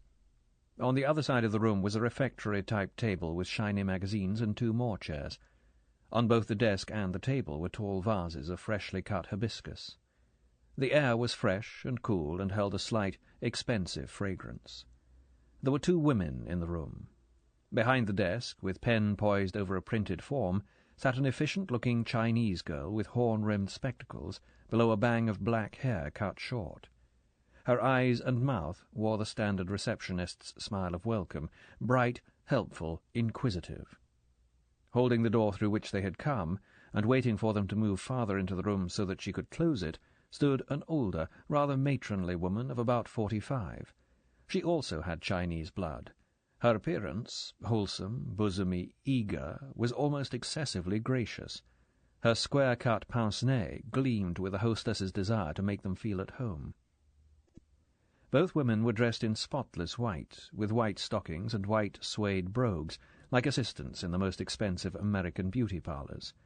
There was something soft and colourless about their skins, as if they rarely went out of doors. While Bond took in the scene, the woman at the door twittered conventional phrases of welcome, as if they had been caught in a storm and had arrived late at a party. "You poor dears! We simply didn't know when to expect you. We kept on being told you were on your way. First it was tea-time yesterday, then dinner, and it was only half an hour ago we heard you would only be here in time for breakfast. You must be famished. Come along now and help Sister Rose fill in your forms, and then I'll pack you both straight off to bed. You must be tired out." Clucking softly, she closed the door and ushered them forward to the desk. She got them seated in the chairs and rattled on. "Now, I'm Sister Lily, and this is Sister Rose. She just wants to ask you a few questions. Now, let me see. A cigarette?" She picked up a tooled leather box. She opened it and put it on the desk in front of them. It had 3 compartments. She pointed with a little finger. "Those are American, and those are players, and those are Turkish." She picked up an expensive desk lighter and waited. Bond reached out his manacled hands to take a Turkish cigarette. Sister Lily gave a squeak of dismay. "Oh, but really—" She sounded genuinely embarrassed. "Sister Rose, the key, quickly. I've said again and again that patients are never to be brought in like that." There was impatience and distaste in her voice. "Really, that outside staff. It's time they had a talking to." Sister Rose was just as much put out. Hastily she scrabbled in a drawer and handed a key across to Sister Lily, who, with much cooing and tut-tutting, unlocked the 2 pairs of handcuffs and walked behind the desk and dropped them as if they were dirty bandages into the waste-paper basket. "Thank you." Bond was unable to think of any way to handle the situation, except to fall in with what was happening on the stage. He reached out and took a cigarette and lit it. He glanced at Honey Child Ryder, who sat looking dazed and nervously clutching the arms of her chair. Bond gave her a reassuring smile. "Now, if you please." Sister Rose bent over a long printed form on expensive paper. "I promise to be as quick as I can. Your name, please, Mr. Bryce, John Bryce." She wrote busily. "Permanent address?"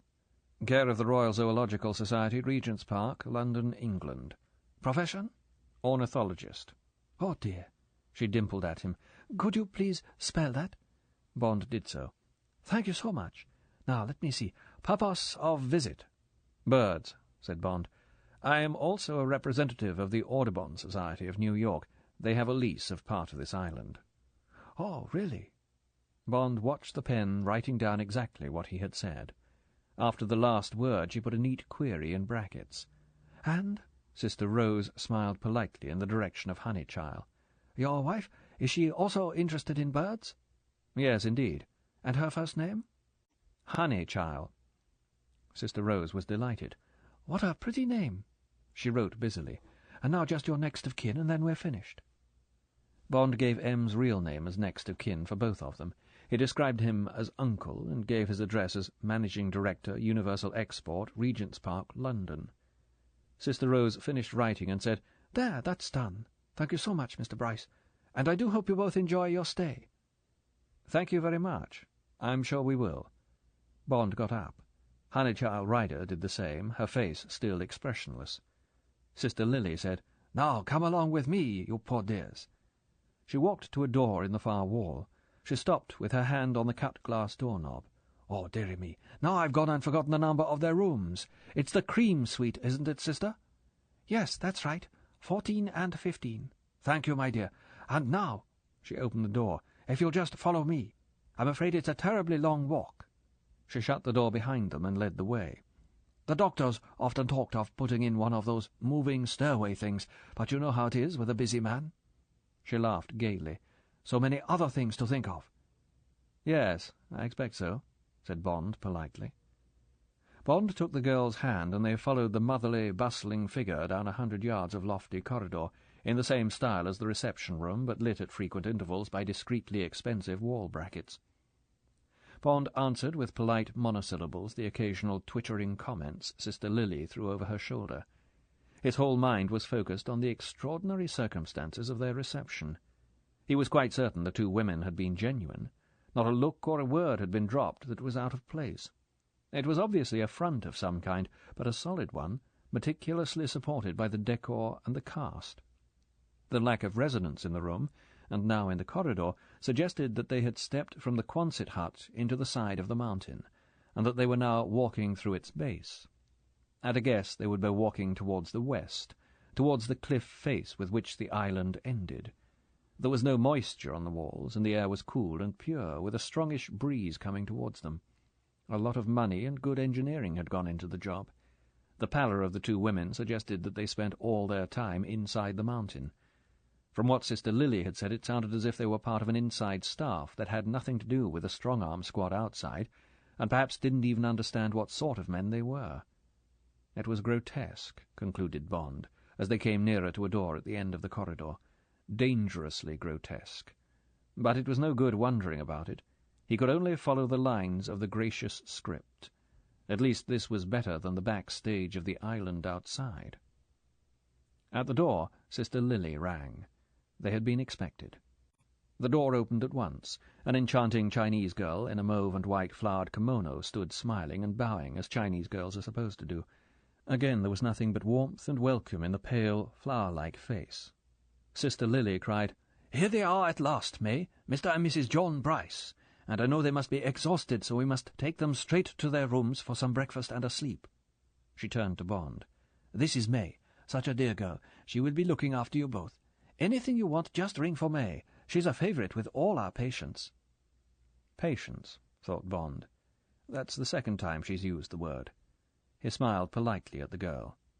"How do you do? Yes, we'd certainly both of us like to get to our rooms." May embraced them both with a warm smile. She said in a low, attractive voice, "I do hope you'll both be comfortable, Mr. Bryce. I took the liberty of ordering breakfast as soon as I heard you had come in. Shall we?" Corridors branched off to left and right of double lift doors set in the wall opposite. The girl led the way to the right. Bond and Honeychild followed, with Sister Lily taking up the rear. Numbered doors led off the corridor on either side.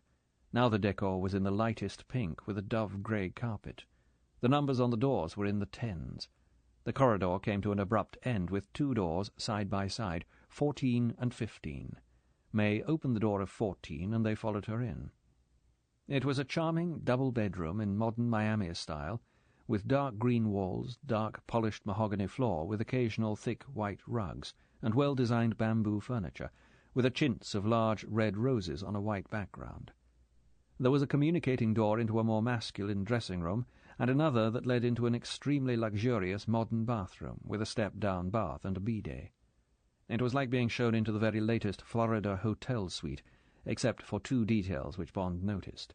There were no windows, and no inside handles to the doors. May looked hopefully from one to the other. Bond turned to Honeychild. He smiled at her. "It looks very comfortable, don't you think, darling?" The girl played with the edge of her skirt. She nodded, not looking at him. There was a timid knock on the door, and another girl, as pretty as May, tripped in with a loaded tray balanced on her upturned hand. She put it down on the centre table and pulled up two chairs. She whisked off the speckless linen cloth that covered the dishes and pattered out of the room. There was a delicious smell of bacon and coffee. May and Sister Lily backed to the door. The older woman stopped on the threshold. "And now we'll leave you two dear people in peace. If you want anything, just ring. The bells are by the bed. Oh, and by the way, you'll find plenty of fresh clothes in the cupboards. Chinese style, I'm afraid." She twinkled apologetically. "But I hope they're the right sizes. The wardrobe room only got the measurements yesterday evening.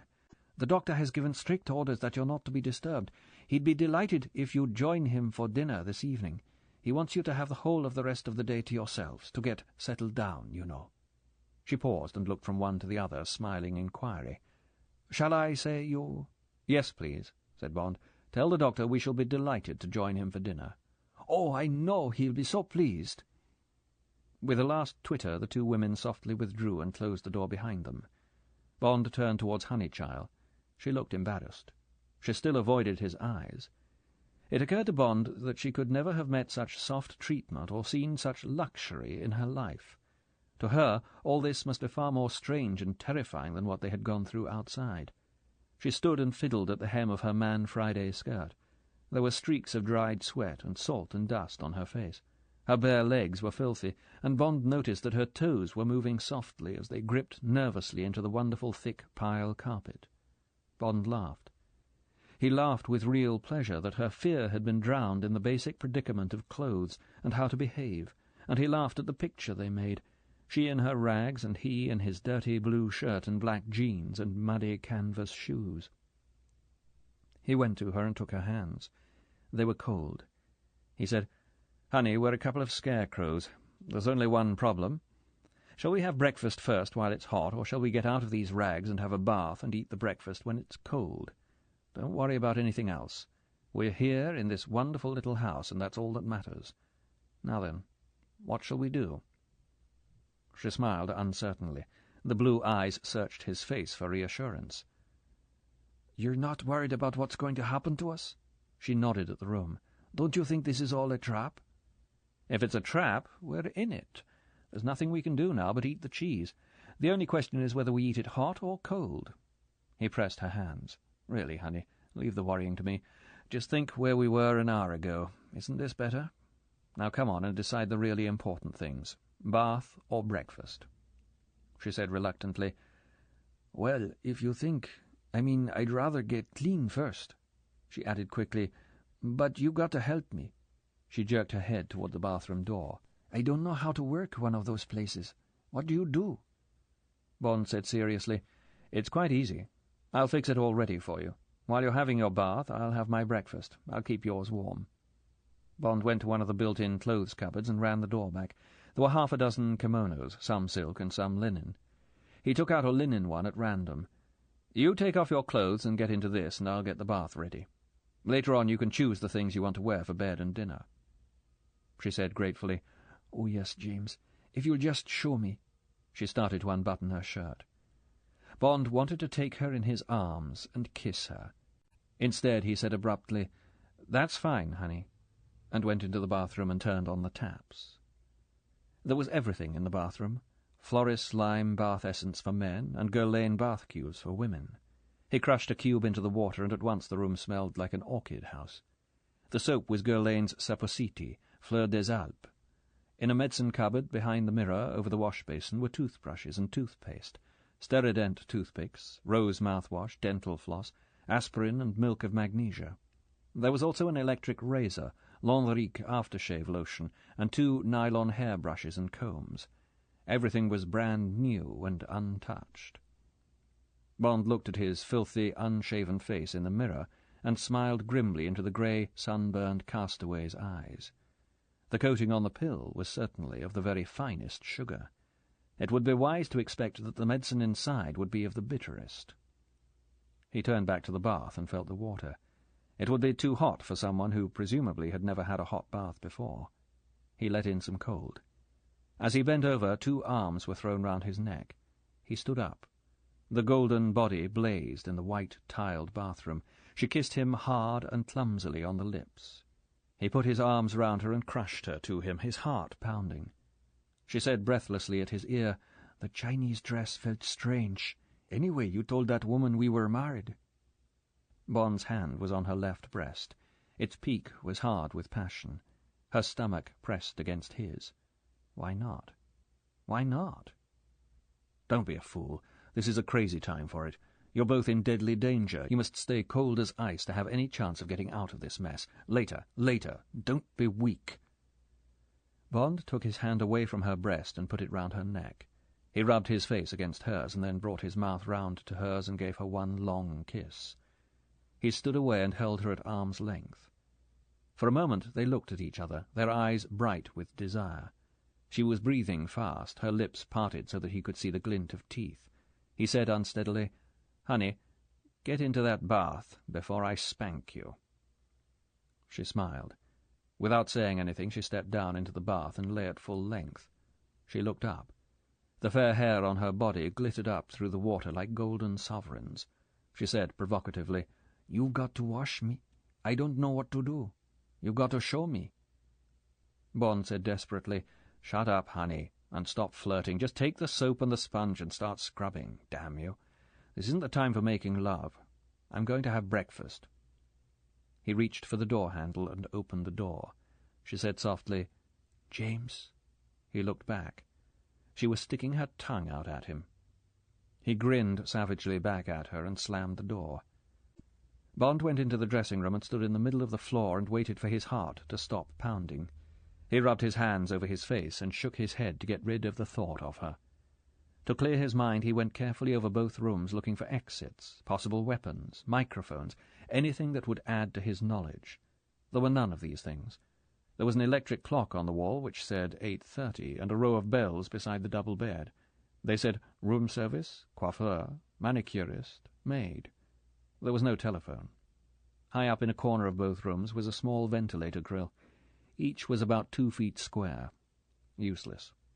The doors appeared to be of some light metal painted to match the walls. Bond threw the whole weight of his body against one of them. It didn't give a millimetre. Bond rubbed his shoulder. The place was a prison, an exquisite prison. It was no good arguing. The trap had shut tight on them. Now the only thing for the mice to do was to make the most of the cheese. Bond sat down at the breakfast table. There was a large tumbler of pineapple juice and a silver-plated bowl of crushed ice. He swallowed it down and lifted the cover off his individual hot plate. Scrambled eggs on toast, 4 rashers of bacon, a grilled kidney and what looked like an English pork sausage. There were also 2 kinds of hot toast, rolls inside a napkin, marmalade, honey, and strawberry jam. The coffee was boiling hot in a large thermos decanter. The cream smelled fresh. From the bathroom came the sound of the girl crooning Marion.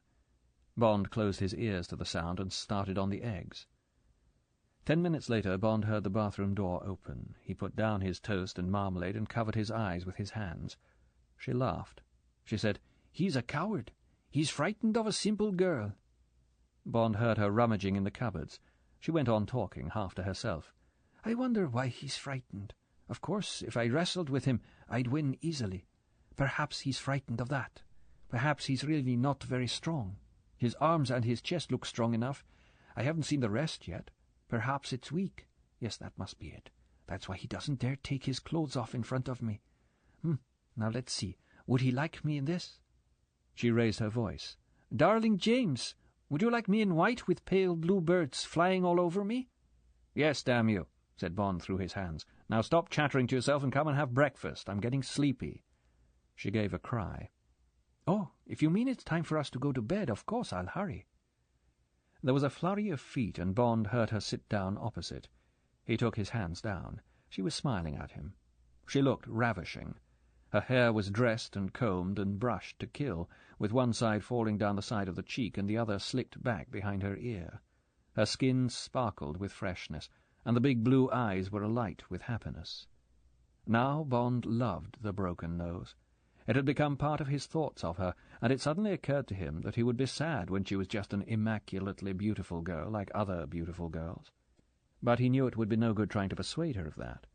She sat demurely, with her hands in her lap below the end of a cleavage which showed half her breasts and a deep V of her stomach. Bond said severely, "Now listen, honey. You look wonderful, but that isn't the way to wear a kimono. Put it up right across your body and tie it tight, and stop trying to look like a call girl. It just isn't good manners at breakfast. "Oh, you are a stuffy old beast." She pulled her kimono an inch or two closer. "Why don't you like playing? I want to play at being married." "Not at breakfast time," said Bond firmly. "Come on and eat up. It's delicious. And anyway, I'm filthy. I'm going to shave and have a bath." He got up and walked round the table and kissed the top of her head. "And as for playing, as you call it, I'd rather play with you than anyone in the world, but not now." Without waiting for her answer, he walked into the bathroom and shut the door. Bond shaved and had a bath and a shower. He felt desperately sleepy. Sleep came to him in waves, so that from time to time he had to stop what he was doing and bend his head down between his knees. When he came to brush his teeth, he could hardly do it.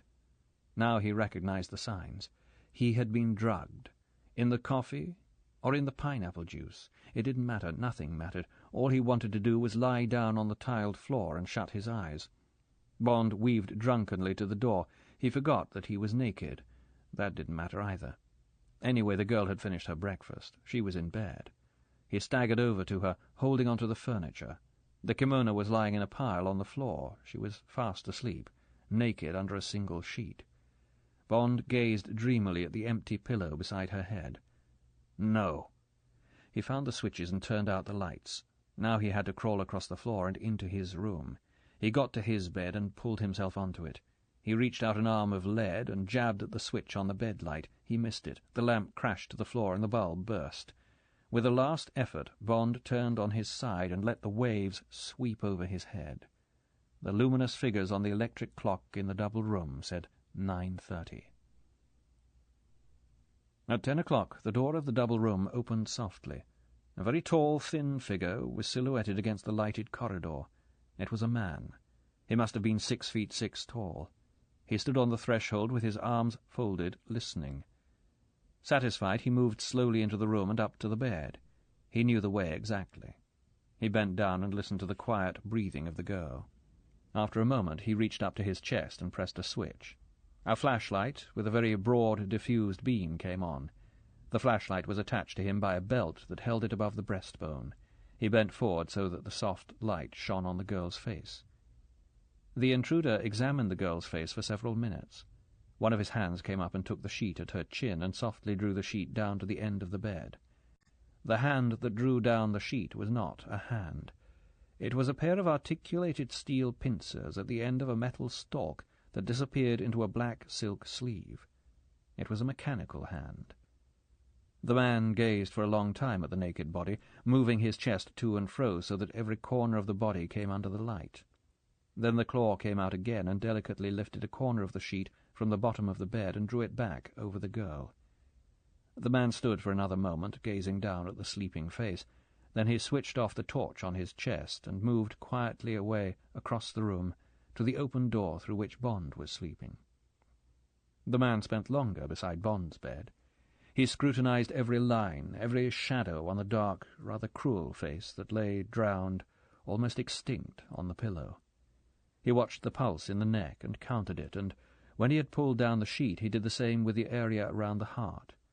He gauged the curve of the muscles on Bond's arms and thighs, and looked thoughtfully at the hidden strength in the flat stomach. He even bent down close over the outflung open right hand and examined its life and fate lines. Finally, with infinite care, the steel claw drew the sheet back up to Bond's neck. For another minute the tall figure stood over the sleeping man. Then it swished softly away and out into the corridor, and the door closed with a click. Chapter 14. Come into my parlour. The electric clock in the cool, dark room in the heart of the mountain showed 4:30. Outside the mountain, Crab Key had sweltered and stunk its way through another day. At the eastern end of the island, the mass of birds, Louisiana herons, pelicans, avocets, sandpipers, egrets, flamingos, and the few roseate spoonbills went on with building their nests or fished in the shallow waters of the lake. Most of the birds had been disturbed so often that year that they had given up any idea of building. In the past few months they had been raided at regular intervals by the monster that came at night and burned down their roosting places and the beginnings of their nests. This year many would not breed. There would be vague movements to migrate, and many would die of the nervous hysteria that seizes bird colonies when they no longer have peace and privacy. At the other end of the island, on the guanera that gave the mountain its snow-covered look, the vast swarm of cormorants had passed their usual day of gorging themselves with fish and paying back the ounce of precious manure to their owner and protector.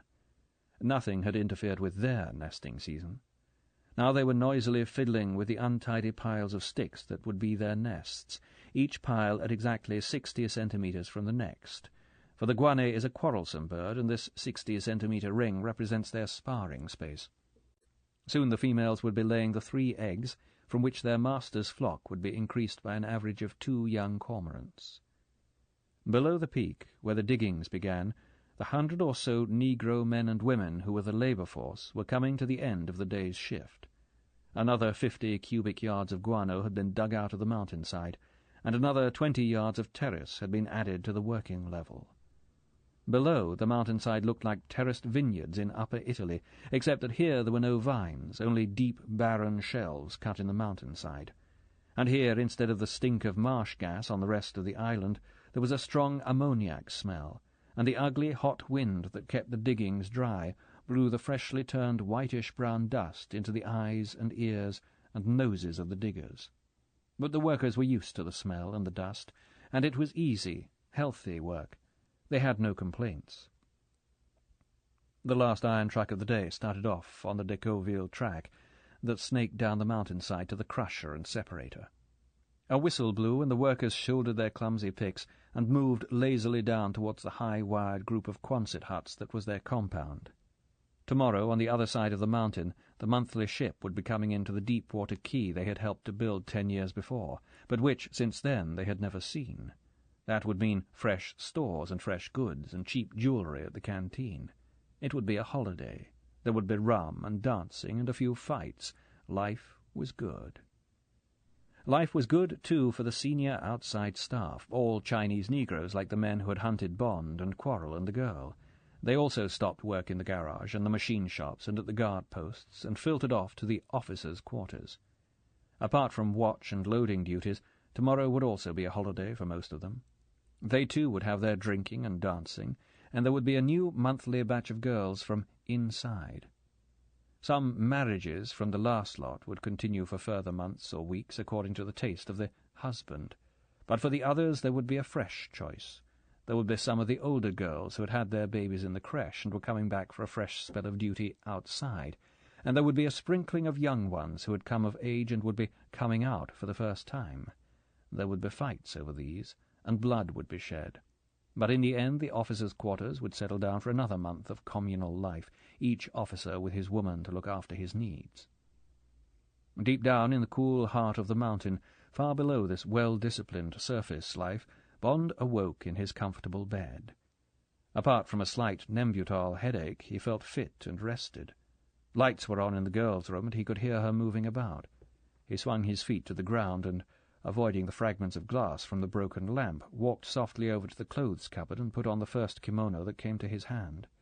He went to the door. The girl had a pile of kimonos out on the bed, and was trying them on in front of the wall mirror. She had on a very smart one in sky-blue silk. It looked wonderful against the gold of her skin. Bond said, "That's the one." She whirled round, her hand at her mouth. She took it down. "Oh, it's you." She smiled at him. "I thought you'd never wake up. I've been to look at you several times. I'd made up my mind to wake you at 5. It's 4:30, and I'm hungry. Can you get us something to eat?" "Why not?" Bond walked across to her bed. As he passed her, he put his arm round her waist and took her with him. He examined the bells. He pressed the one marked room service. He said, "What about the others? Let's have the full treatment." She giggled. "But what's a manicurist?" "Someone who does your nails. We must look our best for Dr. No." At the back of Bond's mind was the urgent necessity to get his hands on some kind of weapon. A pair of scissors would be better than nothing. Anything would do. He pressed 2 more bells. He let her go and looked round the room. Someone had come while they were asleep and taken away the breakfast things. There was a drink tray on a sideboard against the wall. Bond went over and examined it. It had everything. Propped among the bottles were 2 menus, huge double-folio pages covered with print. They might have been from the Savoy Grill, or the 21, or the Tour d'Argent. Bond ran his eye down one of them. It began with caviar double de beluga and ended with sorbet à la champagne. In between was every dish whose constituents would not be ruined by a deep freeze. Bond tossed it down. One certainly couldn't grumble about the quality of the cheese in the trap. There was a knock on the door, and the exquisite May came in. She was followed by two other twittering Chinese girls. Bond brushed aside their amiabilities, ordered tea and buttered toast for Honeychild, and told them to look after her hair and nails. Then he went into the bathroom and had a couple of aspirins and a cold shower. He put on his kimono again, reflected that he looked idiotic in it, and went back into the room. A beaming May asked if he would be good enough to select what he and Mrs. Bryce could care to have for dinner. Without enthusiasm, Bond ordered caviar, grilled lamb cutlets and salad, and angels on horseback for himself. When Honeychild refused to make any suggestions, he chose melon, roast chicken à l'anglaise, and vanilla ice cream with hot chocolate sauce for her. May dimpled her enthusiasm and approval. "The doctor asks if 7:45 for 8 would be convenient." Bond said curtly that it would. "Thank you so much, Mr. Bryce. I will call for you at 7:44. Bond walked over to where Honeychild was being ministered to at the dressing-table. He watched the busy, delicate fingers at work on her hair and her nails. She smiled at him excitedly in the mirror. He said gruffly, "Don't let them make too much of a monkey out of you," and went to the drink tray. He poured himself out a stiff bourbon and soda and took it into his own room. So much for his idea of getting hold of a weapon. The scissors and files and probes were attached to the manicurist's waist by a chain. So were the scissors of the hairdresser. Bond sat down on his rumpled bed and lost himself in drink and gloomy reflections. The women went. The girl looked in at him. When he didn't lift his head, she went back into her room and left him alone. In due course, Bond came into her room to get himself another drink. He said perfunctorily, "Honey, you look wonderful." He glanced at the clock on the wall and went back and drank his drink and put on another of the idiotic kimonos, a plain black one. In due course there came the soft knock on the door, and the two of them went silently out of the room and along the empty, gracious corridor. May stopped at a lift. Its doors were held open by another eager Chinese girl. They walked in, and the doors shut. Bond noticed that the lift was made by Waygood Otis. Everything in the prison was deluxe. He gave an inward shudder of distaste. He noticed the reaction. He turned to the girl. "I'm sorry, honey. Got a bit of a headache." He didn't want to tell her that all this luxury play-acting was getting him down, that he hadn't the smallest idea what it was all about, that he knew it was bad news, and that he hadn't an inkling of a plan of how to get them out of whatever situation they were in. That was the worst of it. There was nothing that depressed Bond's spirit so much as the knowledge that he hadn't one line of either attack or defence. The girl moved closer to him. She said, "I'm sorry, James. I hope it will go away. You're not angry with me about anything?" Bond dredged up a smile. He said, "No, darling, I'm only angry with myself." He lowered his voice. "Now, about this evening, just leave the talking to me. Be natural and don't be worried by Dr. No. He may be a bit mad." She nodded solemnly. "I'll do my best." The lift sighed to a stop. Bond had no idea how far down they had gone. 100 feet? 200? The automatic doors hissed back, and Bond and the girl stepped out into a large room. It was empty. It was a high-ceilinged room about 60 feet long, lined on 3 sides with books to the ceiling. At first glance, the fourth wall seemed to be made of solid blue-black glass. The room appeared to be a combined study and library. There was a big paper-strewn desk in one corner and a central table with periodicals and newspapers. Comfortable club chairs upholstered in red leather were dotted about. The carpet was dark green, and the lighting from standard lamps was subdued. The only odd feature was that the drink tray and sideboard were up against the middle of the long glass wall, and chairs and occasional tables with ashtrays were arranged in a semicircle round it, so that the room was centred in front of the empty wall. Bond's eye caught a swirl of movement in the dark glass. He walked across the room. A silvery spray of small fish, with a bigger fish in pursuit, fled across the dark blue. They disappeared, so to speak, off the edge of the screen. What was this? An aquarium? Bond looked upwards. A yard below the ceiling, small waves were lapping at the glass. Above the waves was a strip of greyer blue-black dotted with sparks of light. The outlines of Orion were the clue. This was not an aquarium. This was the sea itself and the night sky. The whole of one side of the room was made of armoured glass. They were under the sea, looking straight into its heart, 20 feet down. Bond and the girl stood transfixed. As they watched, there was the glimpse of 2 great goggling orbs. A golden sheen of head and deep flank showed for an instant and was gone. A big grouper. A silver swarm of anchovies stopped and hovered and sped away. The 20-foot tendrils of a Portuguese man-of-war drifted slowly across the window, glinting violet as they caught the light. Up above there was the dark mass of its underbelly and the outline of its inflated bladder steering with the breeze. Bond walked along the wall, fascinated by the idea of living with this slow, endlessly changing, moving picture. A big tulip shell was progressing slowly up the window from the floor level. A frisk of demoiselle and angelfish and a ruby-red moonlight snapper were nudging and rubbing themselves against a corner of the glass, and a sea centipede quested along, nibbling at the minute algae that must grow every day on the outside of the window. A long, dark shadow paused in the centre of the window and then moved slowly away. If only one could see more. Obediently, 2 great shafts of light from off the screen lanced out into the water. For an instant they searched independently. Then they converged on the departing shadow, and the dull grey torpedo of a 12-foot shark showed up in all its detail. Bond could even see the pig-like pink eyes roll inquisitively in the light, and the slow pulse of the slanting gill-rakers. For an instant the shark turned straight into the converged beam, and the white half-moon mouth showed below the reptile's flat head. It stood poised for a second, and then, with an elegant, disdainful swirl, the great swept-back tail came round, and with a lightning quiver the shark had gone. The searchlights went out. Bond turned slowly. He expected to see Dr. No, but still the room was empty. It looked static and lifeless compared with the pulsing mysteries outside the window. Bond looked back. What must this be like in the colours of day, when one could see everything, perhaps for 20 yards or more? What must it be like in a storm, when the waves crashed noiselessly against the glass, delving almost to the floor and then sweeping up and out of sight? What must it be like in the evening, when the last golden shafts of the sun shone into the upper half of the room, and the waters below were full of dancing motes and tiny water insects? What an amazing man this must be who had thought of this fantastically beautiful conception, and what an extraordinary engineering feat to have carried it out. How had he done it? There could only be one way.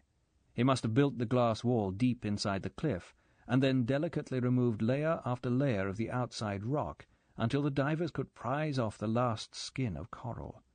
But how thick was the glass? Who had rolled it for him? How had he got it to the island?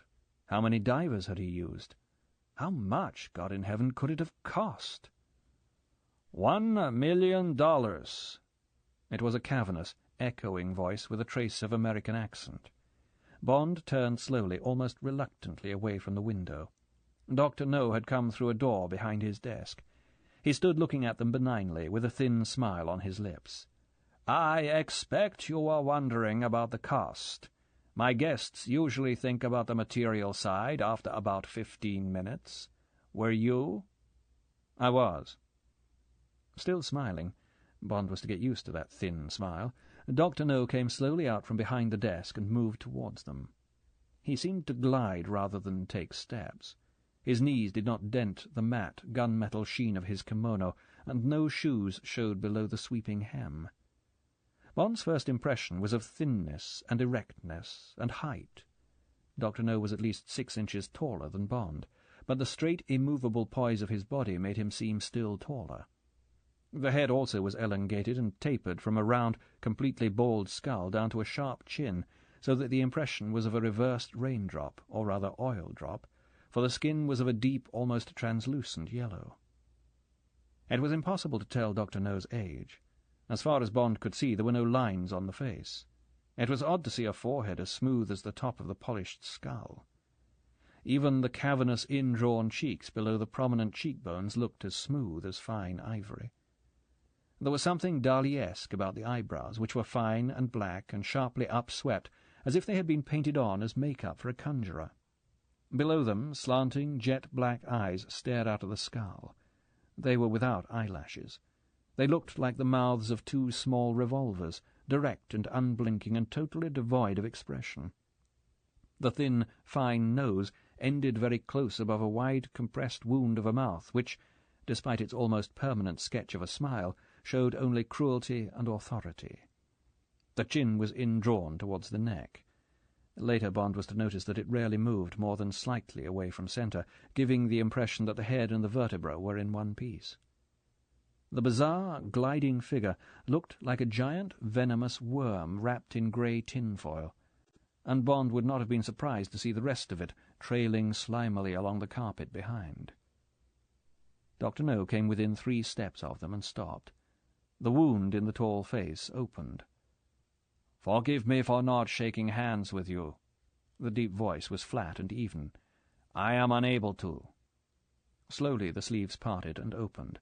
"I have no hands." The 2 pairs of steel pincers came out on their gleaming stalks and were held up for inspection like the hands of a praying mantis. Then the 2 sleeves joined again. Bond felt the girl at his side give a start. The black apertures turned towards her. They slid down to her nose. The voice said flatly, "It is a misfortune." The eyes came back to Bond. "You were admiring my aquarium." It was a statement, not a question. "Man enjoys the beasts and the birds. I decided to enjoy also the fish. I find them far more varied and interesting. I am sure you both share my enthusiasm." Bond said, "I congratulate you. I shall never forget this room." "No." Again a statement, perhaps with a sardonic inflection, of fact. "But we have much to talk about, and so little time. Please sit down. You will have a drink? Cigarettes are beside your chairs." Dr. No moved to a high leather chair and folded himself down onto the seat. Bond took the chair opposite. The girl sat between them and slightly back. Bond felt a movement behind him. He looked over his shoulder. A short man, a Chinese negro with the build of a wrestler, stood at the drink tray. He was dressed in black trousers and a smart white jacket. Black almond eyes and a wide moon face met his and slid incuriously away. Dr. No said, "This is my bodyguard. He is expert in many things. There is no mystery about his sudden appearance. I always carry what is known as a walkie-talkie here." He inclined his chin towards the bosom of his kimono. "Thus I can summon him when he is needed. What will the girl have?" "Not your wife." Bond turned to Honeychild. Her eyes were wide and staring. She said quietly, "A Coca-Cola, please." Bond felt a moment of relief. At least she was not being got down by the performance.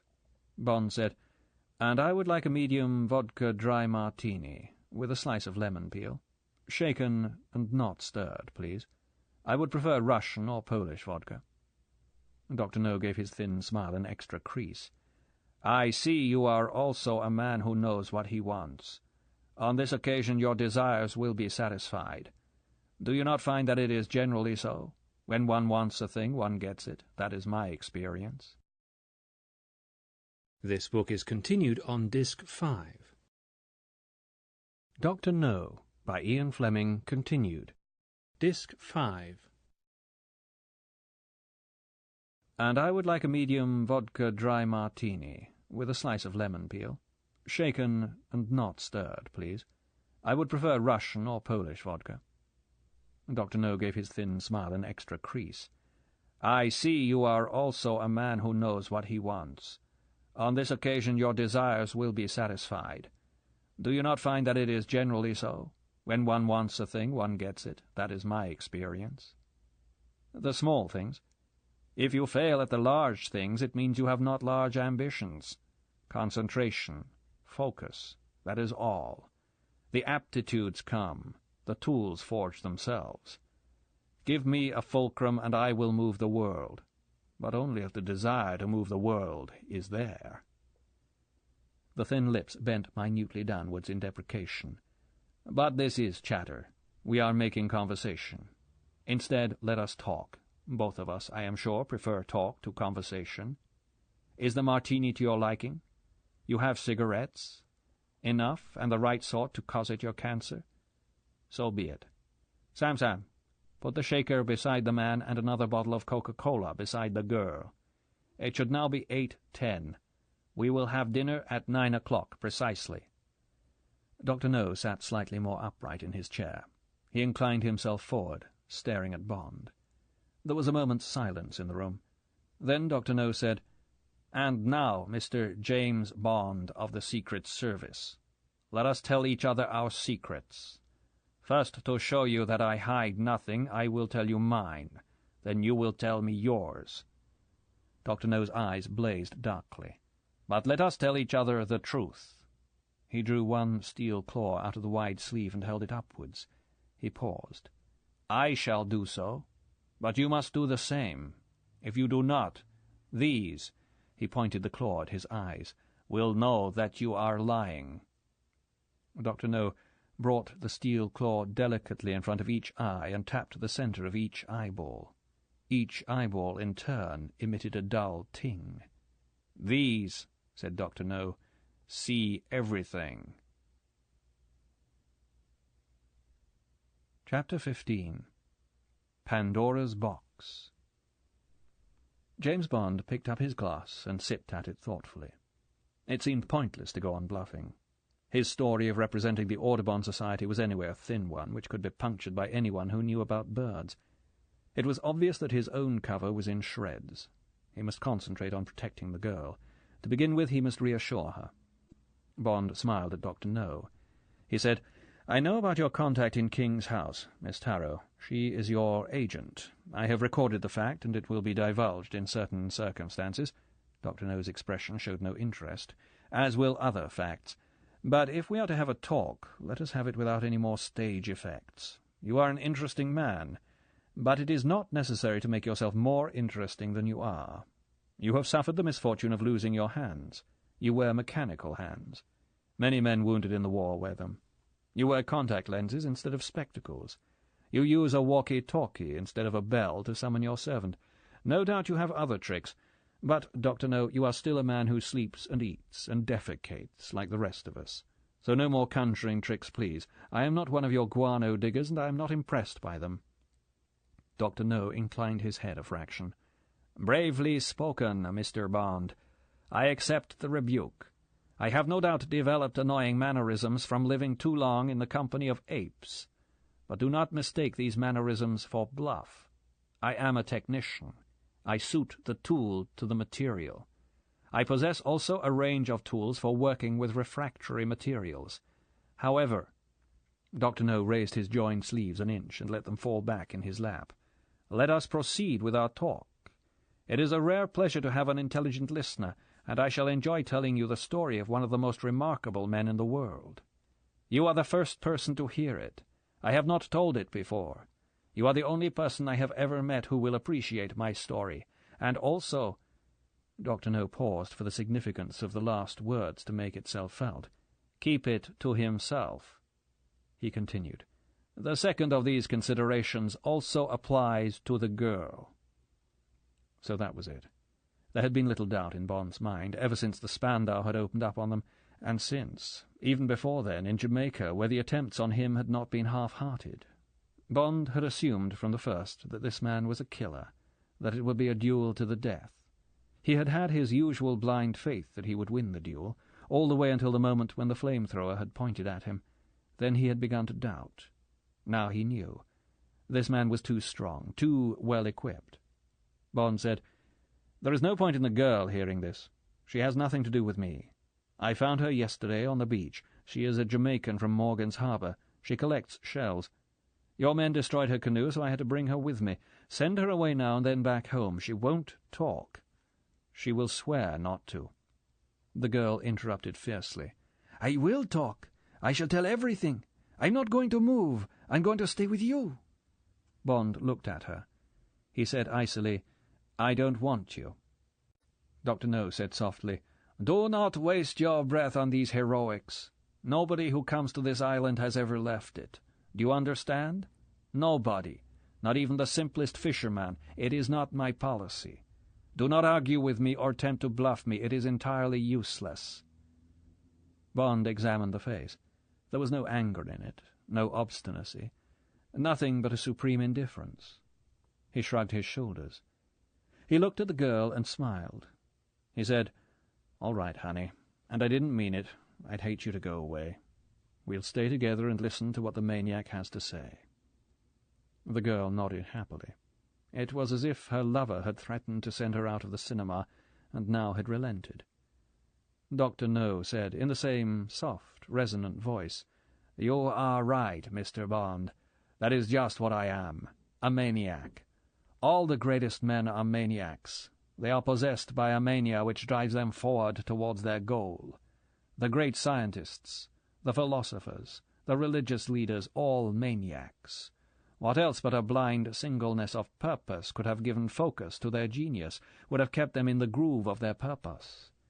Mania, my dear Mr. Bond, is as priceless as genius. Dissipation of energy, fragmentation of vision, loss of momentum, the lack of follow-through, these are the vices of the herd." Dr. No sat slightly back in his chair. "I do not possess these vices. I am, as you correctly say, a maniac. A maniac, Mr. Bond, with a mania for power. That," the black holes glittered blankly at Bond through the contact lenses, "is the meaning of my life. That is why I am here. That is why you are here. That is why here exists." Bond picked up his glass and drained it. He filled it again from the shaker. He said, "I'm not surprised. It's the old business of thinking you're the King of England, or the President of the United States, or God. The asylums are full of them. The only difference is that instead of being shut up, you've built your own asylum and shut yourself up in it. But why did you do it? Why does sitting shut up in this cell give you the illusion of power?" Irritation flickered at the corner of the thin mouth. "Mr. Bond, power is sovereignty. Clausewitz's first principle was to have a secure base. From there one proceeds to freedom of action. Together, that is sovereignty. I have secured these things and much besides. No one else in the world possesses them to the same degree. They cannot have them. The world is too public. These things can only be secured in privacy. You talk of kings and presidents. How much power do they possess? As much as their people will allow them. Who in the world has the power of life or death over his people? Now that Stalin is dead, can you name any man except myself? And how do I possess that power, that sovereignty? Through privacy, through the fact that nobody knows, through the fact that I have to account to no one." Bond shrugged. "That is only the illusion of power, Dr. No. Any man with a loaded revolver has the power of life and death over his neighbour. Other people beside you have murdered in secret and got away with it. In the end they generally get their deserts. A greater power than they possess is exerted upon them by the community. That will happen to you, Dr. No. I tell you, your search for power is an illusion because power itself is an illusion." Dr. No said equably, "So is beauty, Mr. Bond. So is art. So is money. So is death. And so, probably, is life. These concepts are relative. Your play upon words does not shake me. I know philosophy, I know ethics, and I know logic, better than you do, I dare say. But let us move away from this sterile debate. Let us return to where I began, with my mania for power, or, if you wish it, for the illusion of power. And please, Mr. Bond," again the extra crease in the fixed smile, "please do not imagine that half an hour's conversation with you will alter the pattern of my life. Interest yourself rather in the history of my pursuit, let us put it, of an illusion." "Go ahead." Bond glanced at the girl. She caught his eye. She put her hand up to her mouth as if to conceal a yawn. Bond grinned at her. He wondered when it would amuse Dr. No to crack her pose of indifference. Dr. No said benignly, "I shall endeavour not to bore you. Facts are so much more interesting than theories, don't you agree?" Dr. No was not expecting a reply. He fixed his eye on the elegant tulip shell that had now wandered halfway up the outside of the dark window. Some small silverfish squirted across the black void. A bluish prickle of phosphorescence meandered vaguely. Up by the ceiling the stars shone more brightly through the glass. The artificiality of the scene inside the room, the three people sitting in the comfortable chairs, the drinks on the sideboard, the rich carpet, the shaded lights, suddenly seemed ludicrous to Bond. Even the drama of it, the danger, were fragile things compared with the progress of the tulip shell up the glass outside. Supposing the glass burst. Supposing the stresses had been badly calculated, the workmanship faulty. Supposing the sea decided to lean a little more heavily against the window.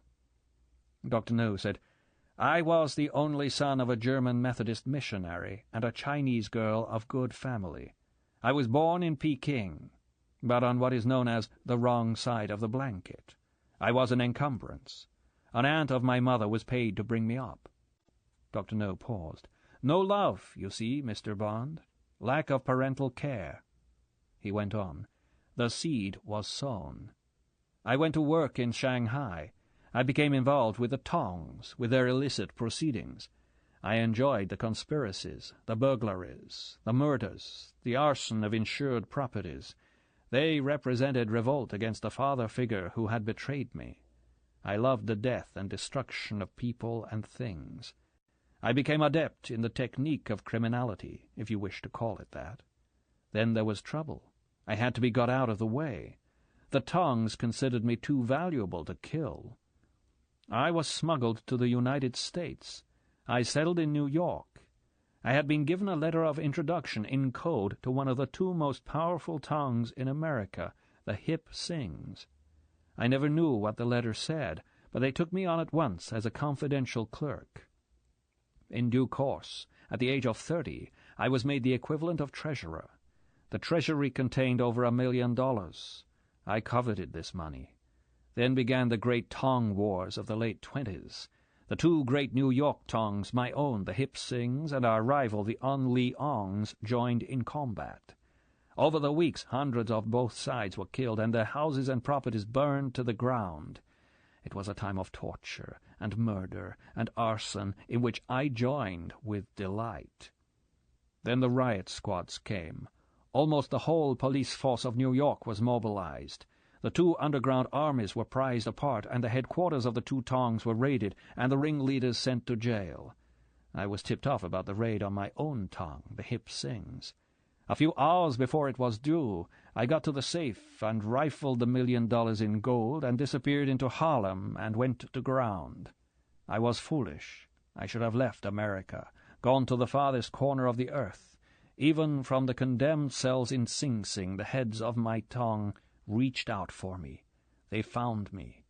The killers came in the night. They tortured me. I would not say where the gold was. They tortured me all through the night. Then, when they could not break me, they cut off my hands to show that the corpse was that of a thief, and they shot me through the heart and went away. But they did not know something about me. I am the one man in 1,000,000 who has his heart on the right side of his body. Those are the odds against it. 1 in 1,000,000.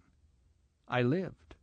By sheer willpower I survived the operation and the months in hospital, and all the time I planned and planned how to get away with the money, how to keep it, what to do with it. Dr. No paused. There was a slight flush at his temples. His body fidgeted inside his kimono. His memories had excited him. For a moment he closed his eyes, composing himself. Bond thought, now. Shall I leap at him and kill him? Break off my glass and do it with a jagged stem? The eyes opened. I am not boring you? You are sure? For an instant I felt your attention wandering. No. The moment had passed. Would there be others? Bond measured the inches of the leap, noted that the jugular vein was in full view above the neck of the kimono. The thin purple lips parted, and the story went on. It was, Mr. Bond, a time for clear, firm decisions.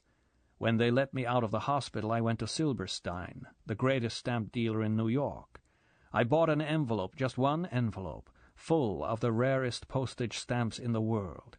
I took weeks to get them together. But I didn't mind what I paid. In New York, London, Paris, Zurich, I wanted my gold to be mobile. I invested it all in these stamps. I had foreseen the World War. I knew there would be inflation. I knew the best would appreciate, or at least hold its value. And meanwhile I was changing my appearance. I had all my hair taken out by the roots, my thick nose made thin, my mouth widened, my lips sliced. I could not get smaller, so I made myself taller. I wore built-up shoes. I had weeks of traction on my spine. I held myself differently. I put away my mechanical hands and wore hands of wax inside gloves. I changed my name to Julius No, the Julius after my father, and the No for my rejection of him and of all authority. I threw away my spectacles and wore contact lenses, one of the first pairs ever built. Then I went to Milwaukee, where there are no Chinamen, and enrolled myself in the Faculty of Medicine. I hid myself in the academic world, the world of libraries and laboratories, and classrooms and campuses, and there, Mr. Bond, I lost myself in the study of the human body and the human mind. Why? Because I wished to know what this clay is capable of. I had to learn what my tools were before I put them to use on my next goal, total security from physical weaknesses, from material dangers, and from the hazards of living. Then, Mr. Bond, from that secure base, armored even against the casual slings and arrows of the world, I would proceed to the achievement of power. The power, Mr. Bond, to do unto others what had been done unto me. The power of life and death, the power to decide, to judge, the power of absolute independence from outside authority. For that, Mr. Bond, whether you like it or not, is the essence of temporal power. Bond reached for the shaker and poured himself a third drink. He looked at Honeychild. She seemed composed and indifferent, as if her mind was on other things. She smiled at him. Dr. No said benignly, "I expect you are both hungry. Pray be patient, I will be brief. So, if you recall, there I was in Milwaukee. In due course, I completed my studies, and I left America and went by easy stages round the world. I called myself doctor because doctors receive confidences, and they can ask questions without arousing suspicion. I was looking for my headquarters. It had to be safe from the coming war. It had to be an island. It had to be entirely private, and it had to be capable of industrial development. In the end, I purchased Crab Key, and here I have remained for 14 years. They have been secure and fruitful years, without a cloud on the horizon. I was entertained by the idea of converting bird dung into gold, and I attacked the problem with passion. It seemed to me the ideal industry. There was a constant demand for the product. The birds require no care except to be left in peace. Each one is a simple factory for turning fish into dung. The digging of the guano is only a question of not spoiling the crop by digging too much. The sole problem is the cost of the labor. It was 1942. The simple Cuban and Jamaican laborer was earning 10 shillings a week cutting cane. I tempted 100 of them over to the island by paying them 12 shillings a week. With guano at $50 a ton, I was well placed, but on one condition, that the wages remained constant. I ensured that by isolating my community from world inflation.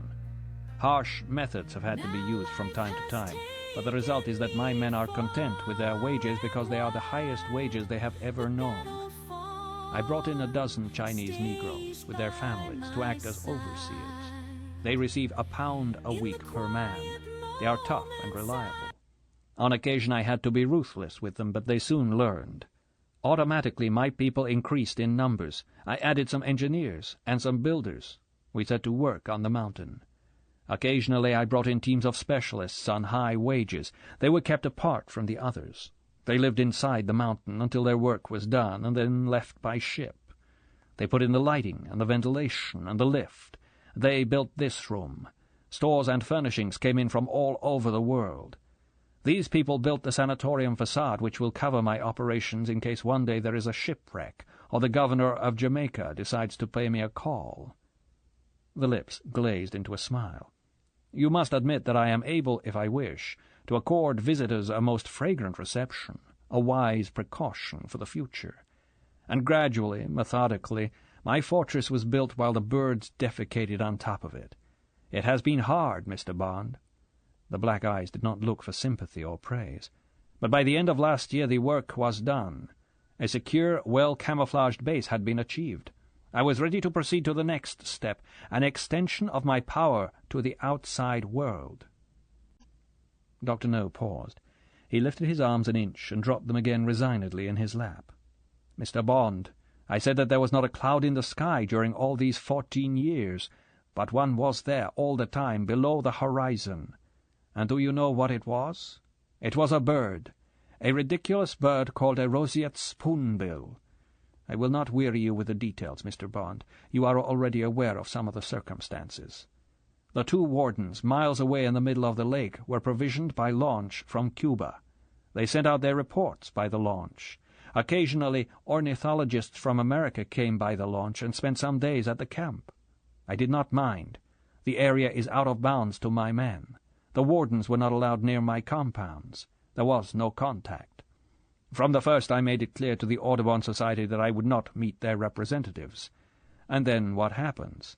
One day, out of a clear sky, I get a letter by the monthly boat. The roseate spoonbills have become one of the bird wonders of the world. The Society gives me formal notification that they intend to build a hotel on their leasehold near the river up which you came. Bird lovers from all over the world will come to observe the birds. Films will be taken. Crab Key, they told me in their flattering, persuasive letter, would become famous. Mr. Bond. The arms were raised and dropped back.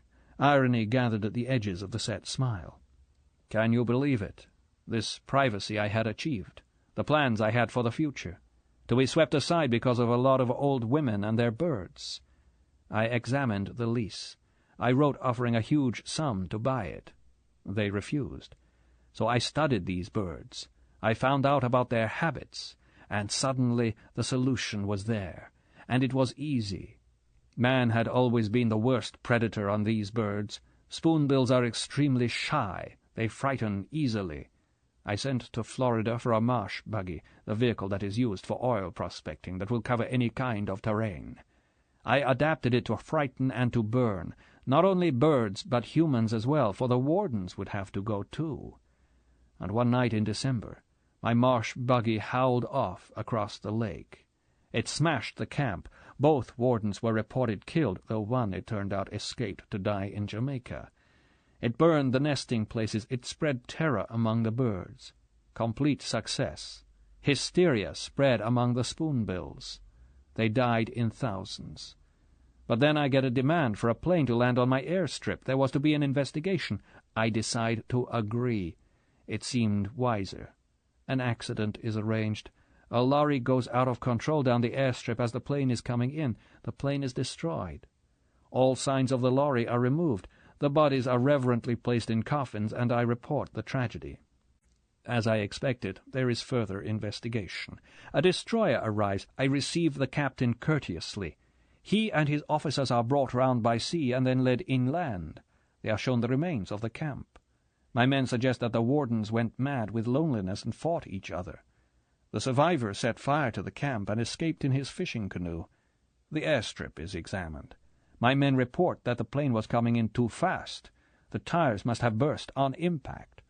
The bodies are handed over. It is very sad. The officers are satisfied. The ship leaves. Peace reigns again. Dr. No coughed delicately. He looked from Bond to the girl and back again. And that, my friends, is my story. Or rather the first chapter of what I am confident will be a long and interesting tale. Privacy has been re-established. There are now no roseate spoonbills, so there will be no wardens. No doubt the Audubon Society will decide to accept my offer for the rest of their lease. No matter. If they start their puny operations again, other misfortunes will befall them. This has been a warning to me. There will be no more interference. Interesting, said Bond. An interesting case history. So that was why Strangways had to be removed. What did you do with him and his girl? They are at the bottom of the Mona Reservoir. I sent 3 of my best men. I have a small but efficient machine in Jamaica. I need it. I have established a watch on the intelligence services in Jamaica and Cuba. It is necessary for my further operations. Your Mr. Strangways became suspicious and started ferreting about. Fortunately, by this time, the routines of this man were known to me. His death and the girl's were a simple matter of timing. I had hoped to deal with you with similar expedition. You were fortunate, but I knew what type of a man you were from the files at King's house. I guessed that the fly would come to the spider. I was ready for you, And when the canoe showed up on the radar screen, I knew you would not get away." Bond said, "Your radar is not very efficient. There were 2 canoes. The one you saw was the girl's. I tell you, she had nothing to do with me." "Then she is unfortunate. I happen to be needing a white woman for a small experiment. As we agreed earlier, Mr. Bond, one generally gets what one wants." Bond looked thoughtfully at Dr. No. He wondered if it was worthwhile even trying to make a dent in this impregnable man. Was it worth wasting breath by threatening or bluffing? Bond had nothing but a miserable 2 of clubs up his sleeve. The thought of playing it almost bored him. Casually, indifferently, he threw it down. "Then you're out of luck, Dr. No. You are now a file in London. My thoughts on this case, the evidence of the poisoned fruit and the centipede and the crashed motor car are on record. So are the names of Miss Chung and Miss Tarrow. Instructions were left with someone in Jamaica that my report should be opened and acted upon if I failed to return from Crab Key within 3 days. Bond paused. The face of Dr. No was impassive. Neither the eyes nor the mouth had flickered. The jugular vein throbbed evenly. Bond bent forward. He said softly, "But because of the girl, and only because of her, Dr. No, I will strike a bargain. In exchange for our safe return to Jamaica, you may have a week's start.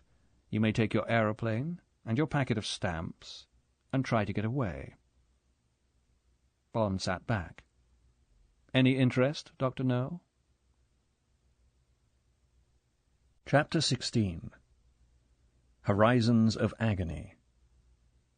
A voice behind Bond said quietly, "Dinner is served." Bond swung round. It was the bodyguard. Beside him was another man who might have been his twin. They stood there, 2 stocky barrels of muscle, their hands buried in the sleeves of their kimonos, and looked over Bond's head at Dr. No.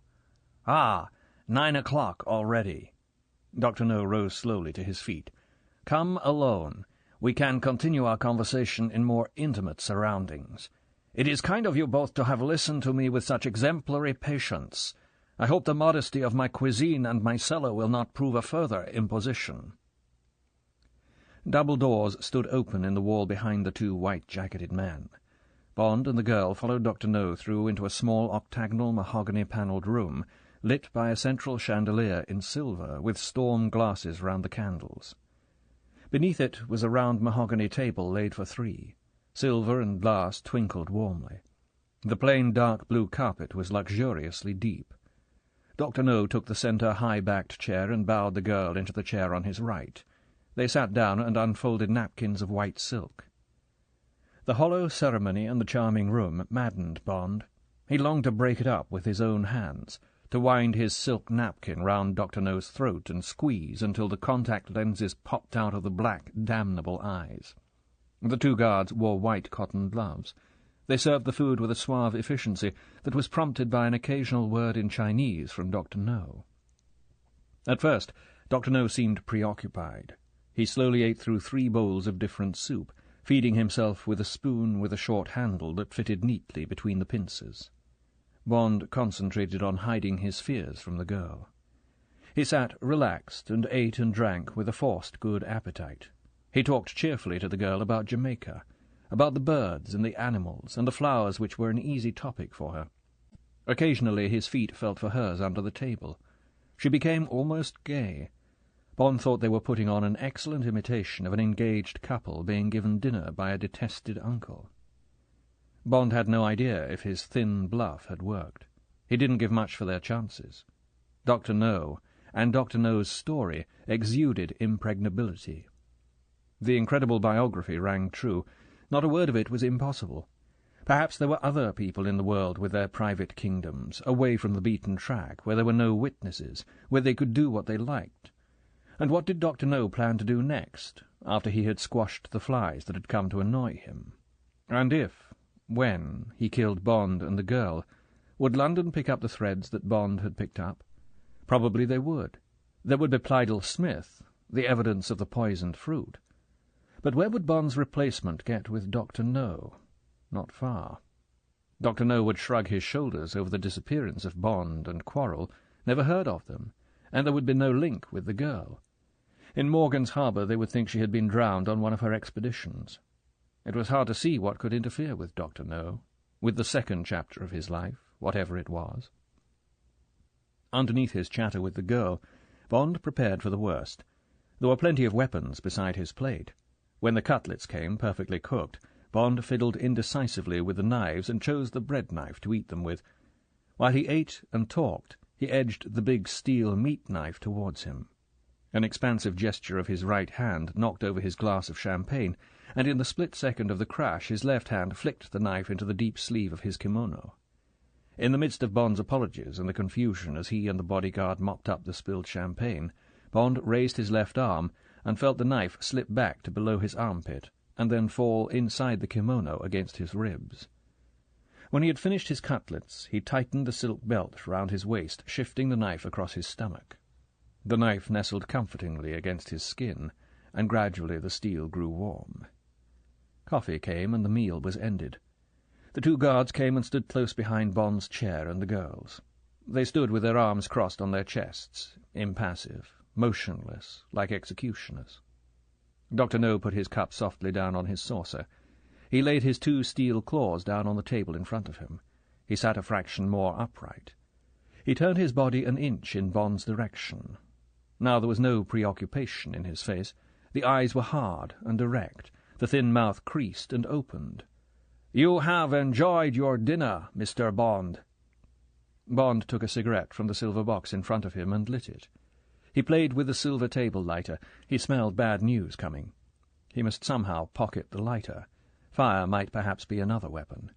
He said easily, "Yes, it was excellent." He looked across at the girl. He leant forward in his chair and rested his forearms on the table. He crossed them, enveloping the lighter. He smiled at her. "I hope I ordered what you like." "Oh, yes, it was lovely." For her the party was still going on. Bond smoked busily, agitating his hands and forearms to create an atmosphere of movement. He turned to Dr. No. He stubbed out his cigarette and sat back in his chair. He folded his arms across his chest. The lighter was in his left armpit. He smiled cheerfully.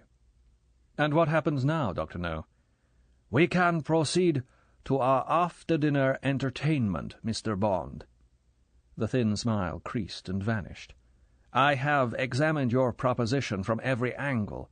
I do not accept it." Bond shrugged his shoulders. "You are unwise."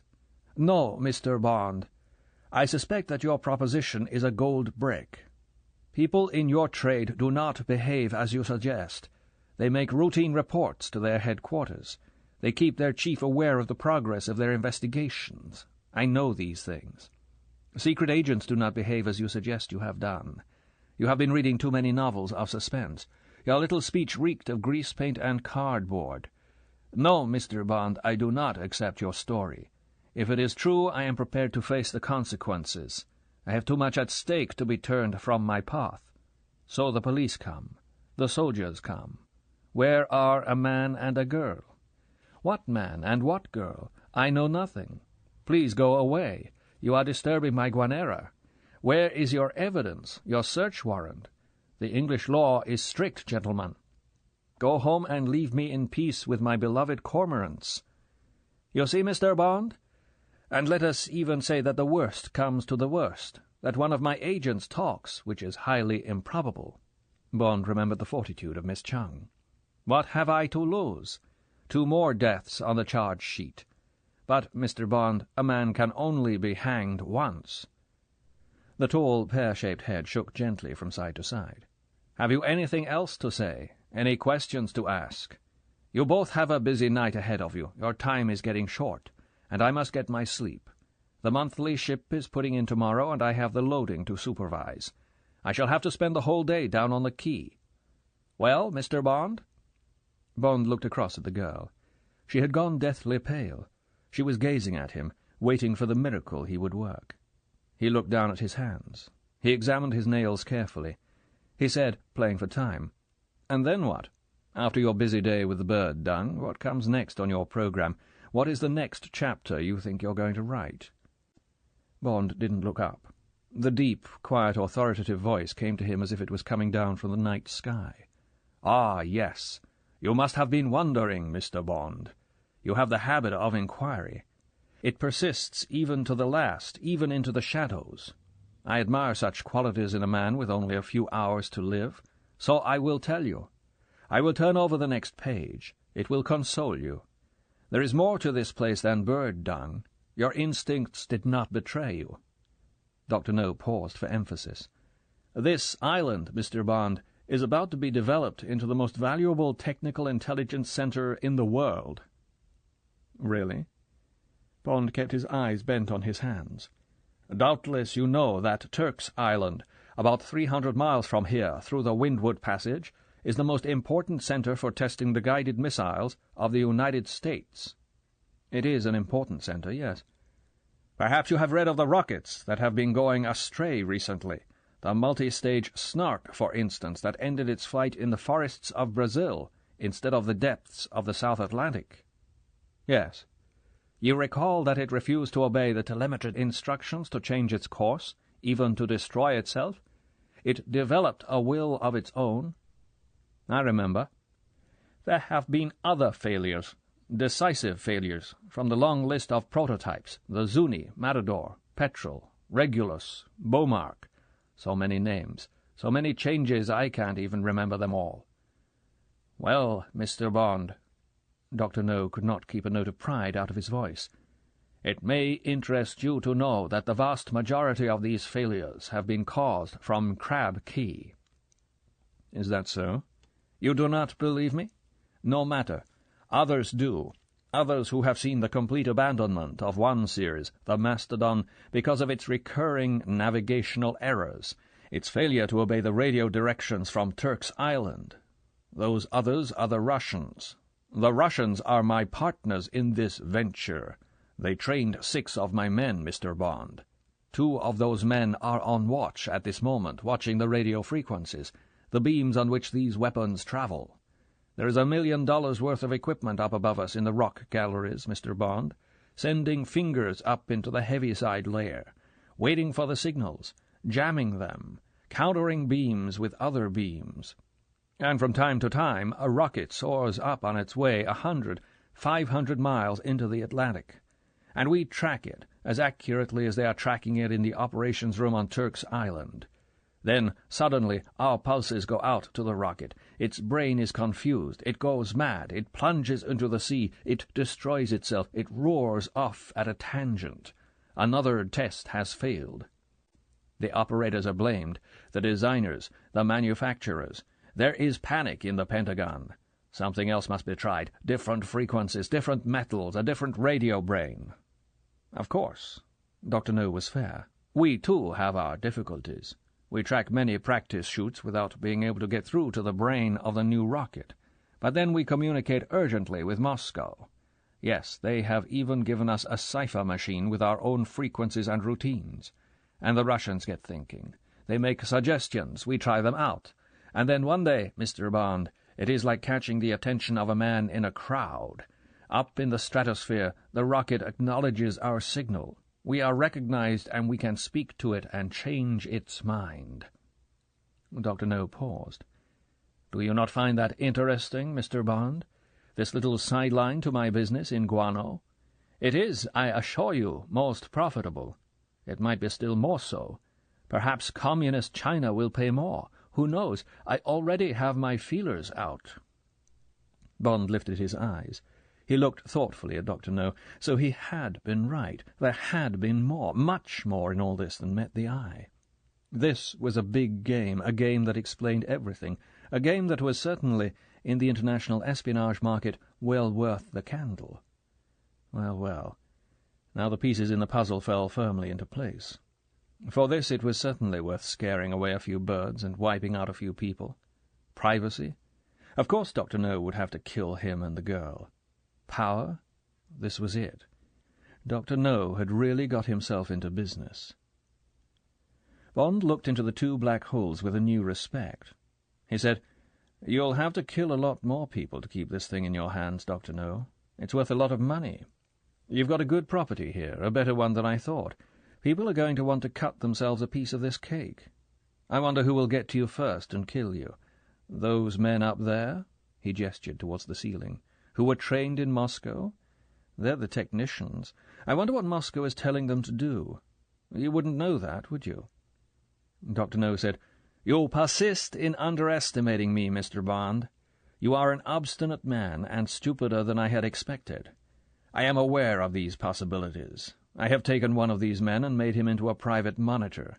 He has duplicates of the ciphers and of the cipher machine. He lives in another part of the mountain. The others think that he died.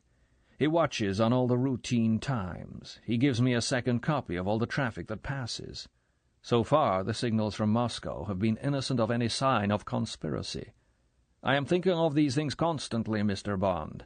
I take precautions, and I shall take further precautions. As I said, you underestimate me." "I don't underestimate you, Dr. No. You're a very careful man. But you've got too many files open on you. In my line of business, the same thing applies to me. I know the feeling. But you've got some really bad ones. The Chinese one, for instance, I wouldn't like to have that one. The FBI should be the least painful, robbery and false identity. But do you know the Russians as well as I do? You're a best friend at the moment. But the Russians don't have partners. They'll want to take you over, buy you out with a bullet. Then there's the file you've started with my service. You really want me to make that one fatter? I shouldn't do it if I were you, Dr. No. They're a tenacious lot of people in my service.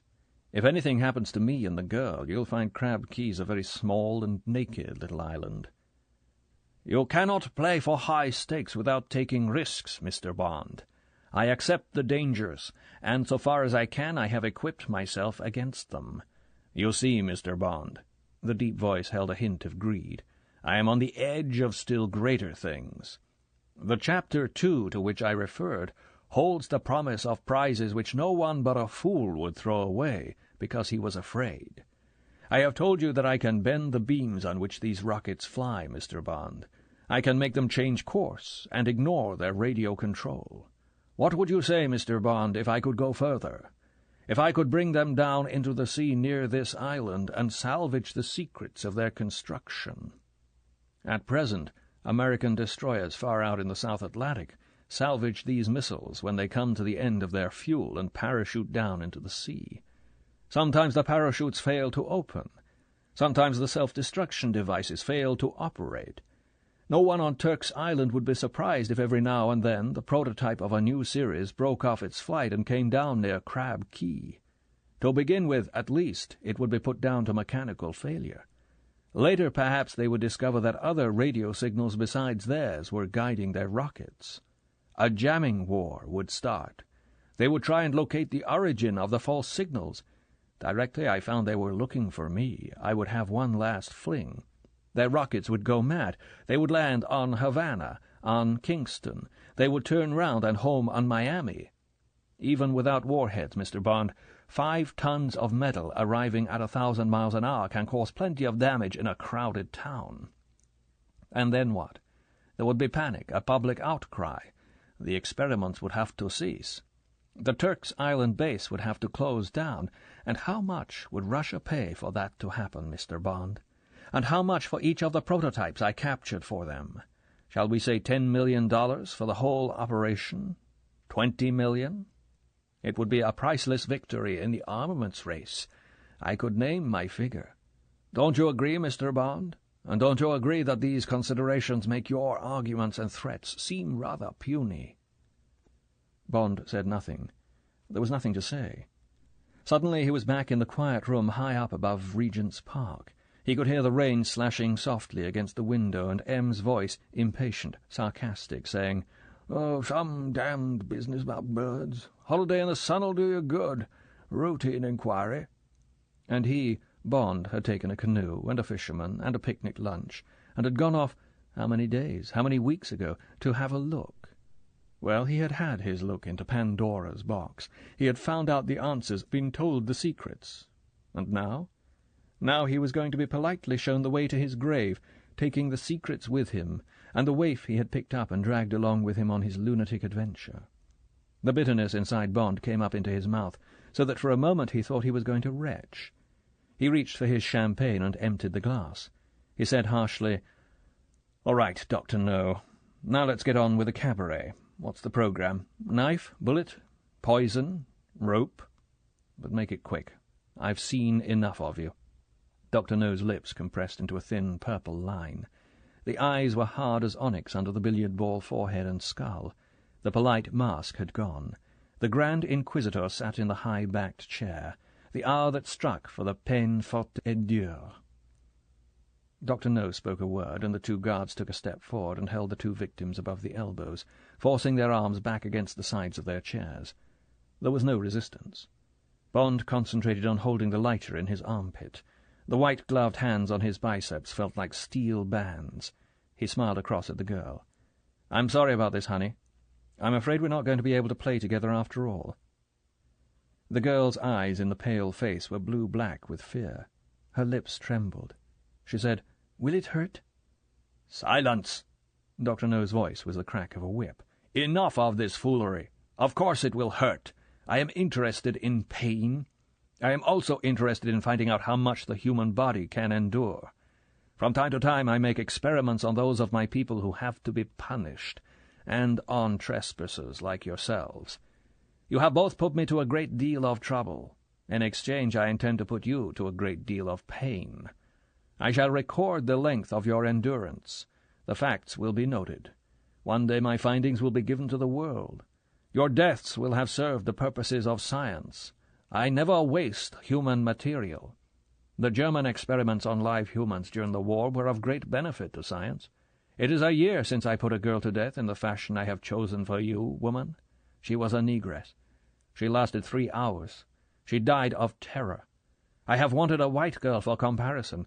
I was not surprised when your arrival was reported. I get what I want." Dr. No sat back in his chair. His eyes were now fixed on the girl, watching her reactions. She stared back at him, half hypnotized, like a bush mouse in front of a rattlesnake. Bond set his teeth. "You are a Jamaican, so you will know what I am talking about. This island is called Crab Key. It is called by that name because it is infested with crabs, land crabs, what they call in Jamaica black crabs. You know them. They weigh about a pound each, and they are as big as saucers. At this time of year they come up in thousands from their holes near the shore and climb up towards the mountain. There, in the coral uplands, they go to ground again in holes in the rock and spawn their broods. They march up in armies of hundreds at a time. They march through everything and over everything. In Jamaica they go through houses that are in their path. They are like the lemmings of Norway. It is a compulsive migration." Dr. No paused. He said softly, "But there is a difference. The crabs devour what they find in their path. And at present, woman, they are running. They are coming up the mountainside in their tens of thousands, great red and orange and black waves of them, scuttling and hurrying and scraping against the rock above us at this moment. And tonight, in the middle of their path, they are going to find the naked body of a woman pegged out, a banquet spread for them, and they will feel the warm body with their feeding pincers, and one will make the first incision with his fighting claws, and then... There was a moan from the girl. Her head fell forward slackly onto her chest. She had fainted. Bond's body heaved in his chair. A string of obscenities hissed out between his clenched teeth. The huge hands of the guard were like fire round his arms. He couldn't even move the chair legs on the floor. After a moment he desisted. He waited for his voice to steady, then he said, with all the venom he could put into the words, "You bastard. You'll fry in hell for this." Dr. No smiled thinly. "Mr. Bond, I do not admit the existence of hell. Console yourself. Perhaps they will start at the throat or the heart. The movement of the pulse will attract them. Then it will not be long." He spoke a sentence in Chinese. The guard behind the girl's chair leant forward and plucked her bodily out of the chair as if she had been a child, and slung the inert body over his shoulder. Between the dangling arms the hair fell down in a golden shower. The guard went to the door and opened it and went out, closing it noiselessly behind him. For a moment there was silence in the room. Bond thought only of the knife against his skin and of the lighter under his armpit. How much damage could he do with the 2 pieces of metal? Could he somehow get within range of Dr. No? Dr. No said quietly, "You said that power was an illusion, Mr. Bond. Do you change your mind? My power to select this particular death for the girl is surely not an illusion. However, let us proceed to the method of your departure. That also has its novel aspects. You see, Mr. Bond, I am interested in the anatomy of courage, in the power of the human body to endure. But how to measure human endurance, how to plot a graph of the will to survive, the tolerance of pain, the conquest of fear. I have given much thought to the problem, and I believe I have solved it. It is, of course, only a rough and ready method, and I shall learn by experience as more and more subjects are put to the test. I have prepared you for the experiment as best I could. I gave you a sedative so that your body should be rested, and I have fed you well so that you may be at full strength. Future, what shall I call them, patients, will have the same advantages. All will start equal in that respect. After that it will be a question of the individual's courage and powers of endurance. Dr. No paused, watching Bond's face. "You'll see, Mr. Bond, I have just finished constructing an obstacle race, an assault course against death. I will say no more about it because the element of surprise is one of the constituents of fear. It is the unknown dangers that are the worst, that bear most heavily on the reserves of courage. And I flatter myself that the gauntlet you will run contains a rich assortment of the unexpected. It will be particularly interesting, Mr. Bond, that a man of your physical qualities is to be my first competitor. It will be most interesting to observe how far you get down the course I have devised. You should put up a worthy target figure for future runners. I have high expectations of you. You should go far. But when, as is inevitable, you have finally failed at an obstacle, your body will be recovered, and I shall most meticulously examine the physical state of your remains. The data will be recorded. You will be the first dot on a graph. Something of an honor, is it not, Mr. Bond?" Bond said nothing. What the hell did all this mean? What could this test consist of? Would it be possible to survive it? Could he conceivably escape from it and get to the girl before it was too late, even if it was only to kill her and save her from her torture? Silently, Bond gathered his reserves of courage, steeling his mind against the fear of the unknown that already had him by the throat, focusing his whole will on survival. Somehow, above all else, he must cling to his weapons. Dr. No rose and stepped away from his chair. He walked slowly to the door and turned. The menacing black holes looked back at Bond from just below the lintel of the door. The head was inclined a fraction. The purple lips creased back. "Run a good race for me, Mr. Bond. My thoughts, as they say, will be with you." Dr. No turned away, and the door closed softly behind the long, thin, gunmetal back. Chapter 17. The Long Scream. There was a man on the lift. The doors were open, waiting. James Bond, his arms still locked to his sides, was marched in. Now the dining room would be empty. How soon would the guards go back, start cleaning away the dinner, notice the missing things? The doors hissed shut. The liftman stood in front of the buttons so that Bond could not see which he had pressed. They were going up. Bond tried to estimate the distance. The lift sighed to a stop. The time seemed rather less than when he had come down with the girl. The doors opened onto an uncarpeted corridor with rough grey paint on the stone walls. It ran about 20 yards straight ahead. "Hold it, Joe," said Bond's guard to the liftman. "Be right with you." Bond was marched down the corridor past doors numbered with letters of the alphabet. There was a faint hum of machinery in the air, and behind one door Bond thought he could catch the crackle of radio static. It sounded as if they might be in the engine room of the Mountain. They came to the end door. It was marked with a black Q. It was ajar, and the guard pushed Bond into the door so that it swung open. Through the door was a grey-painted stone cell about 15 feet square. There was nothing in it except a wooden chair on which lay, laundered and neatly folded, Bond's black canvas jeans and his blue shirt. The guard let go of Bond's arms. Bond turned and looked into the broad yellow face below the crinkly hair. There was a hint of curiosity and pleasure in the liquid brown eyes. The man stood holding the door-handle. He said, "Well, this is it, Bud. You're at the starting gate. You can either sit here and rot or find your way out onto the course. Happy landings." Bond thought it was just worth trying. He glanced past the guard to where the liftman was standing beside his open doors, watching them. He said softly, "How would you like to earn $10,000 guaranteed and a ticket to anywhere in the world?" He watched the man's face. The mouth spread in a wide grin to show brownish teeth worn to uneven points by years of chewing sugar cane. "Thanks, mister. I'd rather stay alive." The man made to close the door. Bond whispered urgently, "We could get out of here together." The thick lips sneered. The man said, "Shove it." The door shut with a solid click. Bond shrugged his shoulders. He gave the door a cursory glance. It was made of metal, and there was no handle on the inside. Bond didn't waste his shoulder on it. He went to the chair and sat down on the neat pile of his clothes and looked round the cell.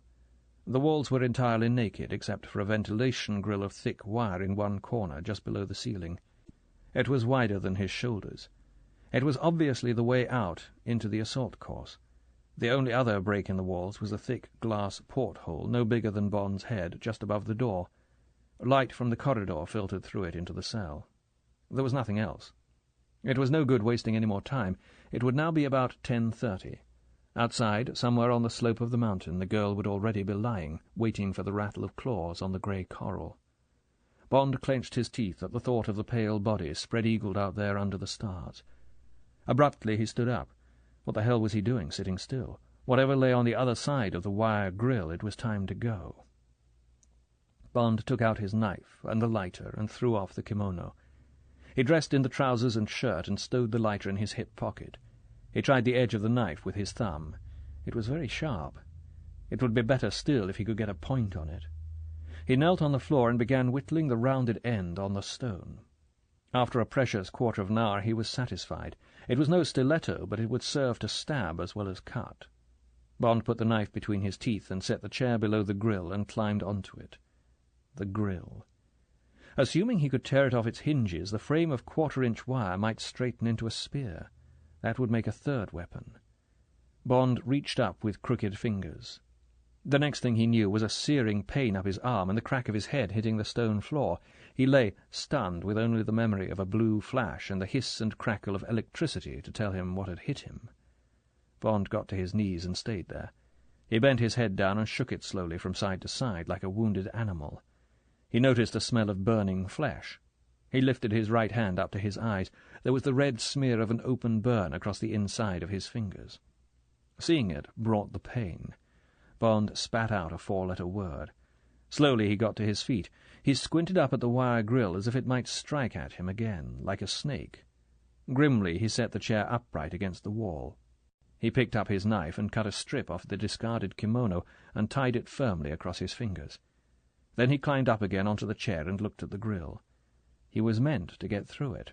The shock had been to soften him up, a taste of pain to come. Surely he had fused the blasted thing. Surely they would have switched off the current.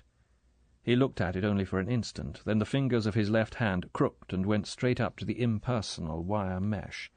His fingers went through the wire rim and gripped. Nothing. Nothing at all. Just wire. Bond grunted. He felt his nerves slacken. He tugged at the wire. It gave an inch. He tugged again, and it came away in his hand and dangled down from 2 strands of copper flex that disappeared into the wall. Bond pulled the grill loose from the flex and got down from the chair. Yes, there was a join in the frame. He set to work unravelling the mesh. Then, using the chair as a hammer, he straightened the heavy wire. After 10 minutes, Bond had a crooked spear about 4 feet long. One end, where it had originally been cut by the pliers, was jagged. It would not pierce a man's clothes, but it would be good enough for the face and neck. By using all his strength and the crack at the bottom of the metal door, Bond turned the blunt end into a clumsy crook. He measured the wire against his leg. It was too long. He bent it double and slipped the spear down a trouser leg. Now it hung from his waistband to just above the knee. He went back to the chair and climbed up again and reached nervously for the edge of the ventilator shaft. There was no shock. Bond heaved up and through the opening and lay on his stomach, looking along the shaft. The shaft was about 4 inches wider than Bond's shoulders. It was circular and of polished metal. Bond reached for his lighter, blessing the inspiration that had made him take it, and flicked it on. Yes, zinc sheeting that looked new. The shaft stretched straight ahead, featureless except for the ridges where the sections of pipe joined. Bond put the lighter back in his pocket and snaked forward. It was easy going. Cool air from the ventilating system blew strongly in Bond's face. The air held no smell of the sea. It was the canned stuff that comes from an air-conditioning plant. Dr. No must have adapted one of the shafts to his purpose. What hazards had he built into it to test out his victims? They would be ingenious and painful, designed to reduce the resistance of the victim. At the winning post, so to speak, there would be the coup de grace, if the victim ever got that far. It would be something conclusive, something from which there would be no escape, for there would be no prizes in this race except oblivion. An oblivion, thought Bond, he might be glad to win. Unless, of course, Dr. No had been just a bit too clever. Unless he had underestimated the will to survive. That, thought Bond, was his only hope. To try to survive the intervening hazards, to get through at least to the last ditch. There was a faint luminosity ahead. Bond approached it carefully, his senses questing in front of him like antennae. It grew brighter. It was the glint of light against the end of the lateral shaft. He went on until his head touched the metal. He twisted over on his back. Straight above him, at the top of 50 yards or so of vertical shaft, was a steady glimmer. It was like looking up a long gun barrel. Bond inched round the square bend and stood upright. So he was supposed to climb straight up this shining tube of metal without a foothold. Was it possible? Bond expanded his shoulders. Yes, they gripped the sides. His feet could also get a temporary purchase, though they would slip except where the ridges at the joints gave him an ounce of upward leverage. Bond shrugged his shoulders and kicked off his shoes. It was no good arguing. He would just have to try. 6 inches at a time, Bond's body began to worm up the shaft. Expand shoulders to grip the sides, lift feet, lock knees, force the feet outwards against the metal, and, as the feet slipped downwards with his weight, contract shoulders and raise them a few inches higher. Do it again and again, and again and again. Stop at each tiny bulge where the sections joined and use the millimetre of extra support to get some breath and measure the next lap. Otherwise don't look up. Think only of the inches of metal that have to be conquered one by one. Don't worry about the glimmer of light that never grows brighter or nearer. Don't worry about losing your grip and falling to smash your ankles at the bottom of the shaft. Don't worry about cramp. Don't worry about your screaming muscles or the swelling bruises on your shoulders and the sides of your feet. Just take the silver inches as they come one by one and conquer them. But then the feet began to sweat and slip. Twice Bond lost a yard before his shoulders, scalding with the friction, could put on the brake. Finally he had to stop altogether to let his sweat dry in the downward draught of air. He waited for a full 10 minutes, staring at his faint reflection in the polished metal, the face split in half by the knife between the teeth. Still he refused to look up to see how much more there was. It might be too much to bear. Carefully Bond wiped each foot against a trouser leg and began again. Now half Bond's mind was dreaming while the other half fought the battle. He wasn't even conscious of the strengthening breeze or the slowly brightening light. He saw himself as a wounded caterpillar crawling up a waste pipe towards the plug-hole of a bath. What would he see when he got through the plug-hole? A naked girl drying herself? A man shaving? Sunlight streaming through an open window into an empty bathroom? Bond's head bumped against something. The plug was in the plug-hole. The shock of disappointment made him slip a yard before his shoulders got a fresh grip. Then he realized he was at the top. Now he noticed the bright light and the strong wind. Feverishly, but with a more desperate care, he heaved up again until his head touched. The wind was coming into his left ear. Cautiously he turned his head. It was another lateral shaft. Above him light was shining through a thick porthole. All he had to do was inch himself round and grip the edge of the new shaft, and somehow gather enough strength to heave himself in. Then he would be able to lie down. With an extra delicacy born of panic that something might now go wrong, that he might make a mistake and plummet back down the shaft to land in a crackle of bone, Bond, his breath steaming against the metal, carried out the manoeuvre and with his last ounce of strength jackknifed into the opening and crumpled full length on his face. Later, how much later, Bond's eyes opened and his body stirred. The cold had woken him from the fringe of total unconsciousness into which his body had plunged. Painfully he rolled over on his back, his feet and shoulders screaming at him, and lay gathering his wits and summoning more strength. He had no idea what time it was, or whereabouts he was inside the mountain. He lifted his head and looked back at the porthole above the yawning tube out of which he had come. The light was yellowish, and the glass looked thick. He remembered the porthole in room Q. There had been nothing breakable about that one, nor, he guessed, would there be here. Suddenly, behind the glass, he saw movement. As he watched, a pair of eyes materialized from behind the electric light bulb. They stopped and looked at him, the bulb making a yellow glass nose between them.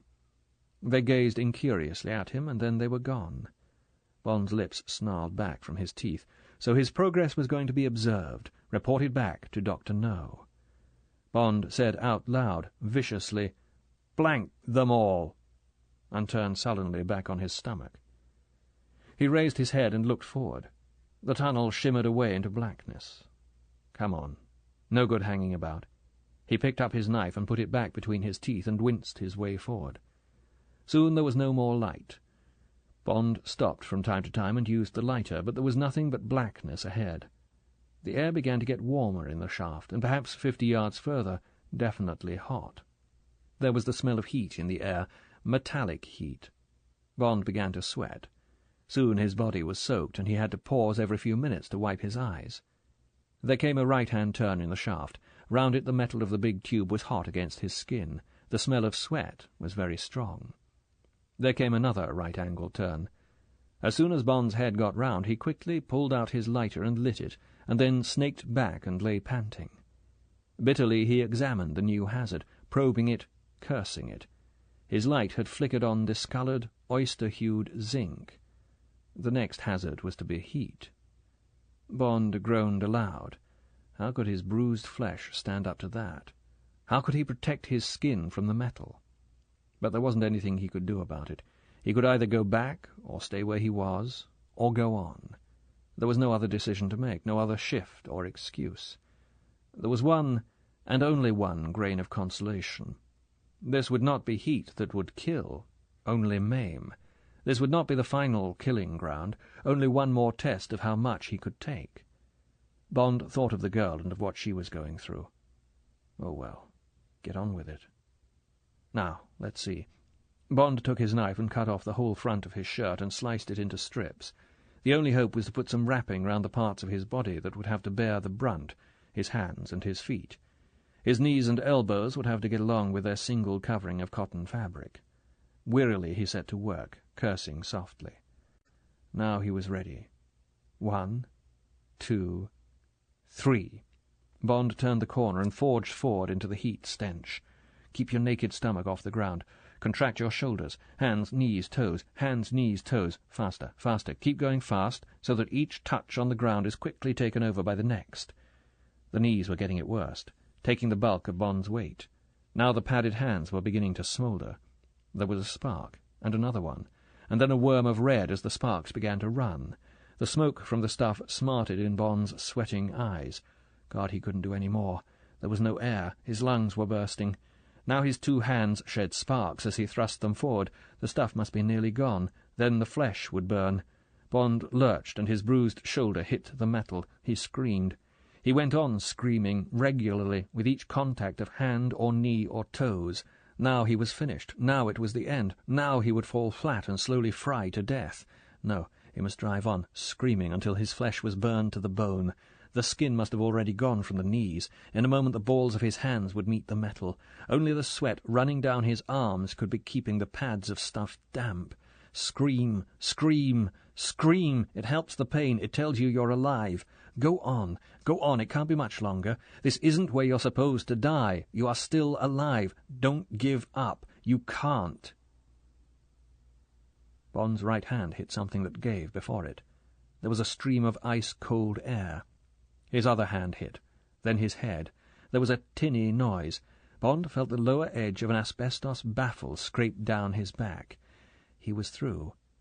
He heard the baffle bang shut. His hands came up against solid wall. They quested to left and right. It was a right-angle bend. His body followed blindly round the corner. The cool air felt like daggers in his lungs. Gingerly he laid his fingers down on the metal. It was cold. With a groan, Bond fell on his face and lay still. Some time later the pain revived him. Bond turned sluggishly over on his back. Vaguely he noticed the lighted porthole above him. Vaguely he took in the eyes gazing down on him. Then he let the black waves take him away again. Slowly in the darkness the blisters formed across the skin, and the bruised feet and shoulders stiffened. The sweat dried on the body and then on the rags of clothing, and the cool air soaked down into the overheated lungs and began its insidious work. But the heart beat on, strongly and regularly, inside the tortured envelope, and the healing sorceries of oxygen and rest pumped life back into the arteries and veins and recharged the nerves. This book is continued on Disc 6. Dr. No, by Ian Fleming, continued. Disc 6. Slowly in the darkness the blisters formed across the skin, and the bruised feet and shoulders stiffened. The sweat dried on the body and then on the rags of clothing, and the cool air soaked down into the overheated lungs and began its insidious work. But the heart beat on, strongly and regularly, inside the tortured envelope, and the healing sorceries of oxygen and rest pumped life back into the arteries and veins and recharged the nerves. Years later, Bond awoke. He stirred. As his eyes opened and met the other pair, inches away behind the glass, pain took him and shook him like a rat. He waited for the shock to die. He tried again, and then again, until he had measured the strength of his adversary. Then Bond, to hide himself away from the witness, turned over on his stomach and took the full blast of it. Again he waited, exploring his body for its reactions, testing the strength of the resolve that was left in the batteries. How much more could he take now? Bond's lips drew back from his teeth, and he snarled into the darkness. It was an animal sound. He had come to the end of his human reactions to pain and adversity. Dr. No had got him cornered. But there were animal reserves of desperation left, and in a strong animal those reserves are deep. Slowly, agonizingly, Bond snaked a few yards away from the eyes and then reached for his lighter and lit it. Ahead there was only the black full moon, the yawning circular mouth that led into the stomach of death. Bond put back the lighter. He took a deep breath and got to his hands and knees. The pain was no greater, only different. Slowly, stiffly, he winced forward. The cotton fabric at Bond's knees and elbows had burned away. Numbly his mind registered the moisture as his blisters burst against the cool metal. As he moved, he flexed his fingers and toes, testing the pain. Slowly he got the measure of what he could do, what hurt most. This pain is supportable, he argued to himself. If I had been in an aeroplane crash, they would only diagnose superficial contusions and burns. I would be out of hospital in a few days. There's nothing wrong with me. I'm a survivor from the crash. It hurts, but it's nothing. Think of the bits and pieces of the other passengers. Be thankful. Put it out of your mind. But nagging behind these reflections was the knowledge that he had not yet had the crash, that he was still on his way towards it, his resistance, his effectiveness reduced. When would it come? What shape would it take? How much more was he to be softened up before he reached the killing ground? Ahead, in the darkness, the tiny red pinpoints might have been an hallucination, specks before the eyes as a result of exhaustion. Bond stopped and screwed up his eyes. He shook his head. No, they were still there. Slowly he snaked closer. Now they were moving. Bond stopped again. He listened. Above the quiet thumping of his heart there was a soft, delicate rustling. The pinpoints had increased in number. Now there were 20 or 30, shifting to and fro, some quickly, some slowly, all over the circle of blackness ahead. Bond reached for his lighter. He held his breath as he lit the little yellow flame. The red pinpoints went out. Instead, a yard ahead of him, very narrow mesh wire, almost as fine as muslin, blocked the shaft. Bond inched forward. The lighter held before him. It was some sort of a cage with small things living in it. He could hear them scuttling back away from the light. A foot away from the mesh he doused the light and waited for his eyes to get used to the dark. As he waited, listening, he could hear the tiny scuttling back towards him, and gradually the forest of red pinpoints gathered again, peering at him through the mesh. What was it? Bond listened to the pounding of his heart. Snakes? Scorpions? Centipedes? Carefully he brought his eyes close up to the little glowing forest. He inched the lighter up beside his face and suddenly pressed the lever. He caught a glimpse of tiny claws hooked through the mesh, and of dozens of thick, furry feet, and of furry sack-like stomachs topped by big insect heads that seemed to be covered with eyes. The things plopped hurriedly off the wire onto the tin and scurried back and huddled in a grey-brown furry mass at the end of the cage. Bond squinted through the mesh, moving the light back and forward. Then he doused the light to save fuel and let the breath come through his teeth in a quiet sigh. They were spiders, giant tarantulas, 3 or 4 inches long. There were 20 of them in the cage, and somehow he had to get past them. Bond lay and rested and thought, while the red eyes gathered again in front of his face. How deadly were these things? How much of the tales about them were myth? They could certainly kill animals, but how mortal to men were these giant spiders with the long, soft, friendly fur of a borzoi? Bond shuddered. He remembered the centipede.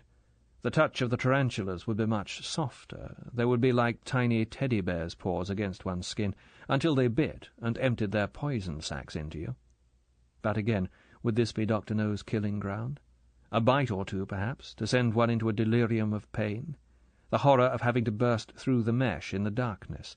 Dr. No would not have reckoned with Bond's lighter. And squash through the forest of eyes, crushing some soft bodies, but feeling the jaws of the others lance home, and then more bites from the ones that had caught in the clothing, and then the creeping agony of the poison. That would have been the way Dr. No's mind would have worked, to send one screaming on one's way. To what? To the final fence? But Bond had the lighter, and the knife, and the wire spear, and all he needed was the nerve and infinite precision. Bond softly opened the jaws of the lighter and pulled the wick out an inch with his thumb and fingernail to give a bigger flame. He lit it, and as the spiders scuttled back, he pierced the thin wire mesh with his knife. He made a hole near the frame and cut down sideways and round. Then he seized the flap of wire and wrenched it out of the frame. It tore like stiff calico and came away in one piece. He put the knife back between his teeth and snaked through the opening. The spiders cowered before the flame of the lighter and crowded back on top of each other.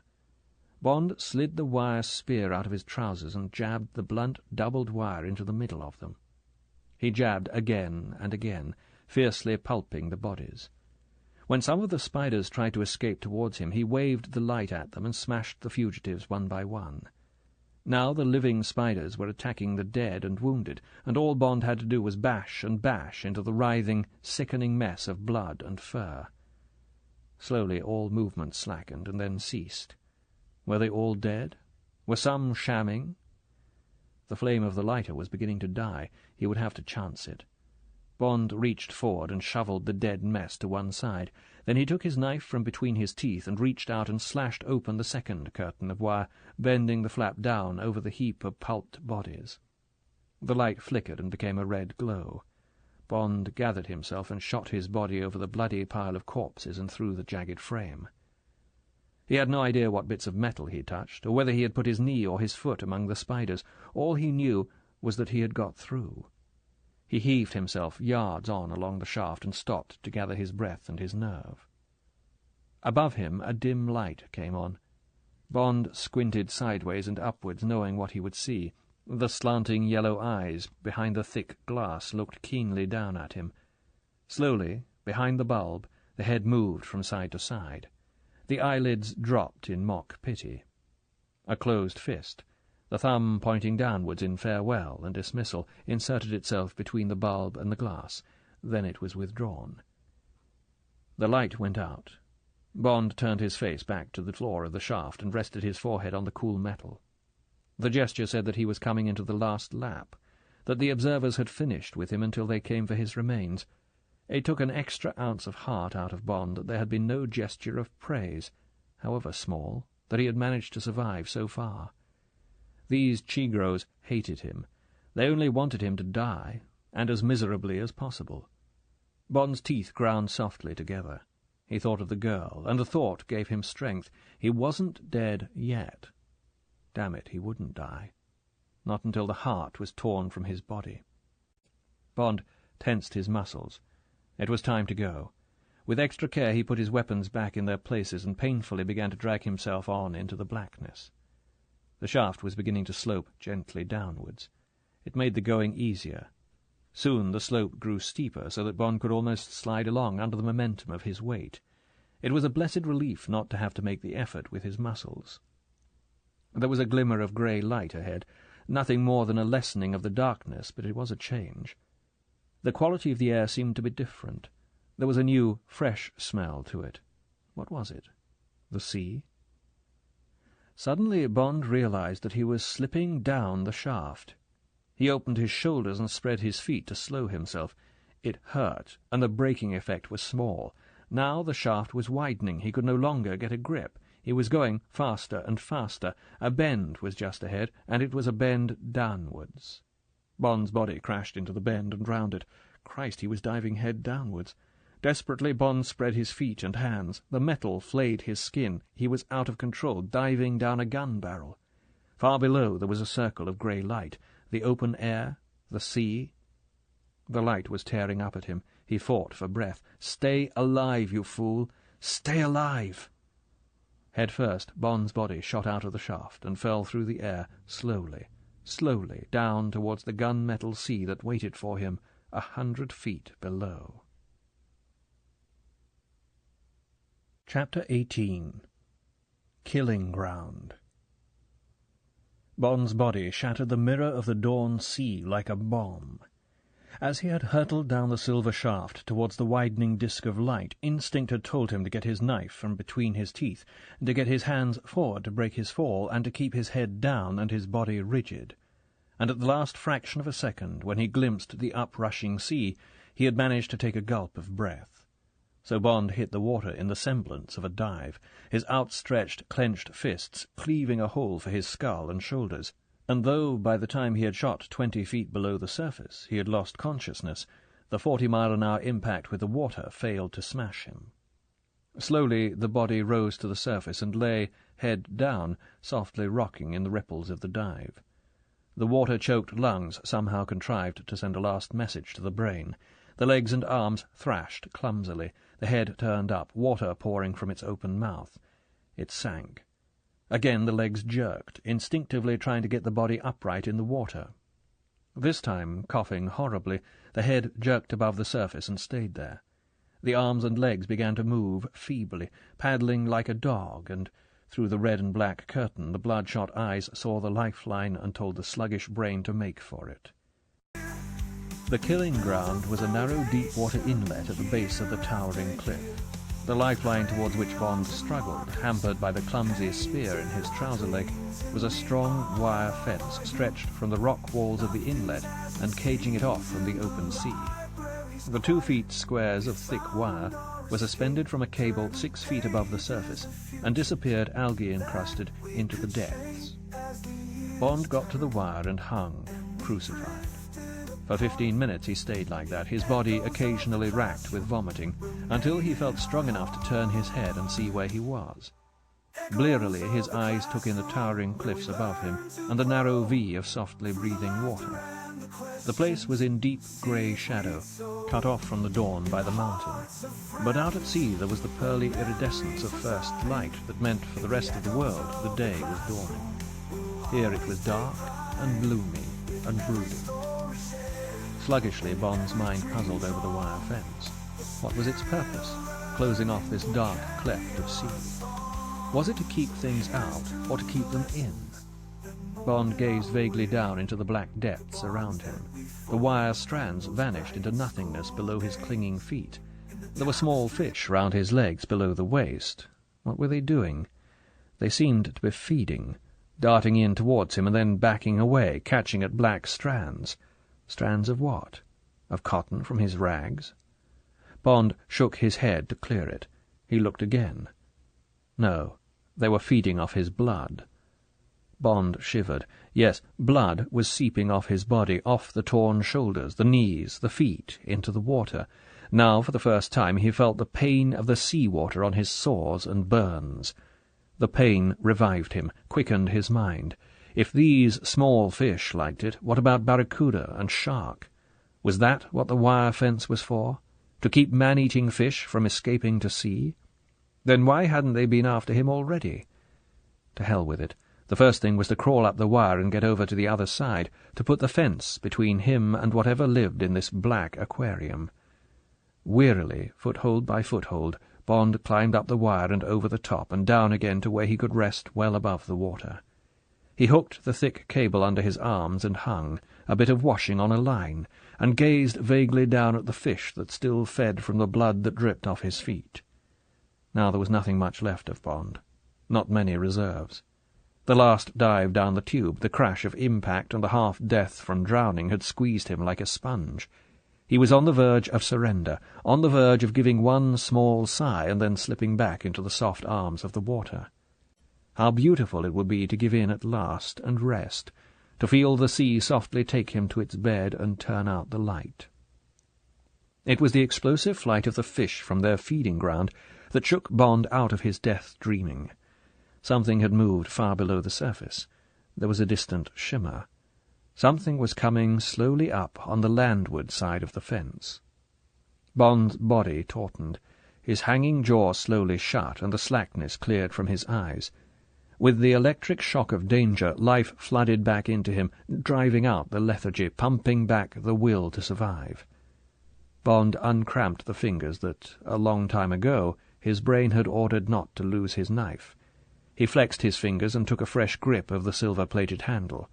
He reached down and touched the crook of the wire spear that still hung inside his trouser leg. He shook his head sharply and focused his eyes. Now what? Below him the water quivered.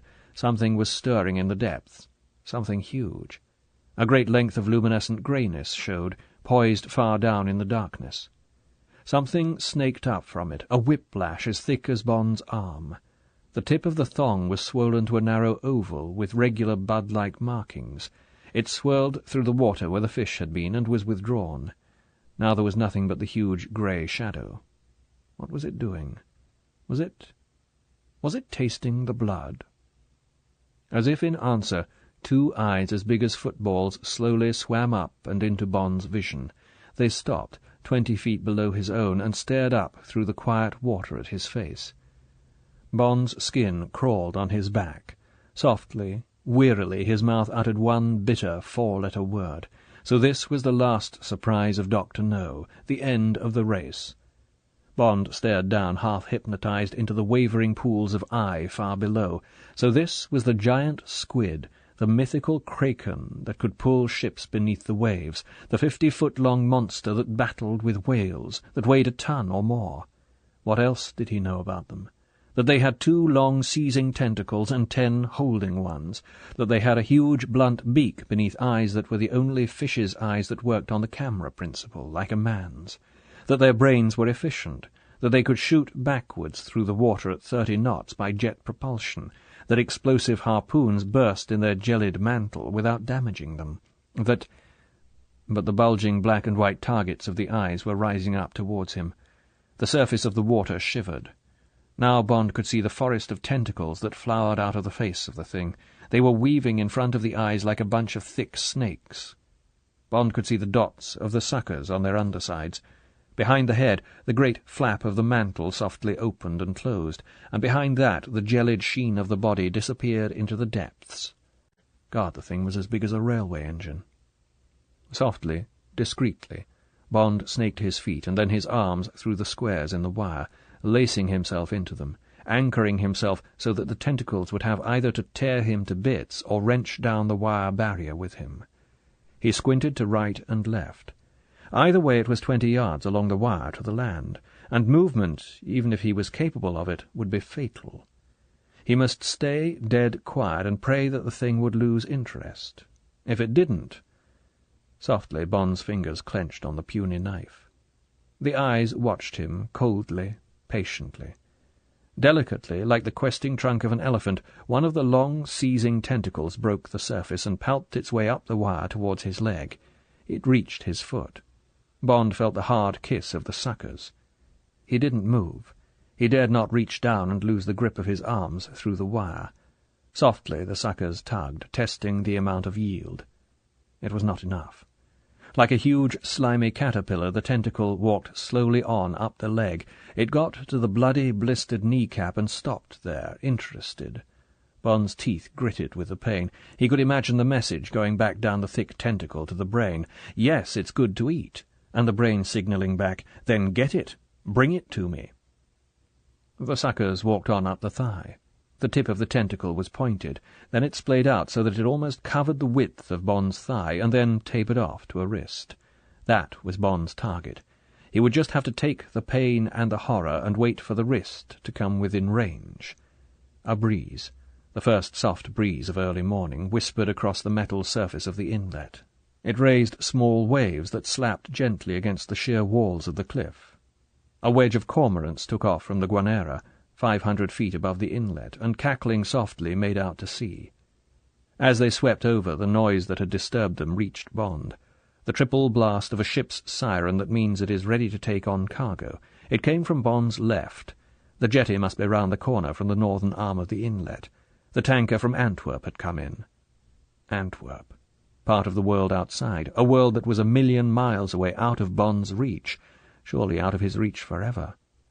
Just around that corner men would be in the galley, having breakfast. The radio would be playing. There would be the sizzle of bacon and eggs, the smell of coffee, breakfast cooking. The suckers were at his hip. Bond could see into the horny cups. A stagnant sea smell reached him as the hand slowly undulated upwards. How tough was the mottled grey-brown jelly behind the hand. Should he stab? No, it must be a quick, hard slash straight across, like cutting a rope. Never mind about cutting into his own skin. Now. Bond took a quick glance into the two football eyes, so patient, so incurious. As he did so, the other seizing arm broke the surface and shot straight up at his face. Bond jerked back, and the hand curled into a fist round the wire in front of his eyes. In a second it would shift to an arm or shoulder, and he would be finished. Now. The first hand was on his ribs. Almost without taking aim, Bond's knife hand slashed down and across.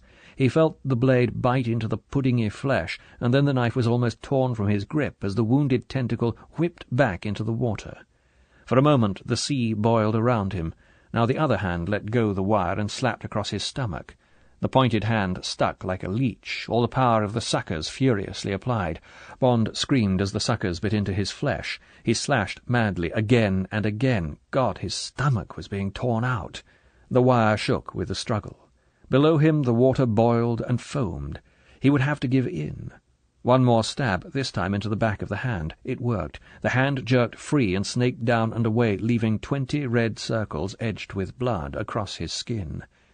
Bond had not time to worry about them. Now the head of the squid had broken the surface, and the sea was being thrashed into foam by the great heaving mantle round it.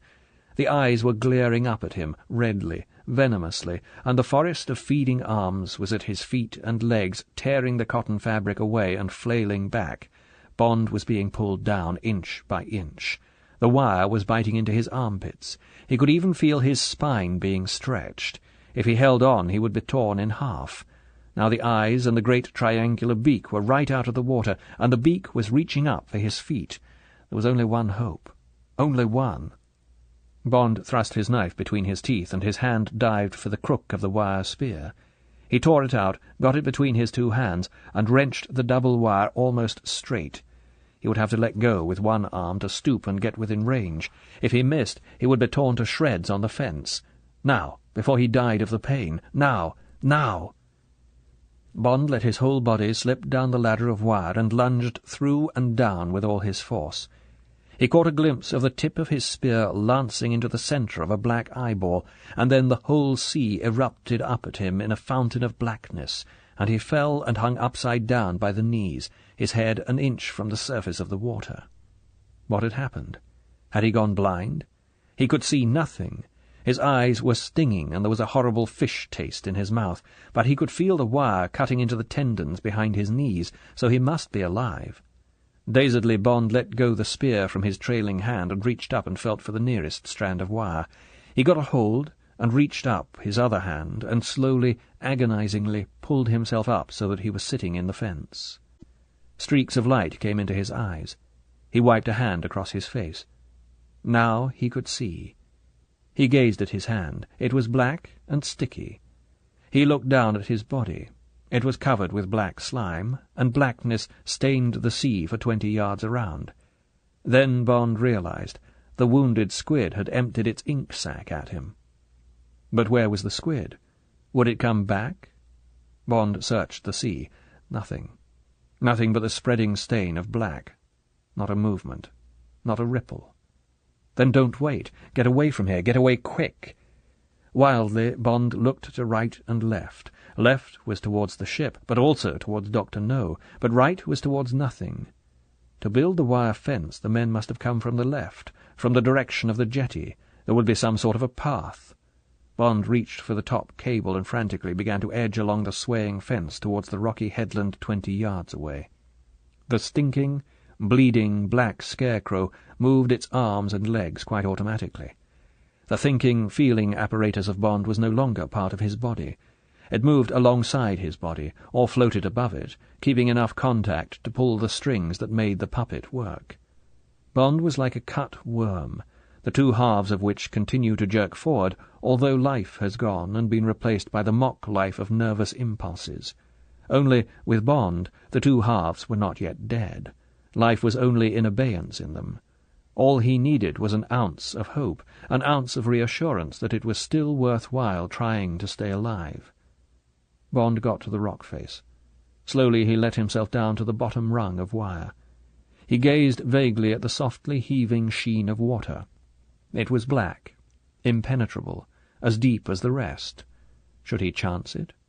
He must. He could do nothing until he had washed off the caking slime and blood, the horrible stale fish smell. Moodily, fatalistically, he took off the rags of his shirt and trousers and hung them on the wire. He looked down at his brown and white body, striped and pock-marked with red. On an instinct he felt his pulse. It was slow, but regular. The steady thump of life revived his spirits. What the hell was he worrying about? He was alive. The wounds and bruises on his body were nothing, absolutely nothing. They looked ugly, but nothing was broken. Inside the torn envelope the machine was quietly, solidly ticking over. Superficial cuts and abrasions, bloody memories, deathly exhaustion, these were hurts that an accident ward would sneer at.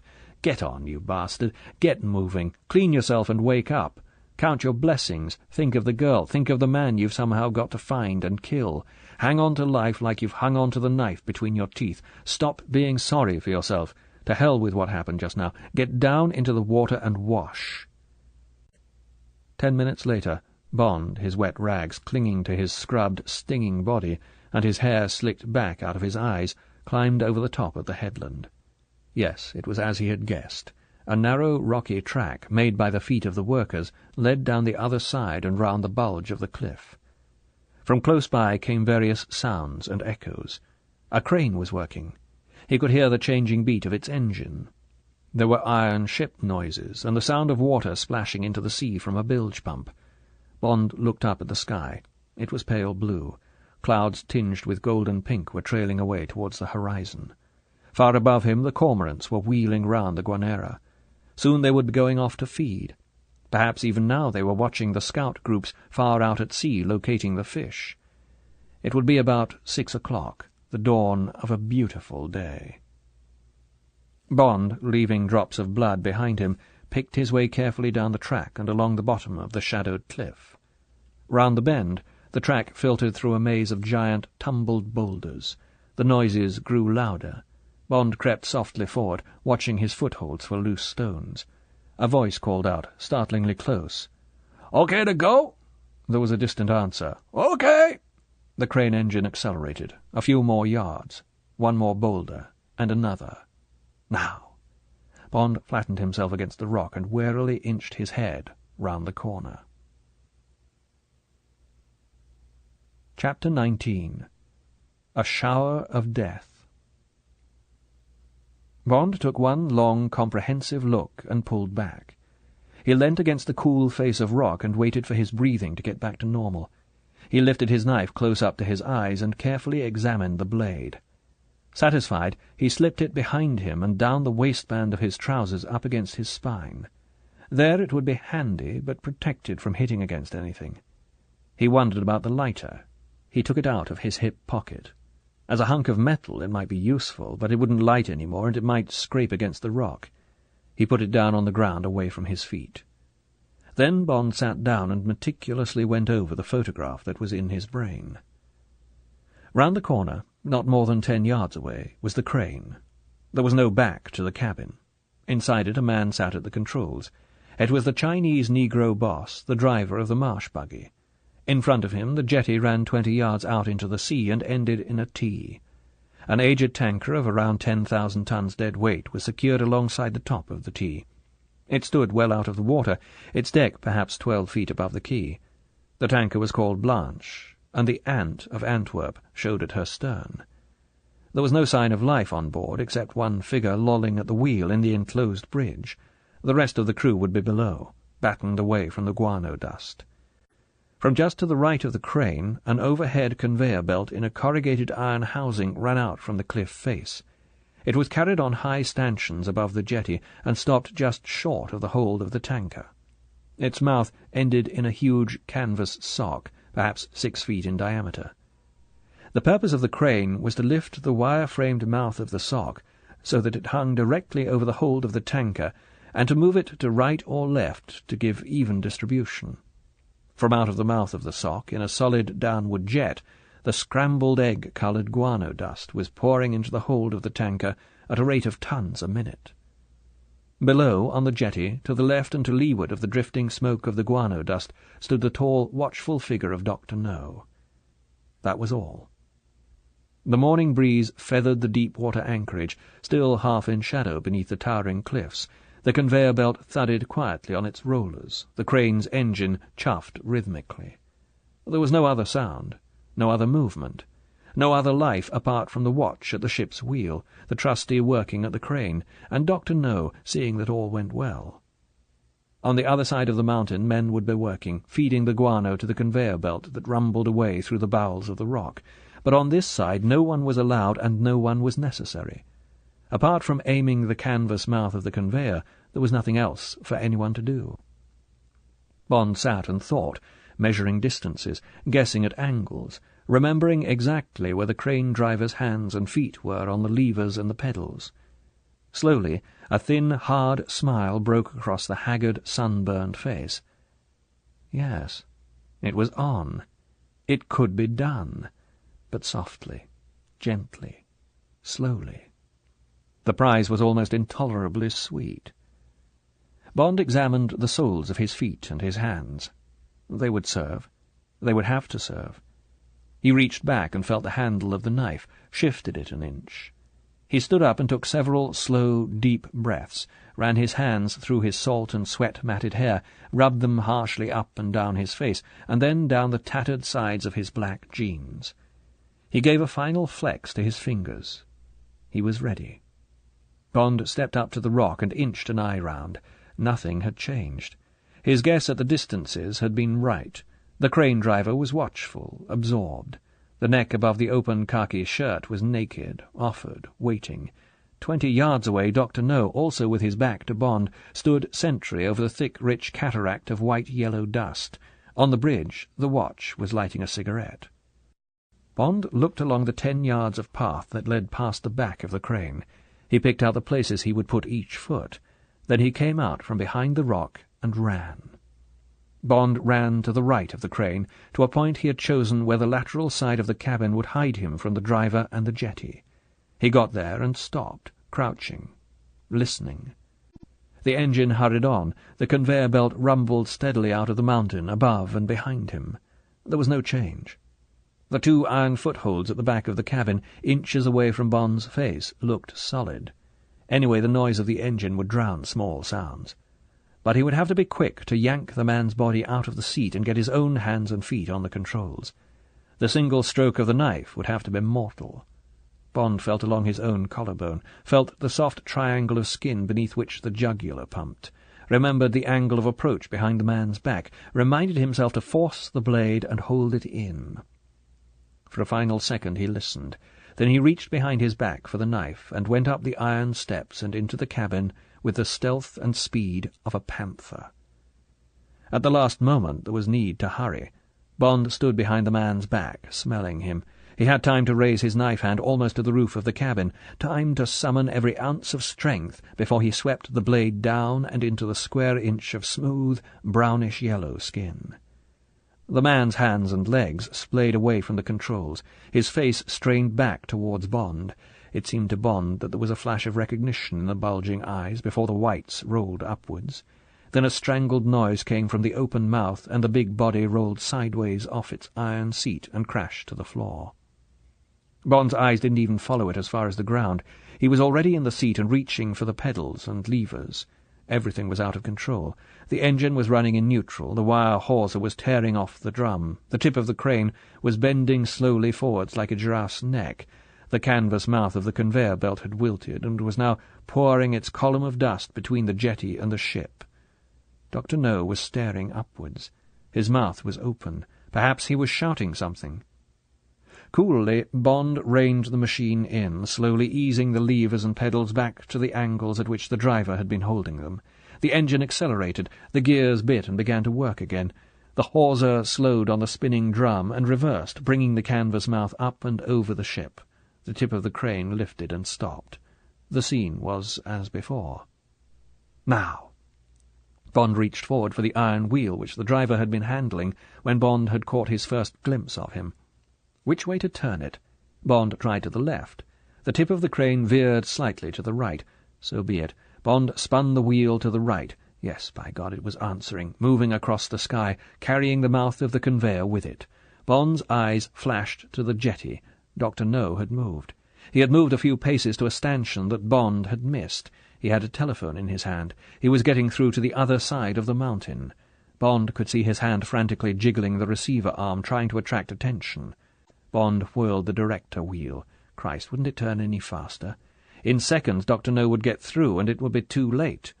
Slowly the tip of the crane arced across the sky. Now the mouth of the conveyor was spewing the dust column down over the side of the ship. Now the yellow mound was marching silently across the jetty. 5 yards. 4, 3, 2. Don't look round, you bastard. Ah! Got you. Stop the wheel. Now you take it, Dr. No. At the first brush of the stinking dust column, Dr. No had turned. Bond saw the long arms fling wide as if to embrace the thudding mass. One knee rose to run. The mouth opened, and a thin scream came up to Bond above the noise of the engine. Then there was a brief glimpse of a kind of dancing snowman, and then only a mound of yellow bird dung that grew higher and higher. God! Bond's voice gave back an iron echo from the walls of the cabin. He thought of the screaming lungs stuffing with the filthy dust, the body bending and then falling under the weight, the last impotent kick of the heels, the last flash of thought. Rage, horror, defeat, and then the silence of the stinking tomb. Now the yellow mountain was 20 feet high.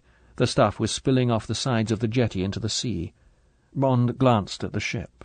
As he did so, there came 3 blasts on its siren. The noise crashed round the cliffs. There came a 4th blast, which didn't stop. Bond could see the watch, holding onto the lanyard as he craned out of the bridge window, looking down. Bond took his hands off the controls and let them rip. It was time to go. He slipped off the iron seat and bent over the dead body. He took the revolver out of the holster and looked at it. He smiled grimly. Smith & Wesson .38, the regular model. He slipped it down inside his waistband. It was fine to feel the heavy, cold metal against his skin. He went to the door of the cabin and dropped down to the ground. An iron ladder ran up the cliff behind the crane to where the conveyor housing jutted out. There was a small door in the corrugated iron wall of the housing. Bond scrambled up the ladder. The door opened easily, letting out a puff of guano dust, and he clambered through. Inside, the clanking of the conveyor belt over its rollers was deafening, but there were dim inspection lights in the stone ceiling of the tunnel, and a narrow catwalk that stretched away into the mountain alongside the hurrying river of dust. Bond moved quickly along it, breathing shallowly against the fishy ammoniac smell. At all costs he must get to the end before the significance of the ship's siren and of the unanswered telephone overcame the fear of the guards. Bond half ran and half stumbled through the echoing, stinking tunnel. How far would it be? 200 yards? And then what? Nothing for it but to break out of the tunnel mouth and start shooting, cause a panic and hope for the best. He would get hold of one of the men and wring out of him where the girl was. Then what? When he got to the place on the mountainside, what would he find? What would be left of her? Bond ran on faster, his head down, watching the narrow breadth of planking, wondering what would happen if he missed his footing and slipped into the rushing river of guano dust. Would he be able to get off the belt again, or would he be whirled away and down until he was finally spewed out onto the burial mound of Dr. No? When Bond's head hit into the soft stomach, and he felt the hands at his throat, it was too late to think of his revolver. His only reaction was to throw himself down and forward at the legs. The legs gave against his shoulder, and there was a shrill scream as the body crashed down on his back. Bond had started the heave that would hurl his attacker sideways and onto the conveyor belt when the quality of the scream and something light and soft about the impact of the body froze his muscles. It couldn't be. As if in answer, sharp teeth bit deeply into the calf of his right leg, and an elbow jabbed viciously, knowledgeably backwards into his groin. Bond yelled with the pain. He tried to squirm sideways to protect himself, but even as he shouted, "Honey!" the elbow thudded into him again. The breath whistled through Bond's teeth with the agony. There was only one way to stop her without throwing her onto the conveyor belt. He took a firm grip of one ankle and heaved himself to his knees. He stood upright, holding her slung over his shoulder by one leg. The other foot banged against his head, but half-heartedly, as if she too realized that something was wrong. "Stop it, honey! It's me!" Through the din of the conveyor belt, Bond's shout got through to her. He heard her cry, "James!" from somewhere near the floor. He felt her hands clutch at his legs. "James! James!" Bond slowly let her down. He turned and knelt and reached for her. He put his arms round her and held her tightly to him. "Oh, honey, honey, are you all right?"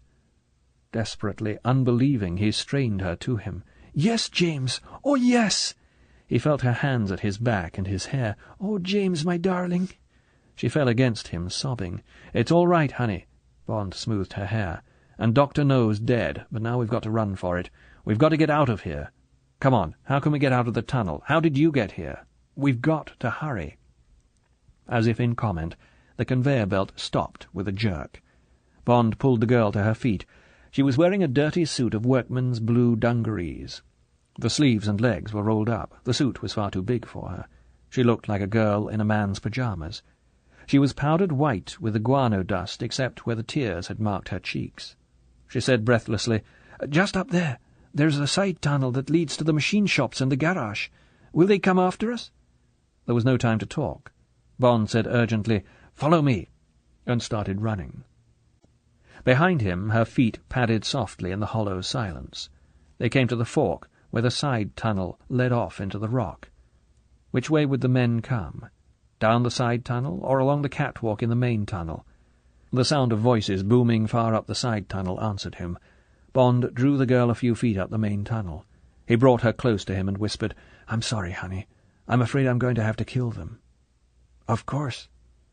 The answering whisper was matter-of-fact. She pressed his hand and stood back to give him room.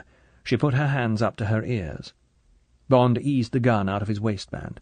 Softly he broke the cylinder sideways and verified with his thumb that all 6 chambers were loaded.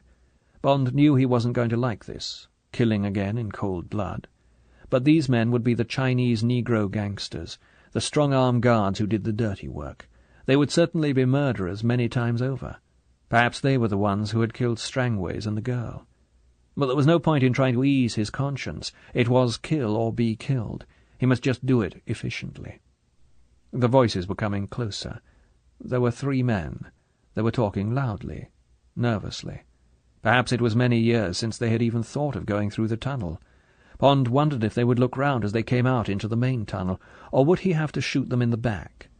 Now they were very close. He could hear their shoes scuffing the ground. "That makes $10 you owe me, Sam." "Not after tonight, it won't be. Roll them bones, boy, roll them bones. No dice for me tonight, fella. I'm going to cut myself a slice of the white girl." "Ha, ha, ha!" The first man came out, then the second, then the third.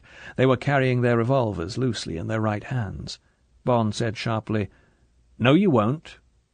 The three men whirled round. White teeth glinted in open mouths.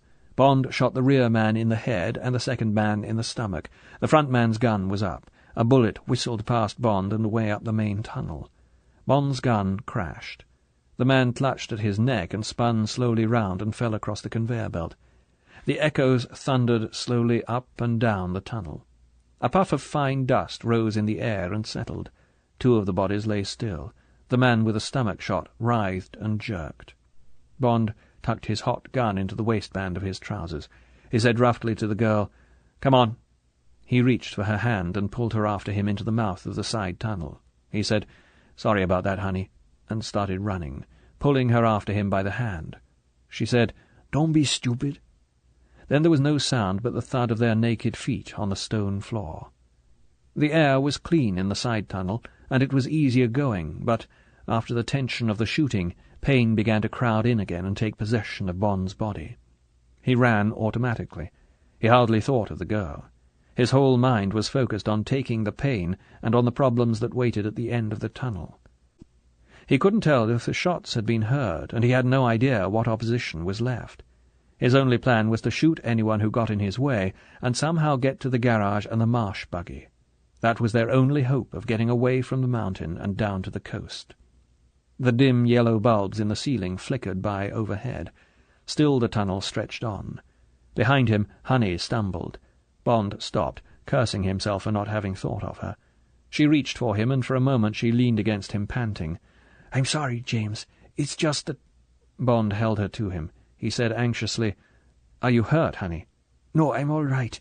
It's just that I'm so terribly tired, and my feet got rather cut on the mountain. I fell a lot in the dark. If we could walk a bit, we're nearly there. And there's a door into the garage before we get to the machine shop. Couldn't we go in there?" Bond hugged her to him. He said, "That's just what I'm looking for, honey. That's our only hope of getting away. If you can stick it till we get there, we've got a real chance." Bond put his arm round her waist and took her weight. He didn't trust himself to look at her feet. He knew they must be bad. It was no good being sorry for each other. There wasn't time for it if they were to stay alive. They started moving again, Bond's face grim with the extra effort, the girl's feet leaving bloody footsteps on the ground, and almost immediately she whispered urgently, and there was a wooden door in the wall of the tunnel, and it was ajar, and no sound came from the other side. Bond took out his gun and gently eased the door open. The long garage was empty. Under the neon lights, the black and gold painted dragon on wheels looked like a float waiting for the Lord Mayor's show. It was pointing towards the sliding doors, and the hatch of the armoured cabin stood open. Bond prayed that the tank was full and that the mechanic had carried out his orders to get the damage fixed.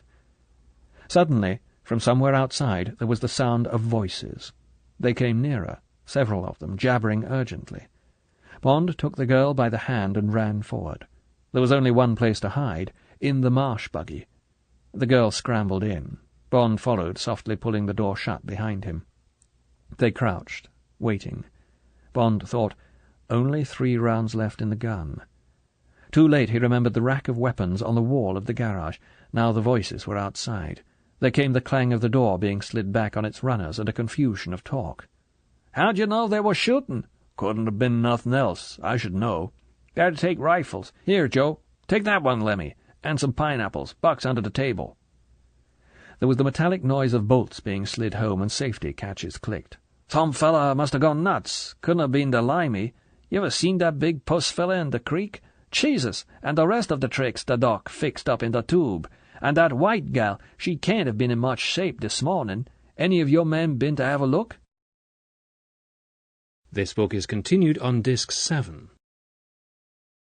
Dr. No by Ian Fleming concluded.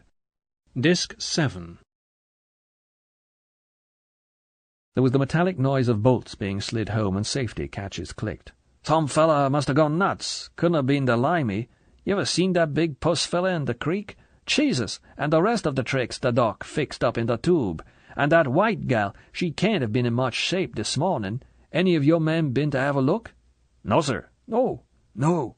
"Oh, I's sure surprised at you fellas. There's a fine piece of ass out there on the crab walk." More rattling and shuffling of feet, then, "Okay, let's go. 2 abreast till we gets to the main tunnel. Shoot at the legs. Whoever's making trouble, the doc'll sure want him to play with. Tee-hee!" Feet echoed hollowly on the concrete. Bond held his breath as they filed by. Would they notice the shut door of the buggy? But they went on down the garage and into the tunnel, and the noise of them slowly faded away. Bond touched the girl's arm and put his finger to his lips. Slowly he eased open the door and listened again. Nothing. He dropped to the ground and walked round the buggy and went to the half-open entrance. Cautiously he edged his head round. There was no one in sight. There was a smell of frying food in the air that brought the saliva to Bond's mouth. Dishes and pans clattered in the nearest building, about 20 yards away, and from one of the further quonsets came the sound of a guitar and a man's voice singing a calypso. Dogs started to bark half-heartedly, and then were silent. The Doberman pinschers. Bond turned and ran back to the end of the garage. No sound came from the tunnel. Softly Bond closed the tunnel door and locked and bolted it. He went to the arms rack on the wall and chose another Smith & Wesson and a Remington carbine. He verified that they were loaded and went to the door of the Marsh buggy and handed them in to the girl. Now the entrance door. Bond put his shoulder to it and softly eased it wide open. The corrugated iron rumbled hollowly. Bond ran back and scrambled through the open hatch and into the driver's seat. "Shut it, honey," he whispered urgently, and bent and turned the ignition key. The needle on the gauge swung to full. Pray God the damn thing would start up quickly. Some diesels were slow. Bond stamped his foot down on the starter. The grinding rattle was deafening. It must be audible all over the compound. Bond stopped and tried again. The engine fluttered and died, and again, and this time the blessed thing fired, and the strong iron pulse hammered as Bond revved it up. Now, gently into gear. Which one? Try this. Yes, it bit. Break off, you bloody fool. Christ, it had nearly stalled. But now they were out and on the track, and Bond rammed his foot down to the floor. "Anyone after us?" Bond had to shout above the noise of the diesel. "No, wait! Yes, there's a man coming out of the huts, and another. They're waving and shouting at us. Now some more are coming out. Some of them's run off to the right. Another's gone back into the hut. He's come out with a rifle. He's lying down. He's firing." "Close the slot. Lie down on the floor." Bond glanced at the speedometer. 20. And they were on a slope. There was nothing more to get out of the machine. Bond concentrated on keeping the huge bucking wheels on the track. The cabin bounced and swayed on the springs. It was a job to keep his hands and feet on the controls. An iron fist clanged against the cabin, and another. What was the range? 400? Good shooting. But that would be the lot. He shouted, "Take a look, honey. Open the slot an inch." "The man's got up. He's stopped firing. They're all looking after us, a whole crowd of them. Wait, there's something else. The dogs are coming. There's no one with them. They're just tearing down the track after us. Will they catch us?" "Doesn't matter if they do. Come and sit by me, honey. Hold tight. Mind your head against the roof." Bond eased up the throttle. She was beside him. He grinned sideways at her. "Hell, honey, we've made it. When we get down to the lake, I'll stop and shoot up the dogs. If I know those brutes, I've only got to kill one, and the whole pack'll stop to eat him." Bond felt her hand at his neck. She kept it there as they swayed and thundered down the track. At the lake, Bond went on 50 yards into the water and turned the machine round and put it in neutral. Through the oblong slot he could see the pack streaming round the last bend. He reached down for the rifle and pushed it through the aperture. Now the dogs were in the water and swimming. Bond kept his finger on the trigger and sprayed bullets into the middle of them. One floundered, kicking, then another and another. He could hear their snarling screams above the clatter of the engine. There was blood in the water. A fight had started. He saw one dog leap on one of the wounded ones and sink its teeth into the back of its neck. Now they all seemed to have gone berserk. They were milling around in the frothing, bloody water. Bond emptied his magazine among them and dropped the gun on the floor. He said, "That's that, honey," and put the machine into gear and swung it round and began rolling at an easy speed across the shallow lake towards the distant gap in the mangrove that was the mouth of the river. For 5 minutes they moved along in silence. Then Bond put a hand on the girl's knee and said, "We should be all right now, honey. When they find the boss is dead, there'll be panic. I guess some of the brighter ones will try and get away to Cuba in the plane or the launch. They'll worry about their skins, not about us. All the same, we'll not take the canoe out until it's dark. I guess it's about 10 by now. We should be at the coast in an hour. Then we'll rest up and try and get in shape for the trip. Weather looks all right, and there'll be a bit more moon tonight. Think you can make it?" Her hand squeezed his neck. "Of course I can, James. But what about you? Your poor body. It's nothing but burns and bruises. And what are those red marks across your stomach?" "Tell you later. I'll be okay. But you tell me what happened to you last night. How in hell did you manage to get away from the crabs? What went wrong with that bastard's plan? All night long I could only think of you out there being slowly eaten to death. God, what a thing to have dreamed up. What happened?" The girl was actually laughing. Bond looked sideways. The golden hair was tousled, and the blue eyes were heavy with lack of sleep, but otherwise she might just be coming home from a midnight barbecue. "That man thought he knew everything, silly old fool." She might have been talking about a stupid schoolteacher. "He is much more impressed by the black crabs than I am. To begin with, I don't mind any animal touching me, and anyway, those crabs wouldn't think of even nipping someone if they stay quite still and haven't got an open sore or anything. The whole point is that they don't really like meat. They live mostly on plants and things. If he was right, and he did kill a black girl that way, either she had an open wound or she must have died of fright. He must have wanted to see if I'd stand it, filthy old man. I only fainted down there at dinner because I knew he'd have something much worse for you." "Well, I'm damned. I wish to heaven I'd known that. I thought of you being picked to pieces." The girl snorted. "Of course it wasn't very nice having my clothes taken off and being tied down to pegs in the ground, but those black men didn't dare touch me. They just made jokes and then went away. It wasn't very comfortable out there on the rock, but I was thinking of you and how I could get at Dr. No and kill him. Then I heard the crabs beginning to run. That's what we call it in Jamaica. And soon they came scurrying and rattling along, hundreds of them. I just lay still and thought of you. They walked round me and over me. I might have been a rock for all they cared. They tickled a bit. One annoyed me by trying to pull out a bit of my hair, but they don't smell or anything, and I just waited for the early morning when they crawl into holes and go to sleep. I got quite fond of them. They were company. Then they got fewer and finally stopped coming, and I could move. I pulled at all the pegs in turn and then concentrated on my right-hand one. In the end I got it out of the crack in the rock, and the rest was easy. I got back to the buildings and began scouting about. I got into the machine shop near the garage and found this filthy old suit. Then the conveyor thing started up not far away, and I thought about it, and I guessed it must be taking the guano through the mountain. I knew you must be dead by then." The quiet voice was matter-of-fact. "So I thought I'd get to the conveyor somehow and get through the mountain and kill Dr. No. I took a screwdriver to do it with." She giggled. "When we ran into each other, I'd have stuck it into you, only it was in my pocket and I couldn't get to it. I found the door in the back of the machine shop and walked through and into the main tunnel. That's all." She caressed the back of his neck. "I ran along, watching my step, and the next thing I knew was your head hitting me in the stomach." She giggled again. "Darling, I hope I didn't hurt you too much when we were fighting. My nanny told me always to hit men there." Bond laughed. "She did she?" He reached out and caught her by the hair and pulled her face to him. Her mouth felt its way round his cheek and locked itself against his. The machine gave a sideways lurch. The kiss ended. They had hit the first mangrove roots at the entrance to the river. Chapter 20. The last chapter. Slave time. "You're quite sure of all this?" The acting governor's eyes were hunted, resentful. How could these things have been going on under his nose in one of Jamaica's dependencies? What would the Colonial Office have to say about it? He already saw the long, pale blue envelope marked "Personal" for addressee only, and the foolscap page with those very wide margins. "The Secretary of State for the Colonies has instructed me to express to you his surprise."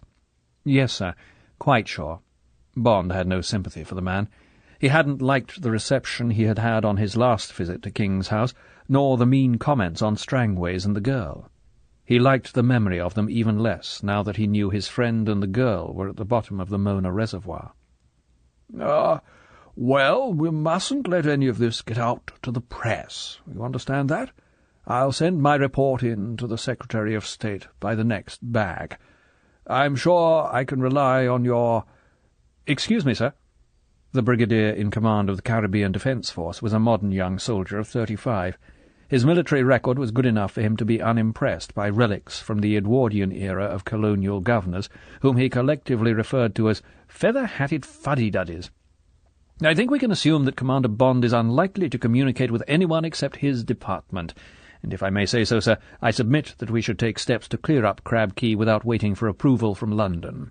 I can provide a platoon ready to embark by this evening. HMS Narvik came in yesterday. If the programme of receptions and cocktail parties for her could possibly be deferred for 48 hours or so—" The Brigadier let his sarcasm hang in the air. "I agree with the Brigadier, sir." The voice of the police superintendent was edgy. Quick action might save him from a reprimand, but it would have to be quick. "And in any case I shall have to proceed immediately against the various Jamaicans who appear to be implicated. I'll have to get the divers working at Mona. If this case is to be cleaned up, we can't afford to wait for London. As Mr. Commander Bond says, most of these Negro gangsters will probably be in Cuba by now. Have to get in touch with my opposite number in Havana and catch up with them before they take to the hills or go underground. I think we ought to move at once, sir." There was silence in the cool, shadowy room where the meeting was being held. On the ceiling above the massive mahogany conference table there was an unexpected dapple of sunlight. Bond guessed that it shone up through the slats of the jalousies from a fountain or a lily pond in the garden outside the tall windows. Far away there was the sound of tennis balls being knocked about. Distantly a young girl's voice called, "Smooth! You'll serve, Gladys!" The governor's children? Secretaries? From one end of the room King George VI, from the other end the Queen, looked down the table with grace and good humour.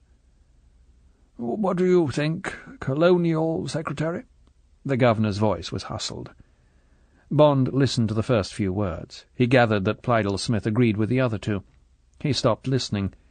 His mind drifted into a world of tennis courts and lily ponds and kings and queens, of London, of people being photographed with pigeons on their heads in Trafalgar Square, of the Forsythia that would soon be blazing on the bypass roundabouts, of May, the treasured housekeeper in his flat off the King's Road, getting up to brew herself a cup of tea. Here it was 11 o'clock. It will be 4 o'clock in London. Of the first tube trains beginning to run, shaking the ground beneath his cool, dark bedroom. Of the douce weather of England, the soft airs, the heat waves, the cold spells, the only country where you can take a walk every day of the year, Chesterfield's letters. And then Bond thought of Crab Key, of the hot, ugly wind beginning to blow, of the stink of the marsh gas from the mangrove swamps, the jagged, grey, dead coral in whose holes the black crabs were now squatting, the black and red eyes moving swiftly on their stalks, as a shadow, a cloud, a bird, broke their small horizons. Down in the bird colony the brown and white and pink birds would be stalking in the shallows, or fighting, or nesting, while up on the Guanera the cormorants would be streaming back from their breakfast to deposit their milligram of rent to the landlord, who would no longer be collecting. And where would the landlord be? The men from the SS Blanche would have dug him out. The body would have been examined for signs of life and then put somewhere. Would they have washed the yellow dust off him and dressed him in his kimono while the captain radioed Antwerp for instructions? And where had Dr. No's soul gone to? Had it been a bad soul or just a mad one? Bond thought of the burned twist down in the swamp that had been Quarrel. He remembered the soft ways of the big body, the innocence in the grey, horizon-seeking eyes, the simple lusts and desires, the reverence for superstitions and instincts, the childish faults, the loyalty and even love that Quarrel had given him, the warmth, there was only one word for it, of the man. Surely he hadn't gone to the same place as Dr. No. Whatever happened to dead people, there was surely one place for the warm, and another for the cold. And which, when the time came, would he, Bond, go to? The Colonial Secretary was mentioning Bond's name. Bond pulled himself together. "Survived is quite extraordinary. I do think, sir, that we should show our gratitude to Commander Bond and to his service by accepting his recommendations. It does seem, sir, that he has done at least 3/4 of the job. Surely the least we can do is look after the other quarter." The governor grunted. He squinted down the table at Bond. The chap didn't seem to be paying much attention. But one couldn't be sure with these Secret Service fellows. Dangerous chaps to have around, sniffing and snooping. And their damned chief carried a lot of guns in Whitehall. Didn't do to get on the wrong side of him. Of course there was something to be said for sending the Narvik. News would leak, of course. All the press of the world would be coming down on his head. But then suddenly the governor saw the headlines. "Governor takes swift action. Island's strong man intervenes. The navy's there." Perhaps, after all, it would be better to do it that way. Even go down and see the troops off himself. Yes, that was it, by Jove. Cargill of the Gleaner was coming to lunch. He'd drop a hint or two to the chap and make sure the story got proper coverage. Yes, that was it. That was the way to play the hand. The governor raised his hands and let them fall flat on the table in a gesture of submission. He embraced the conference with a wry smile of surrender. "So I am overruled, gentlemen. Well, then—" The voice was avuncular, telling the children that just this once. "I accept your verdict. Colonial Secretary, will you please call upon the commanding officer of HMS Narvik and explain the position? In strict confidence, of course. Brigadier, I leave the military arrangements in your hands. Superintendent, you will know what to do." The governor rose. He inclined his head regally in the direction of Bond. "And it only remains to express my appreciation to Commander, Bond, for his part in this affair. I shall not fail to mention your assistance, Commander, to the Secretary of State." Outside, the sun blazed down on the gravel sweep. The interior of the Hillman Minx was a Turkish bath.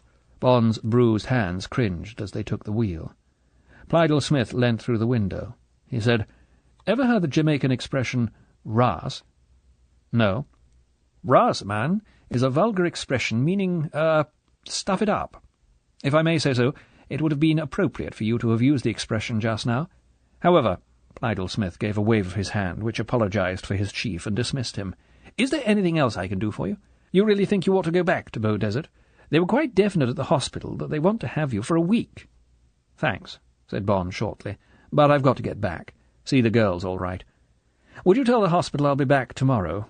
You got off that signal to my chief?" "Urgent rates." "Well then," Bond pressed the self-starter, "I guess that's the lot. You'll see the Jamaica Institute people about the girl, won't you? She really knows the hell of a lot about the natural history side of the island. Not from books, either. If they've got the right sort of job, I'd like to see her settled. I'll take her up to New York myself and see her through the operation. She'd be ready to start in a couple of weeks after that. Incidentally," Bond looked embarrassed, "she's really the hell of a fine girl. When she comes back, if you and your wife— you know, just so there's someone to keep an eye on her." Plydell Smith smiled. He thought he had the picture. He said, "Don't worry about that. I'll see to it. Betty's rather a hand at that sort of thing. She'll like taking the girl under her wing. Nothing else?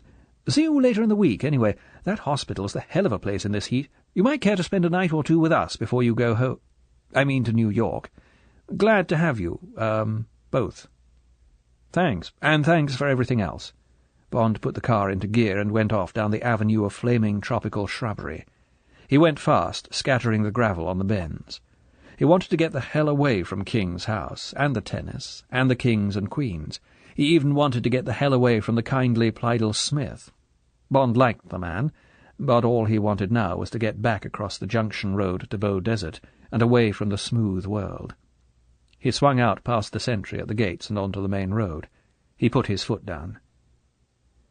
The night voyage under the stars had been without incident. No one had come after them. The girl had done most of the sailing. Bond had not argued with her. He had lain in the bottom of the boat, totally collapsed, like a dead man. He had woken once or twice and listened to the slap of the sea against the hull and watched her quiet profile under the stars. Then the cradle of the soft swell had sent him back to sleep and to the nightmares that reached out after him from Crab Key. He didn't mind them.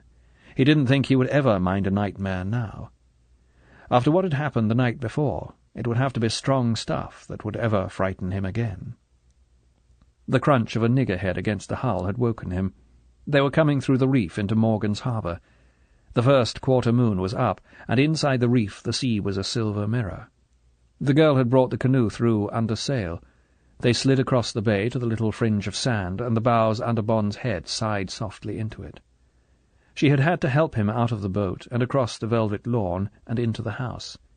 He had clung to her and cursed her softly as she had cut his clothes off him and taken him into the shower. She had said nothing when she had seen his battered body under the lights.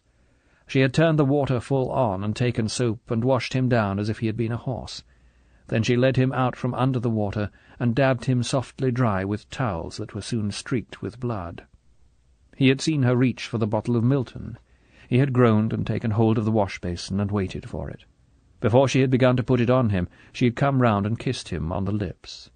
She had said softly, "Hold tight, my darling, and cry. It's going to hurt." And as she splashed the murderous stuff over his body, the tears of pain had run out of his eyes and down his cheeks without shame. Then there had been a wonderful breakfast, as the dawn flared up across the bay, and then the ghastly drive over to Kingston, to the white table of the surgery in the emergency ward. Plydell Smith had been summoned. No questions had been asked. Merthiolate had been put on the wounds, and tannic ointment on the burns. The efficient Negro doctor had written busily in the duty report. What? Probably just multiple burns and contusions. Then, with promises to come into the private ward on the next day, Bond had gone off with Plydell Smith to King's House and to the first of the meetings that had ended with the full-dress conference. Bond had enciphered a short signal to M via the Colonial Office, which he had coolly concluded with, "Regret must again request sick leave. Stop. Surgeon's report follows. Stop. Kindly inform Armourer Smith & Wesson ineffective against flamethrower. End it." Now, as Bond swung the little car down the endless S-bends towards the North Shore, he regretted the jibe. M wouldn't like it. It was cheap. It wasted cipher groups. Oh well. Bond swerved to avoid a thundering red bus with brown-skin gal on the destination plate. He had just wanted M to know that it hadn't quite been a holiday in the sun. He would apologize when he sent in his written report. Bond's bedroom was cool and dark. There was a plate of sandwiches and a thermos full of coffee beside the turned-down bed. On the pillow was a sheet of paper with big, childish writing. It said, "You are staying with me tonight. I can't leave my animals. They were fussing. And I can't leave you. And you owe me slave time. I will come at 7. Your H." In the dusk, she came across the lawn to where Bond was sitting finishing his third glass of bourbon on the rocks.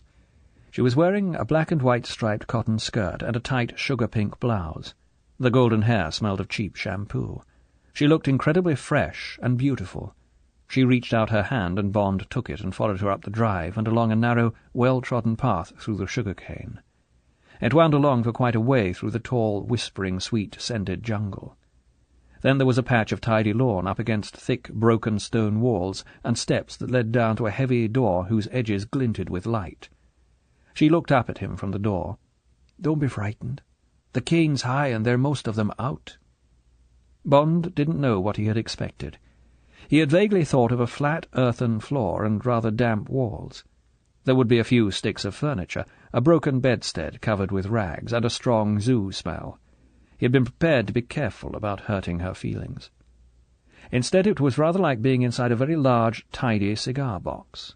The floor and ceiling were of highly polished cedar that gave out a cigar-box smell, and the walls were panelled with wide, split bamboo. The light came from a dozen candles in a fine silver chandelier that hung from the centre of the ceiling. High up in the walls there were 3 square windows through which Bond could see the dark blue sky and the stars. There were several pieces of good 19th-century furniture.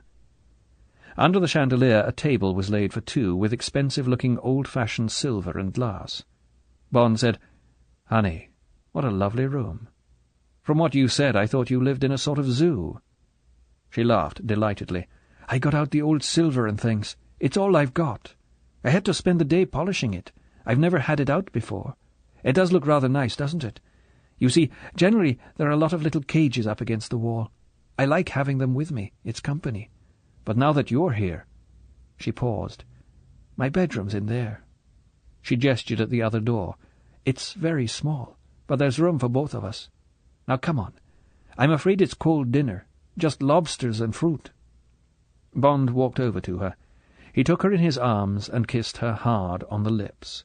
He held her and looked down into the shining blue eyes. "Honey, you're a wonderful girl. You're one of the most wonderful girls I've ever known. I hope the world's not going to change you too much. Do you really want to have that operation? I love your face, just as it is. It's part of you, part of all this." She frowned and freed herself. "You're not to be serious tonight. Don't talk about these things. I don't want to talk about them. This is my night with you. Please talk about love. I don't want to hear about anything else. Promise? Now come on. You sit there." Bond sat down. He smiled up at her. He said, "I promise." She said, "Here's the mayonnaise. It's not out of a bottle. I made it myself. And take some bread and butter." She sat down opposite him and began to eat, watching him. When she saw that he seemed satisfied, she said, "Now you can start telling me about love. Everything about it. Everything you know." Bond looked across into the flushed, golden face. The eyes were bright and soft in the candlelight, but with the same imperious glint they had held when he had first seen her on the beach, and she had thought he had come to steal her shells. The full red lips were open with excitement and impatience. With him she had no inhibitions. They were two loving animals. It was natural. She had no shame. She could ask him anything and would expect him to answer. It was as if they were already in bed together, lovers. Through the tight cotton bodice the points of her breasts showed hard and roused. Bond said, "Are you a virgin?" "Not quite. I told you. That man." "Well." Bond found he couldn't eat any more. His mouth was dry at the thought of her. He said, "Honey, I can either eat or talk love to you. I can't do both." "You're going over to Kingston tomorrow. You'll get plenty to eat there. Talk love." Bond's eyes were fierce blue slits. He got up and went down on one knee beside her. He picked up her hand and looked into it. At the base of the thumb the Mount of Venus swelled luxuriously. Bond bent his head down into the warm, soft hand and bit softly into the swelling. He felt her other hand in his hair. He bit harder. The hand he was holding curled round his mouth. She was panting.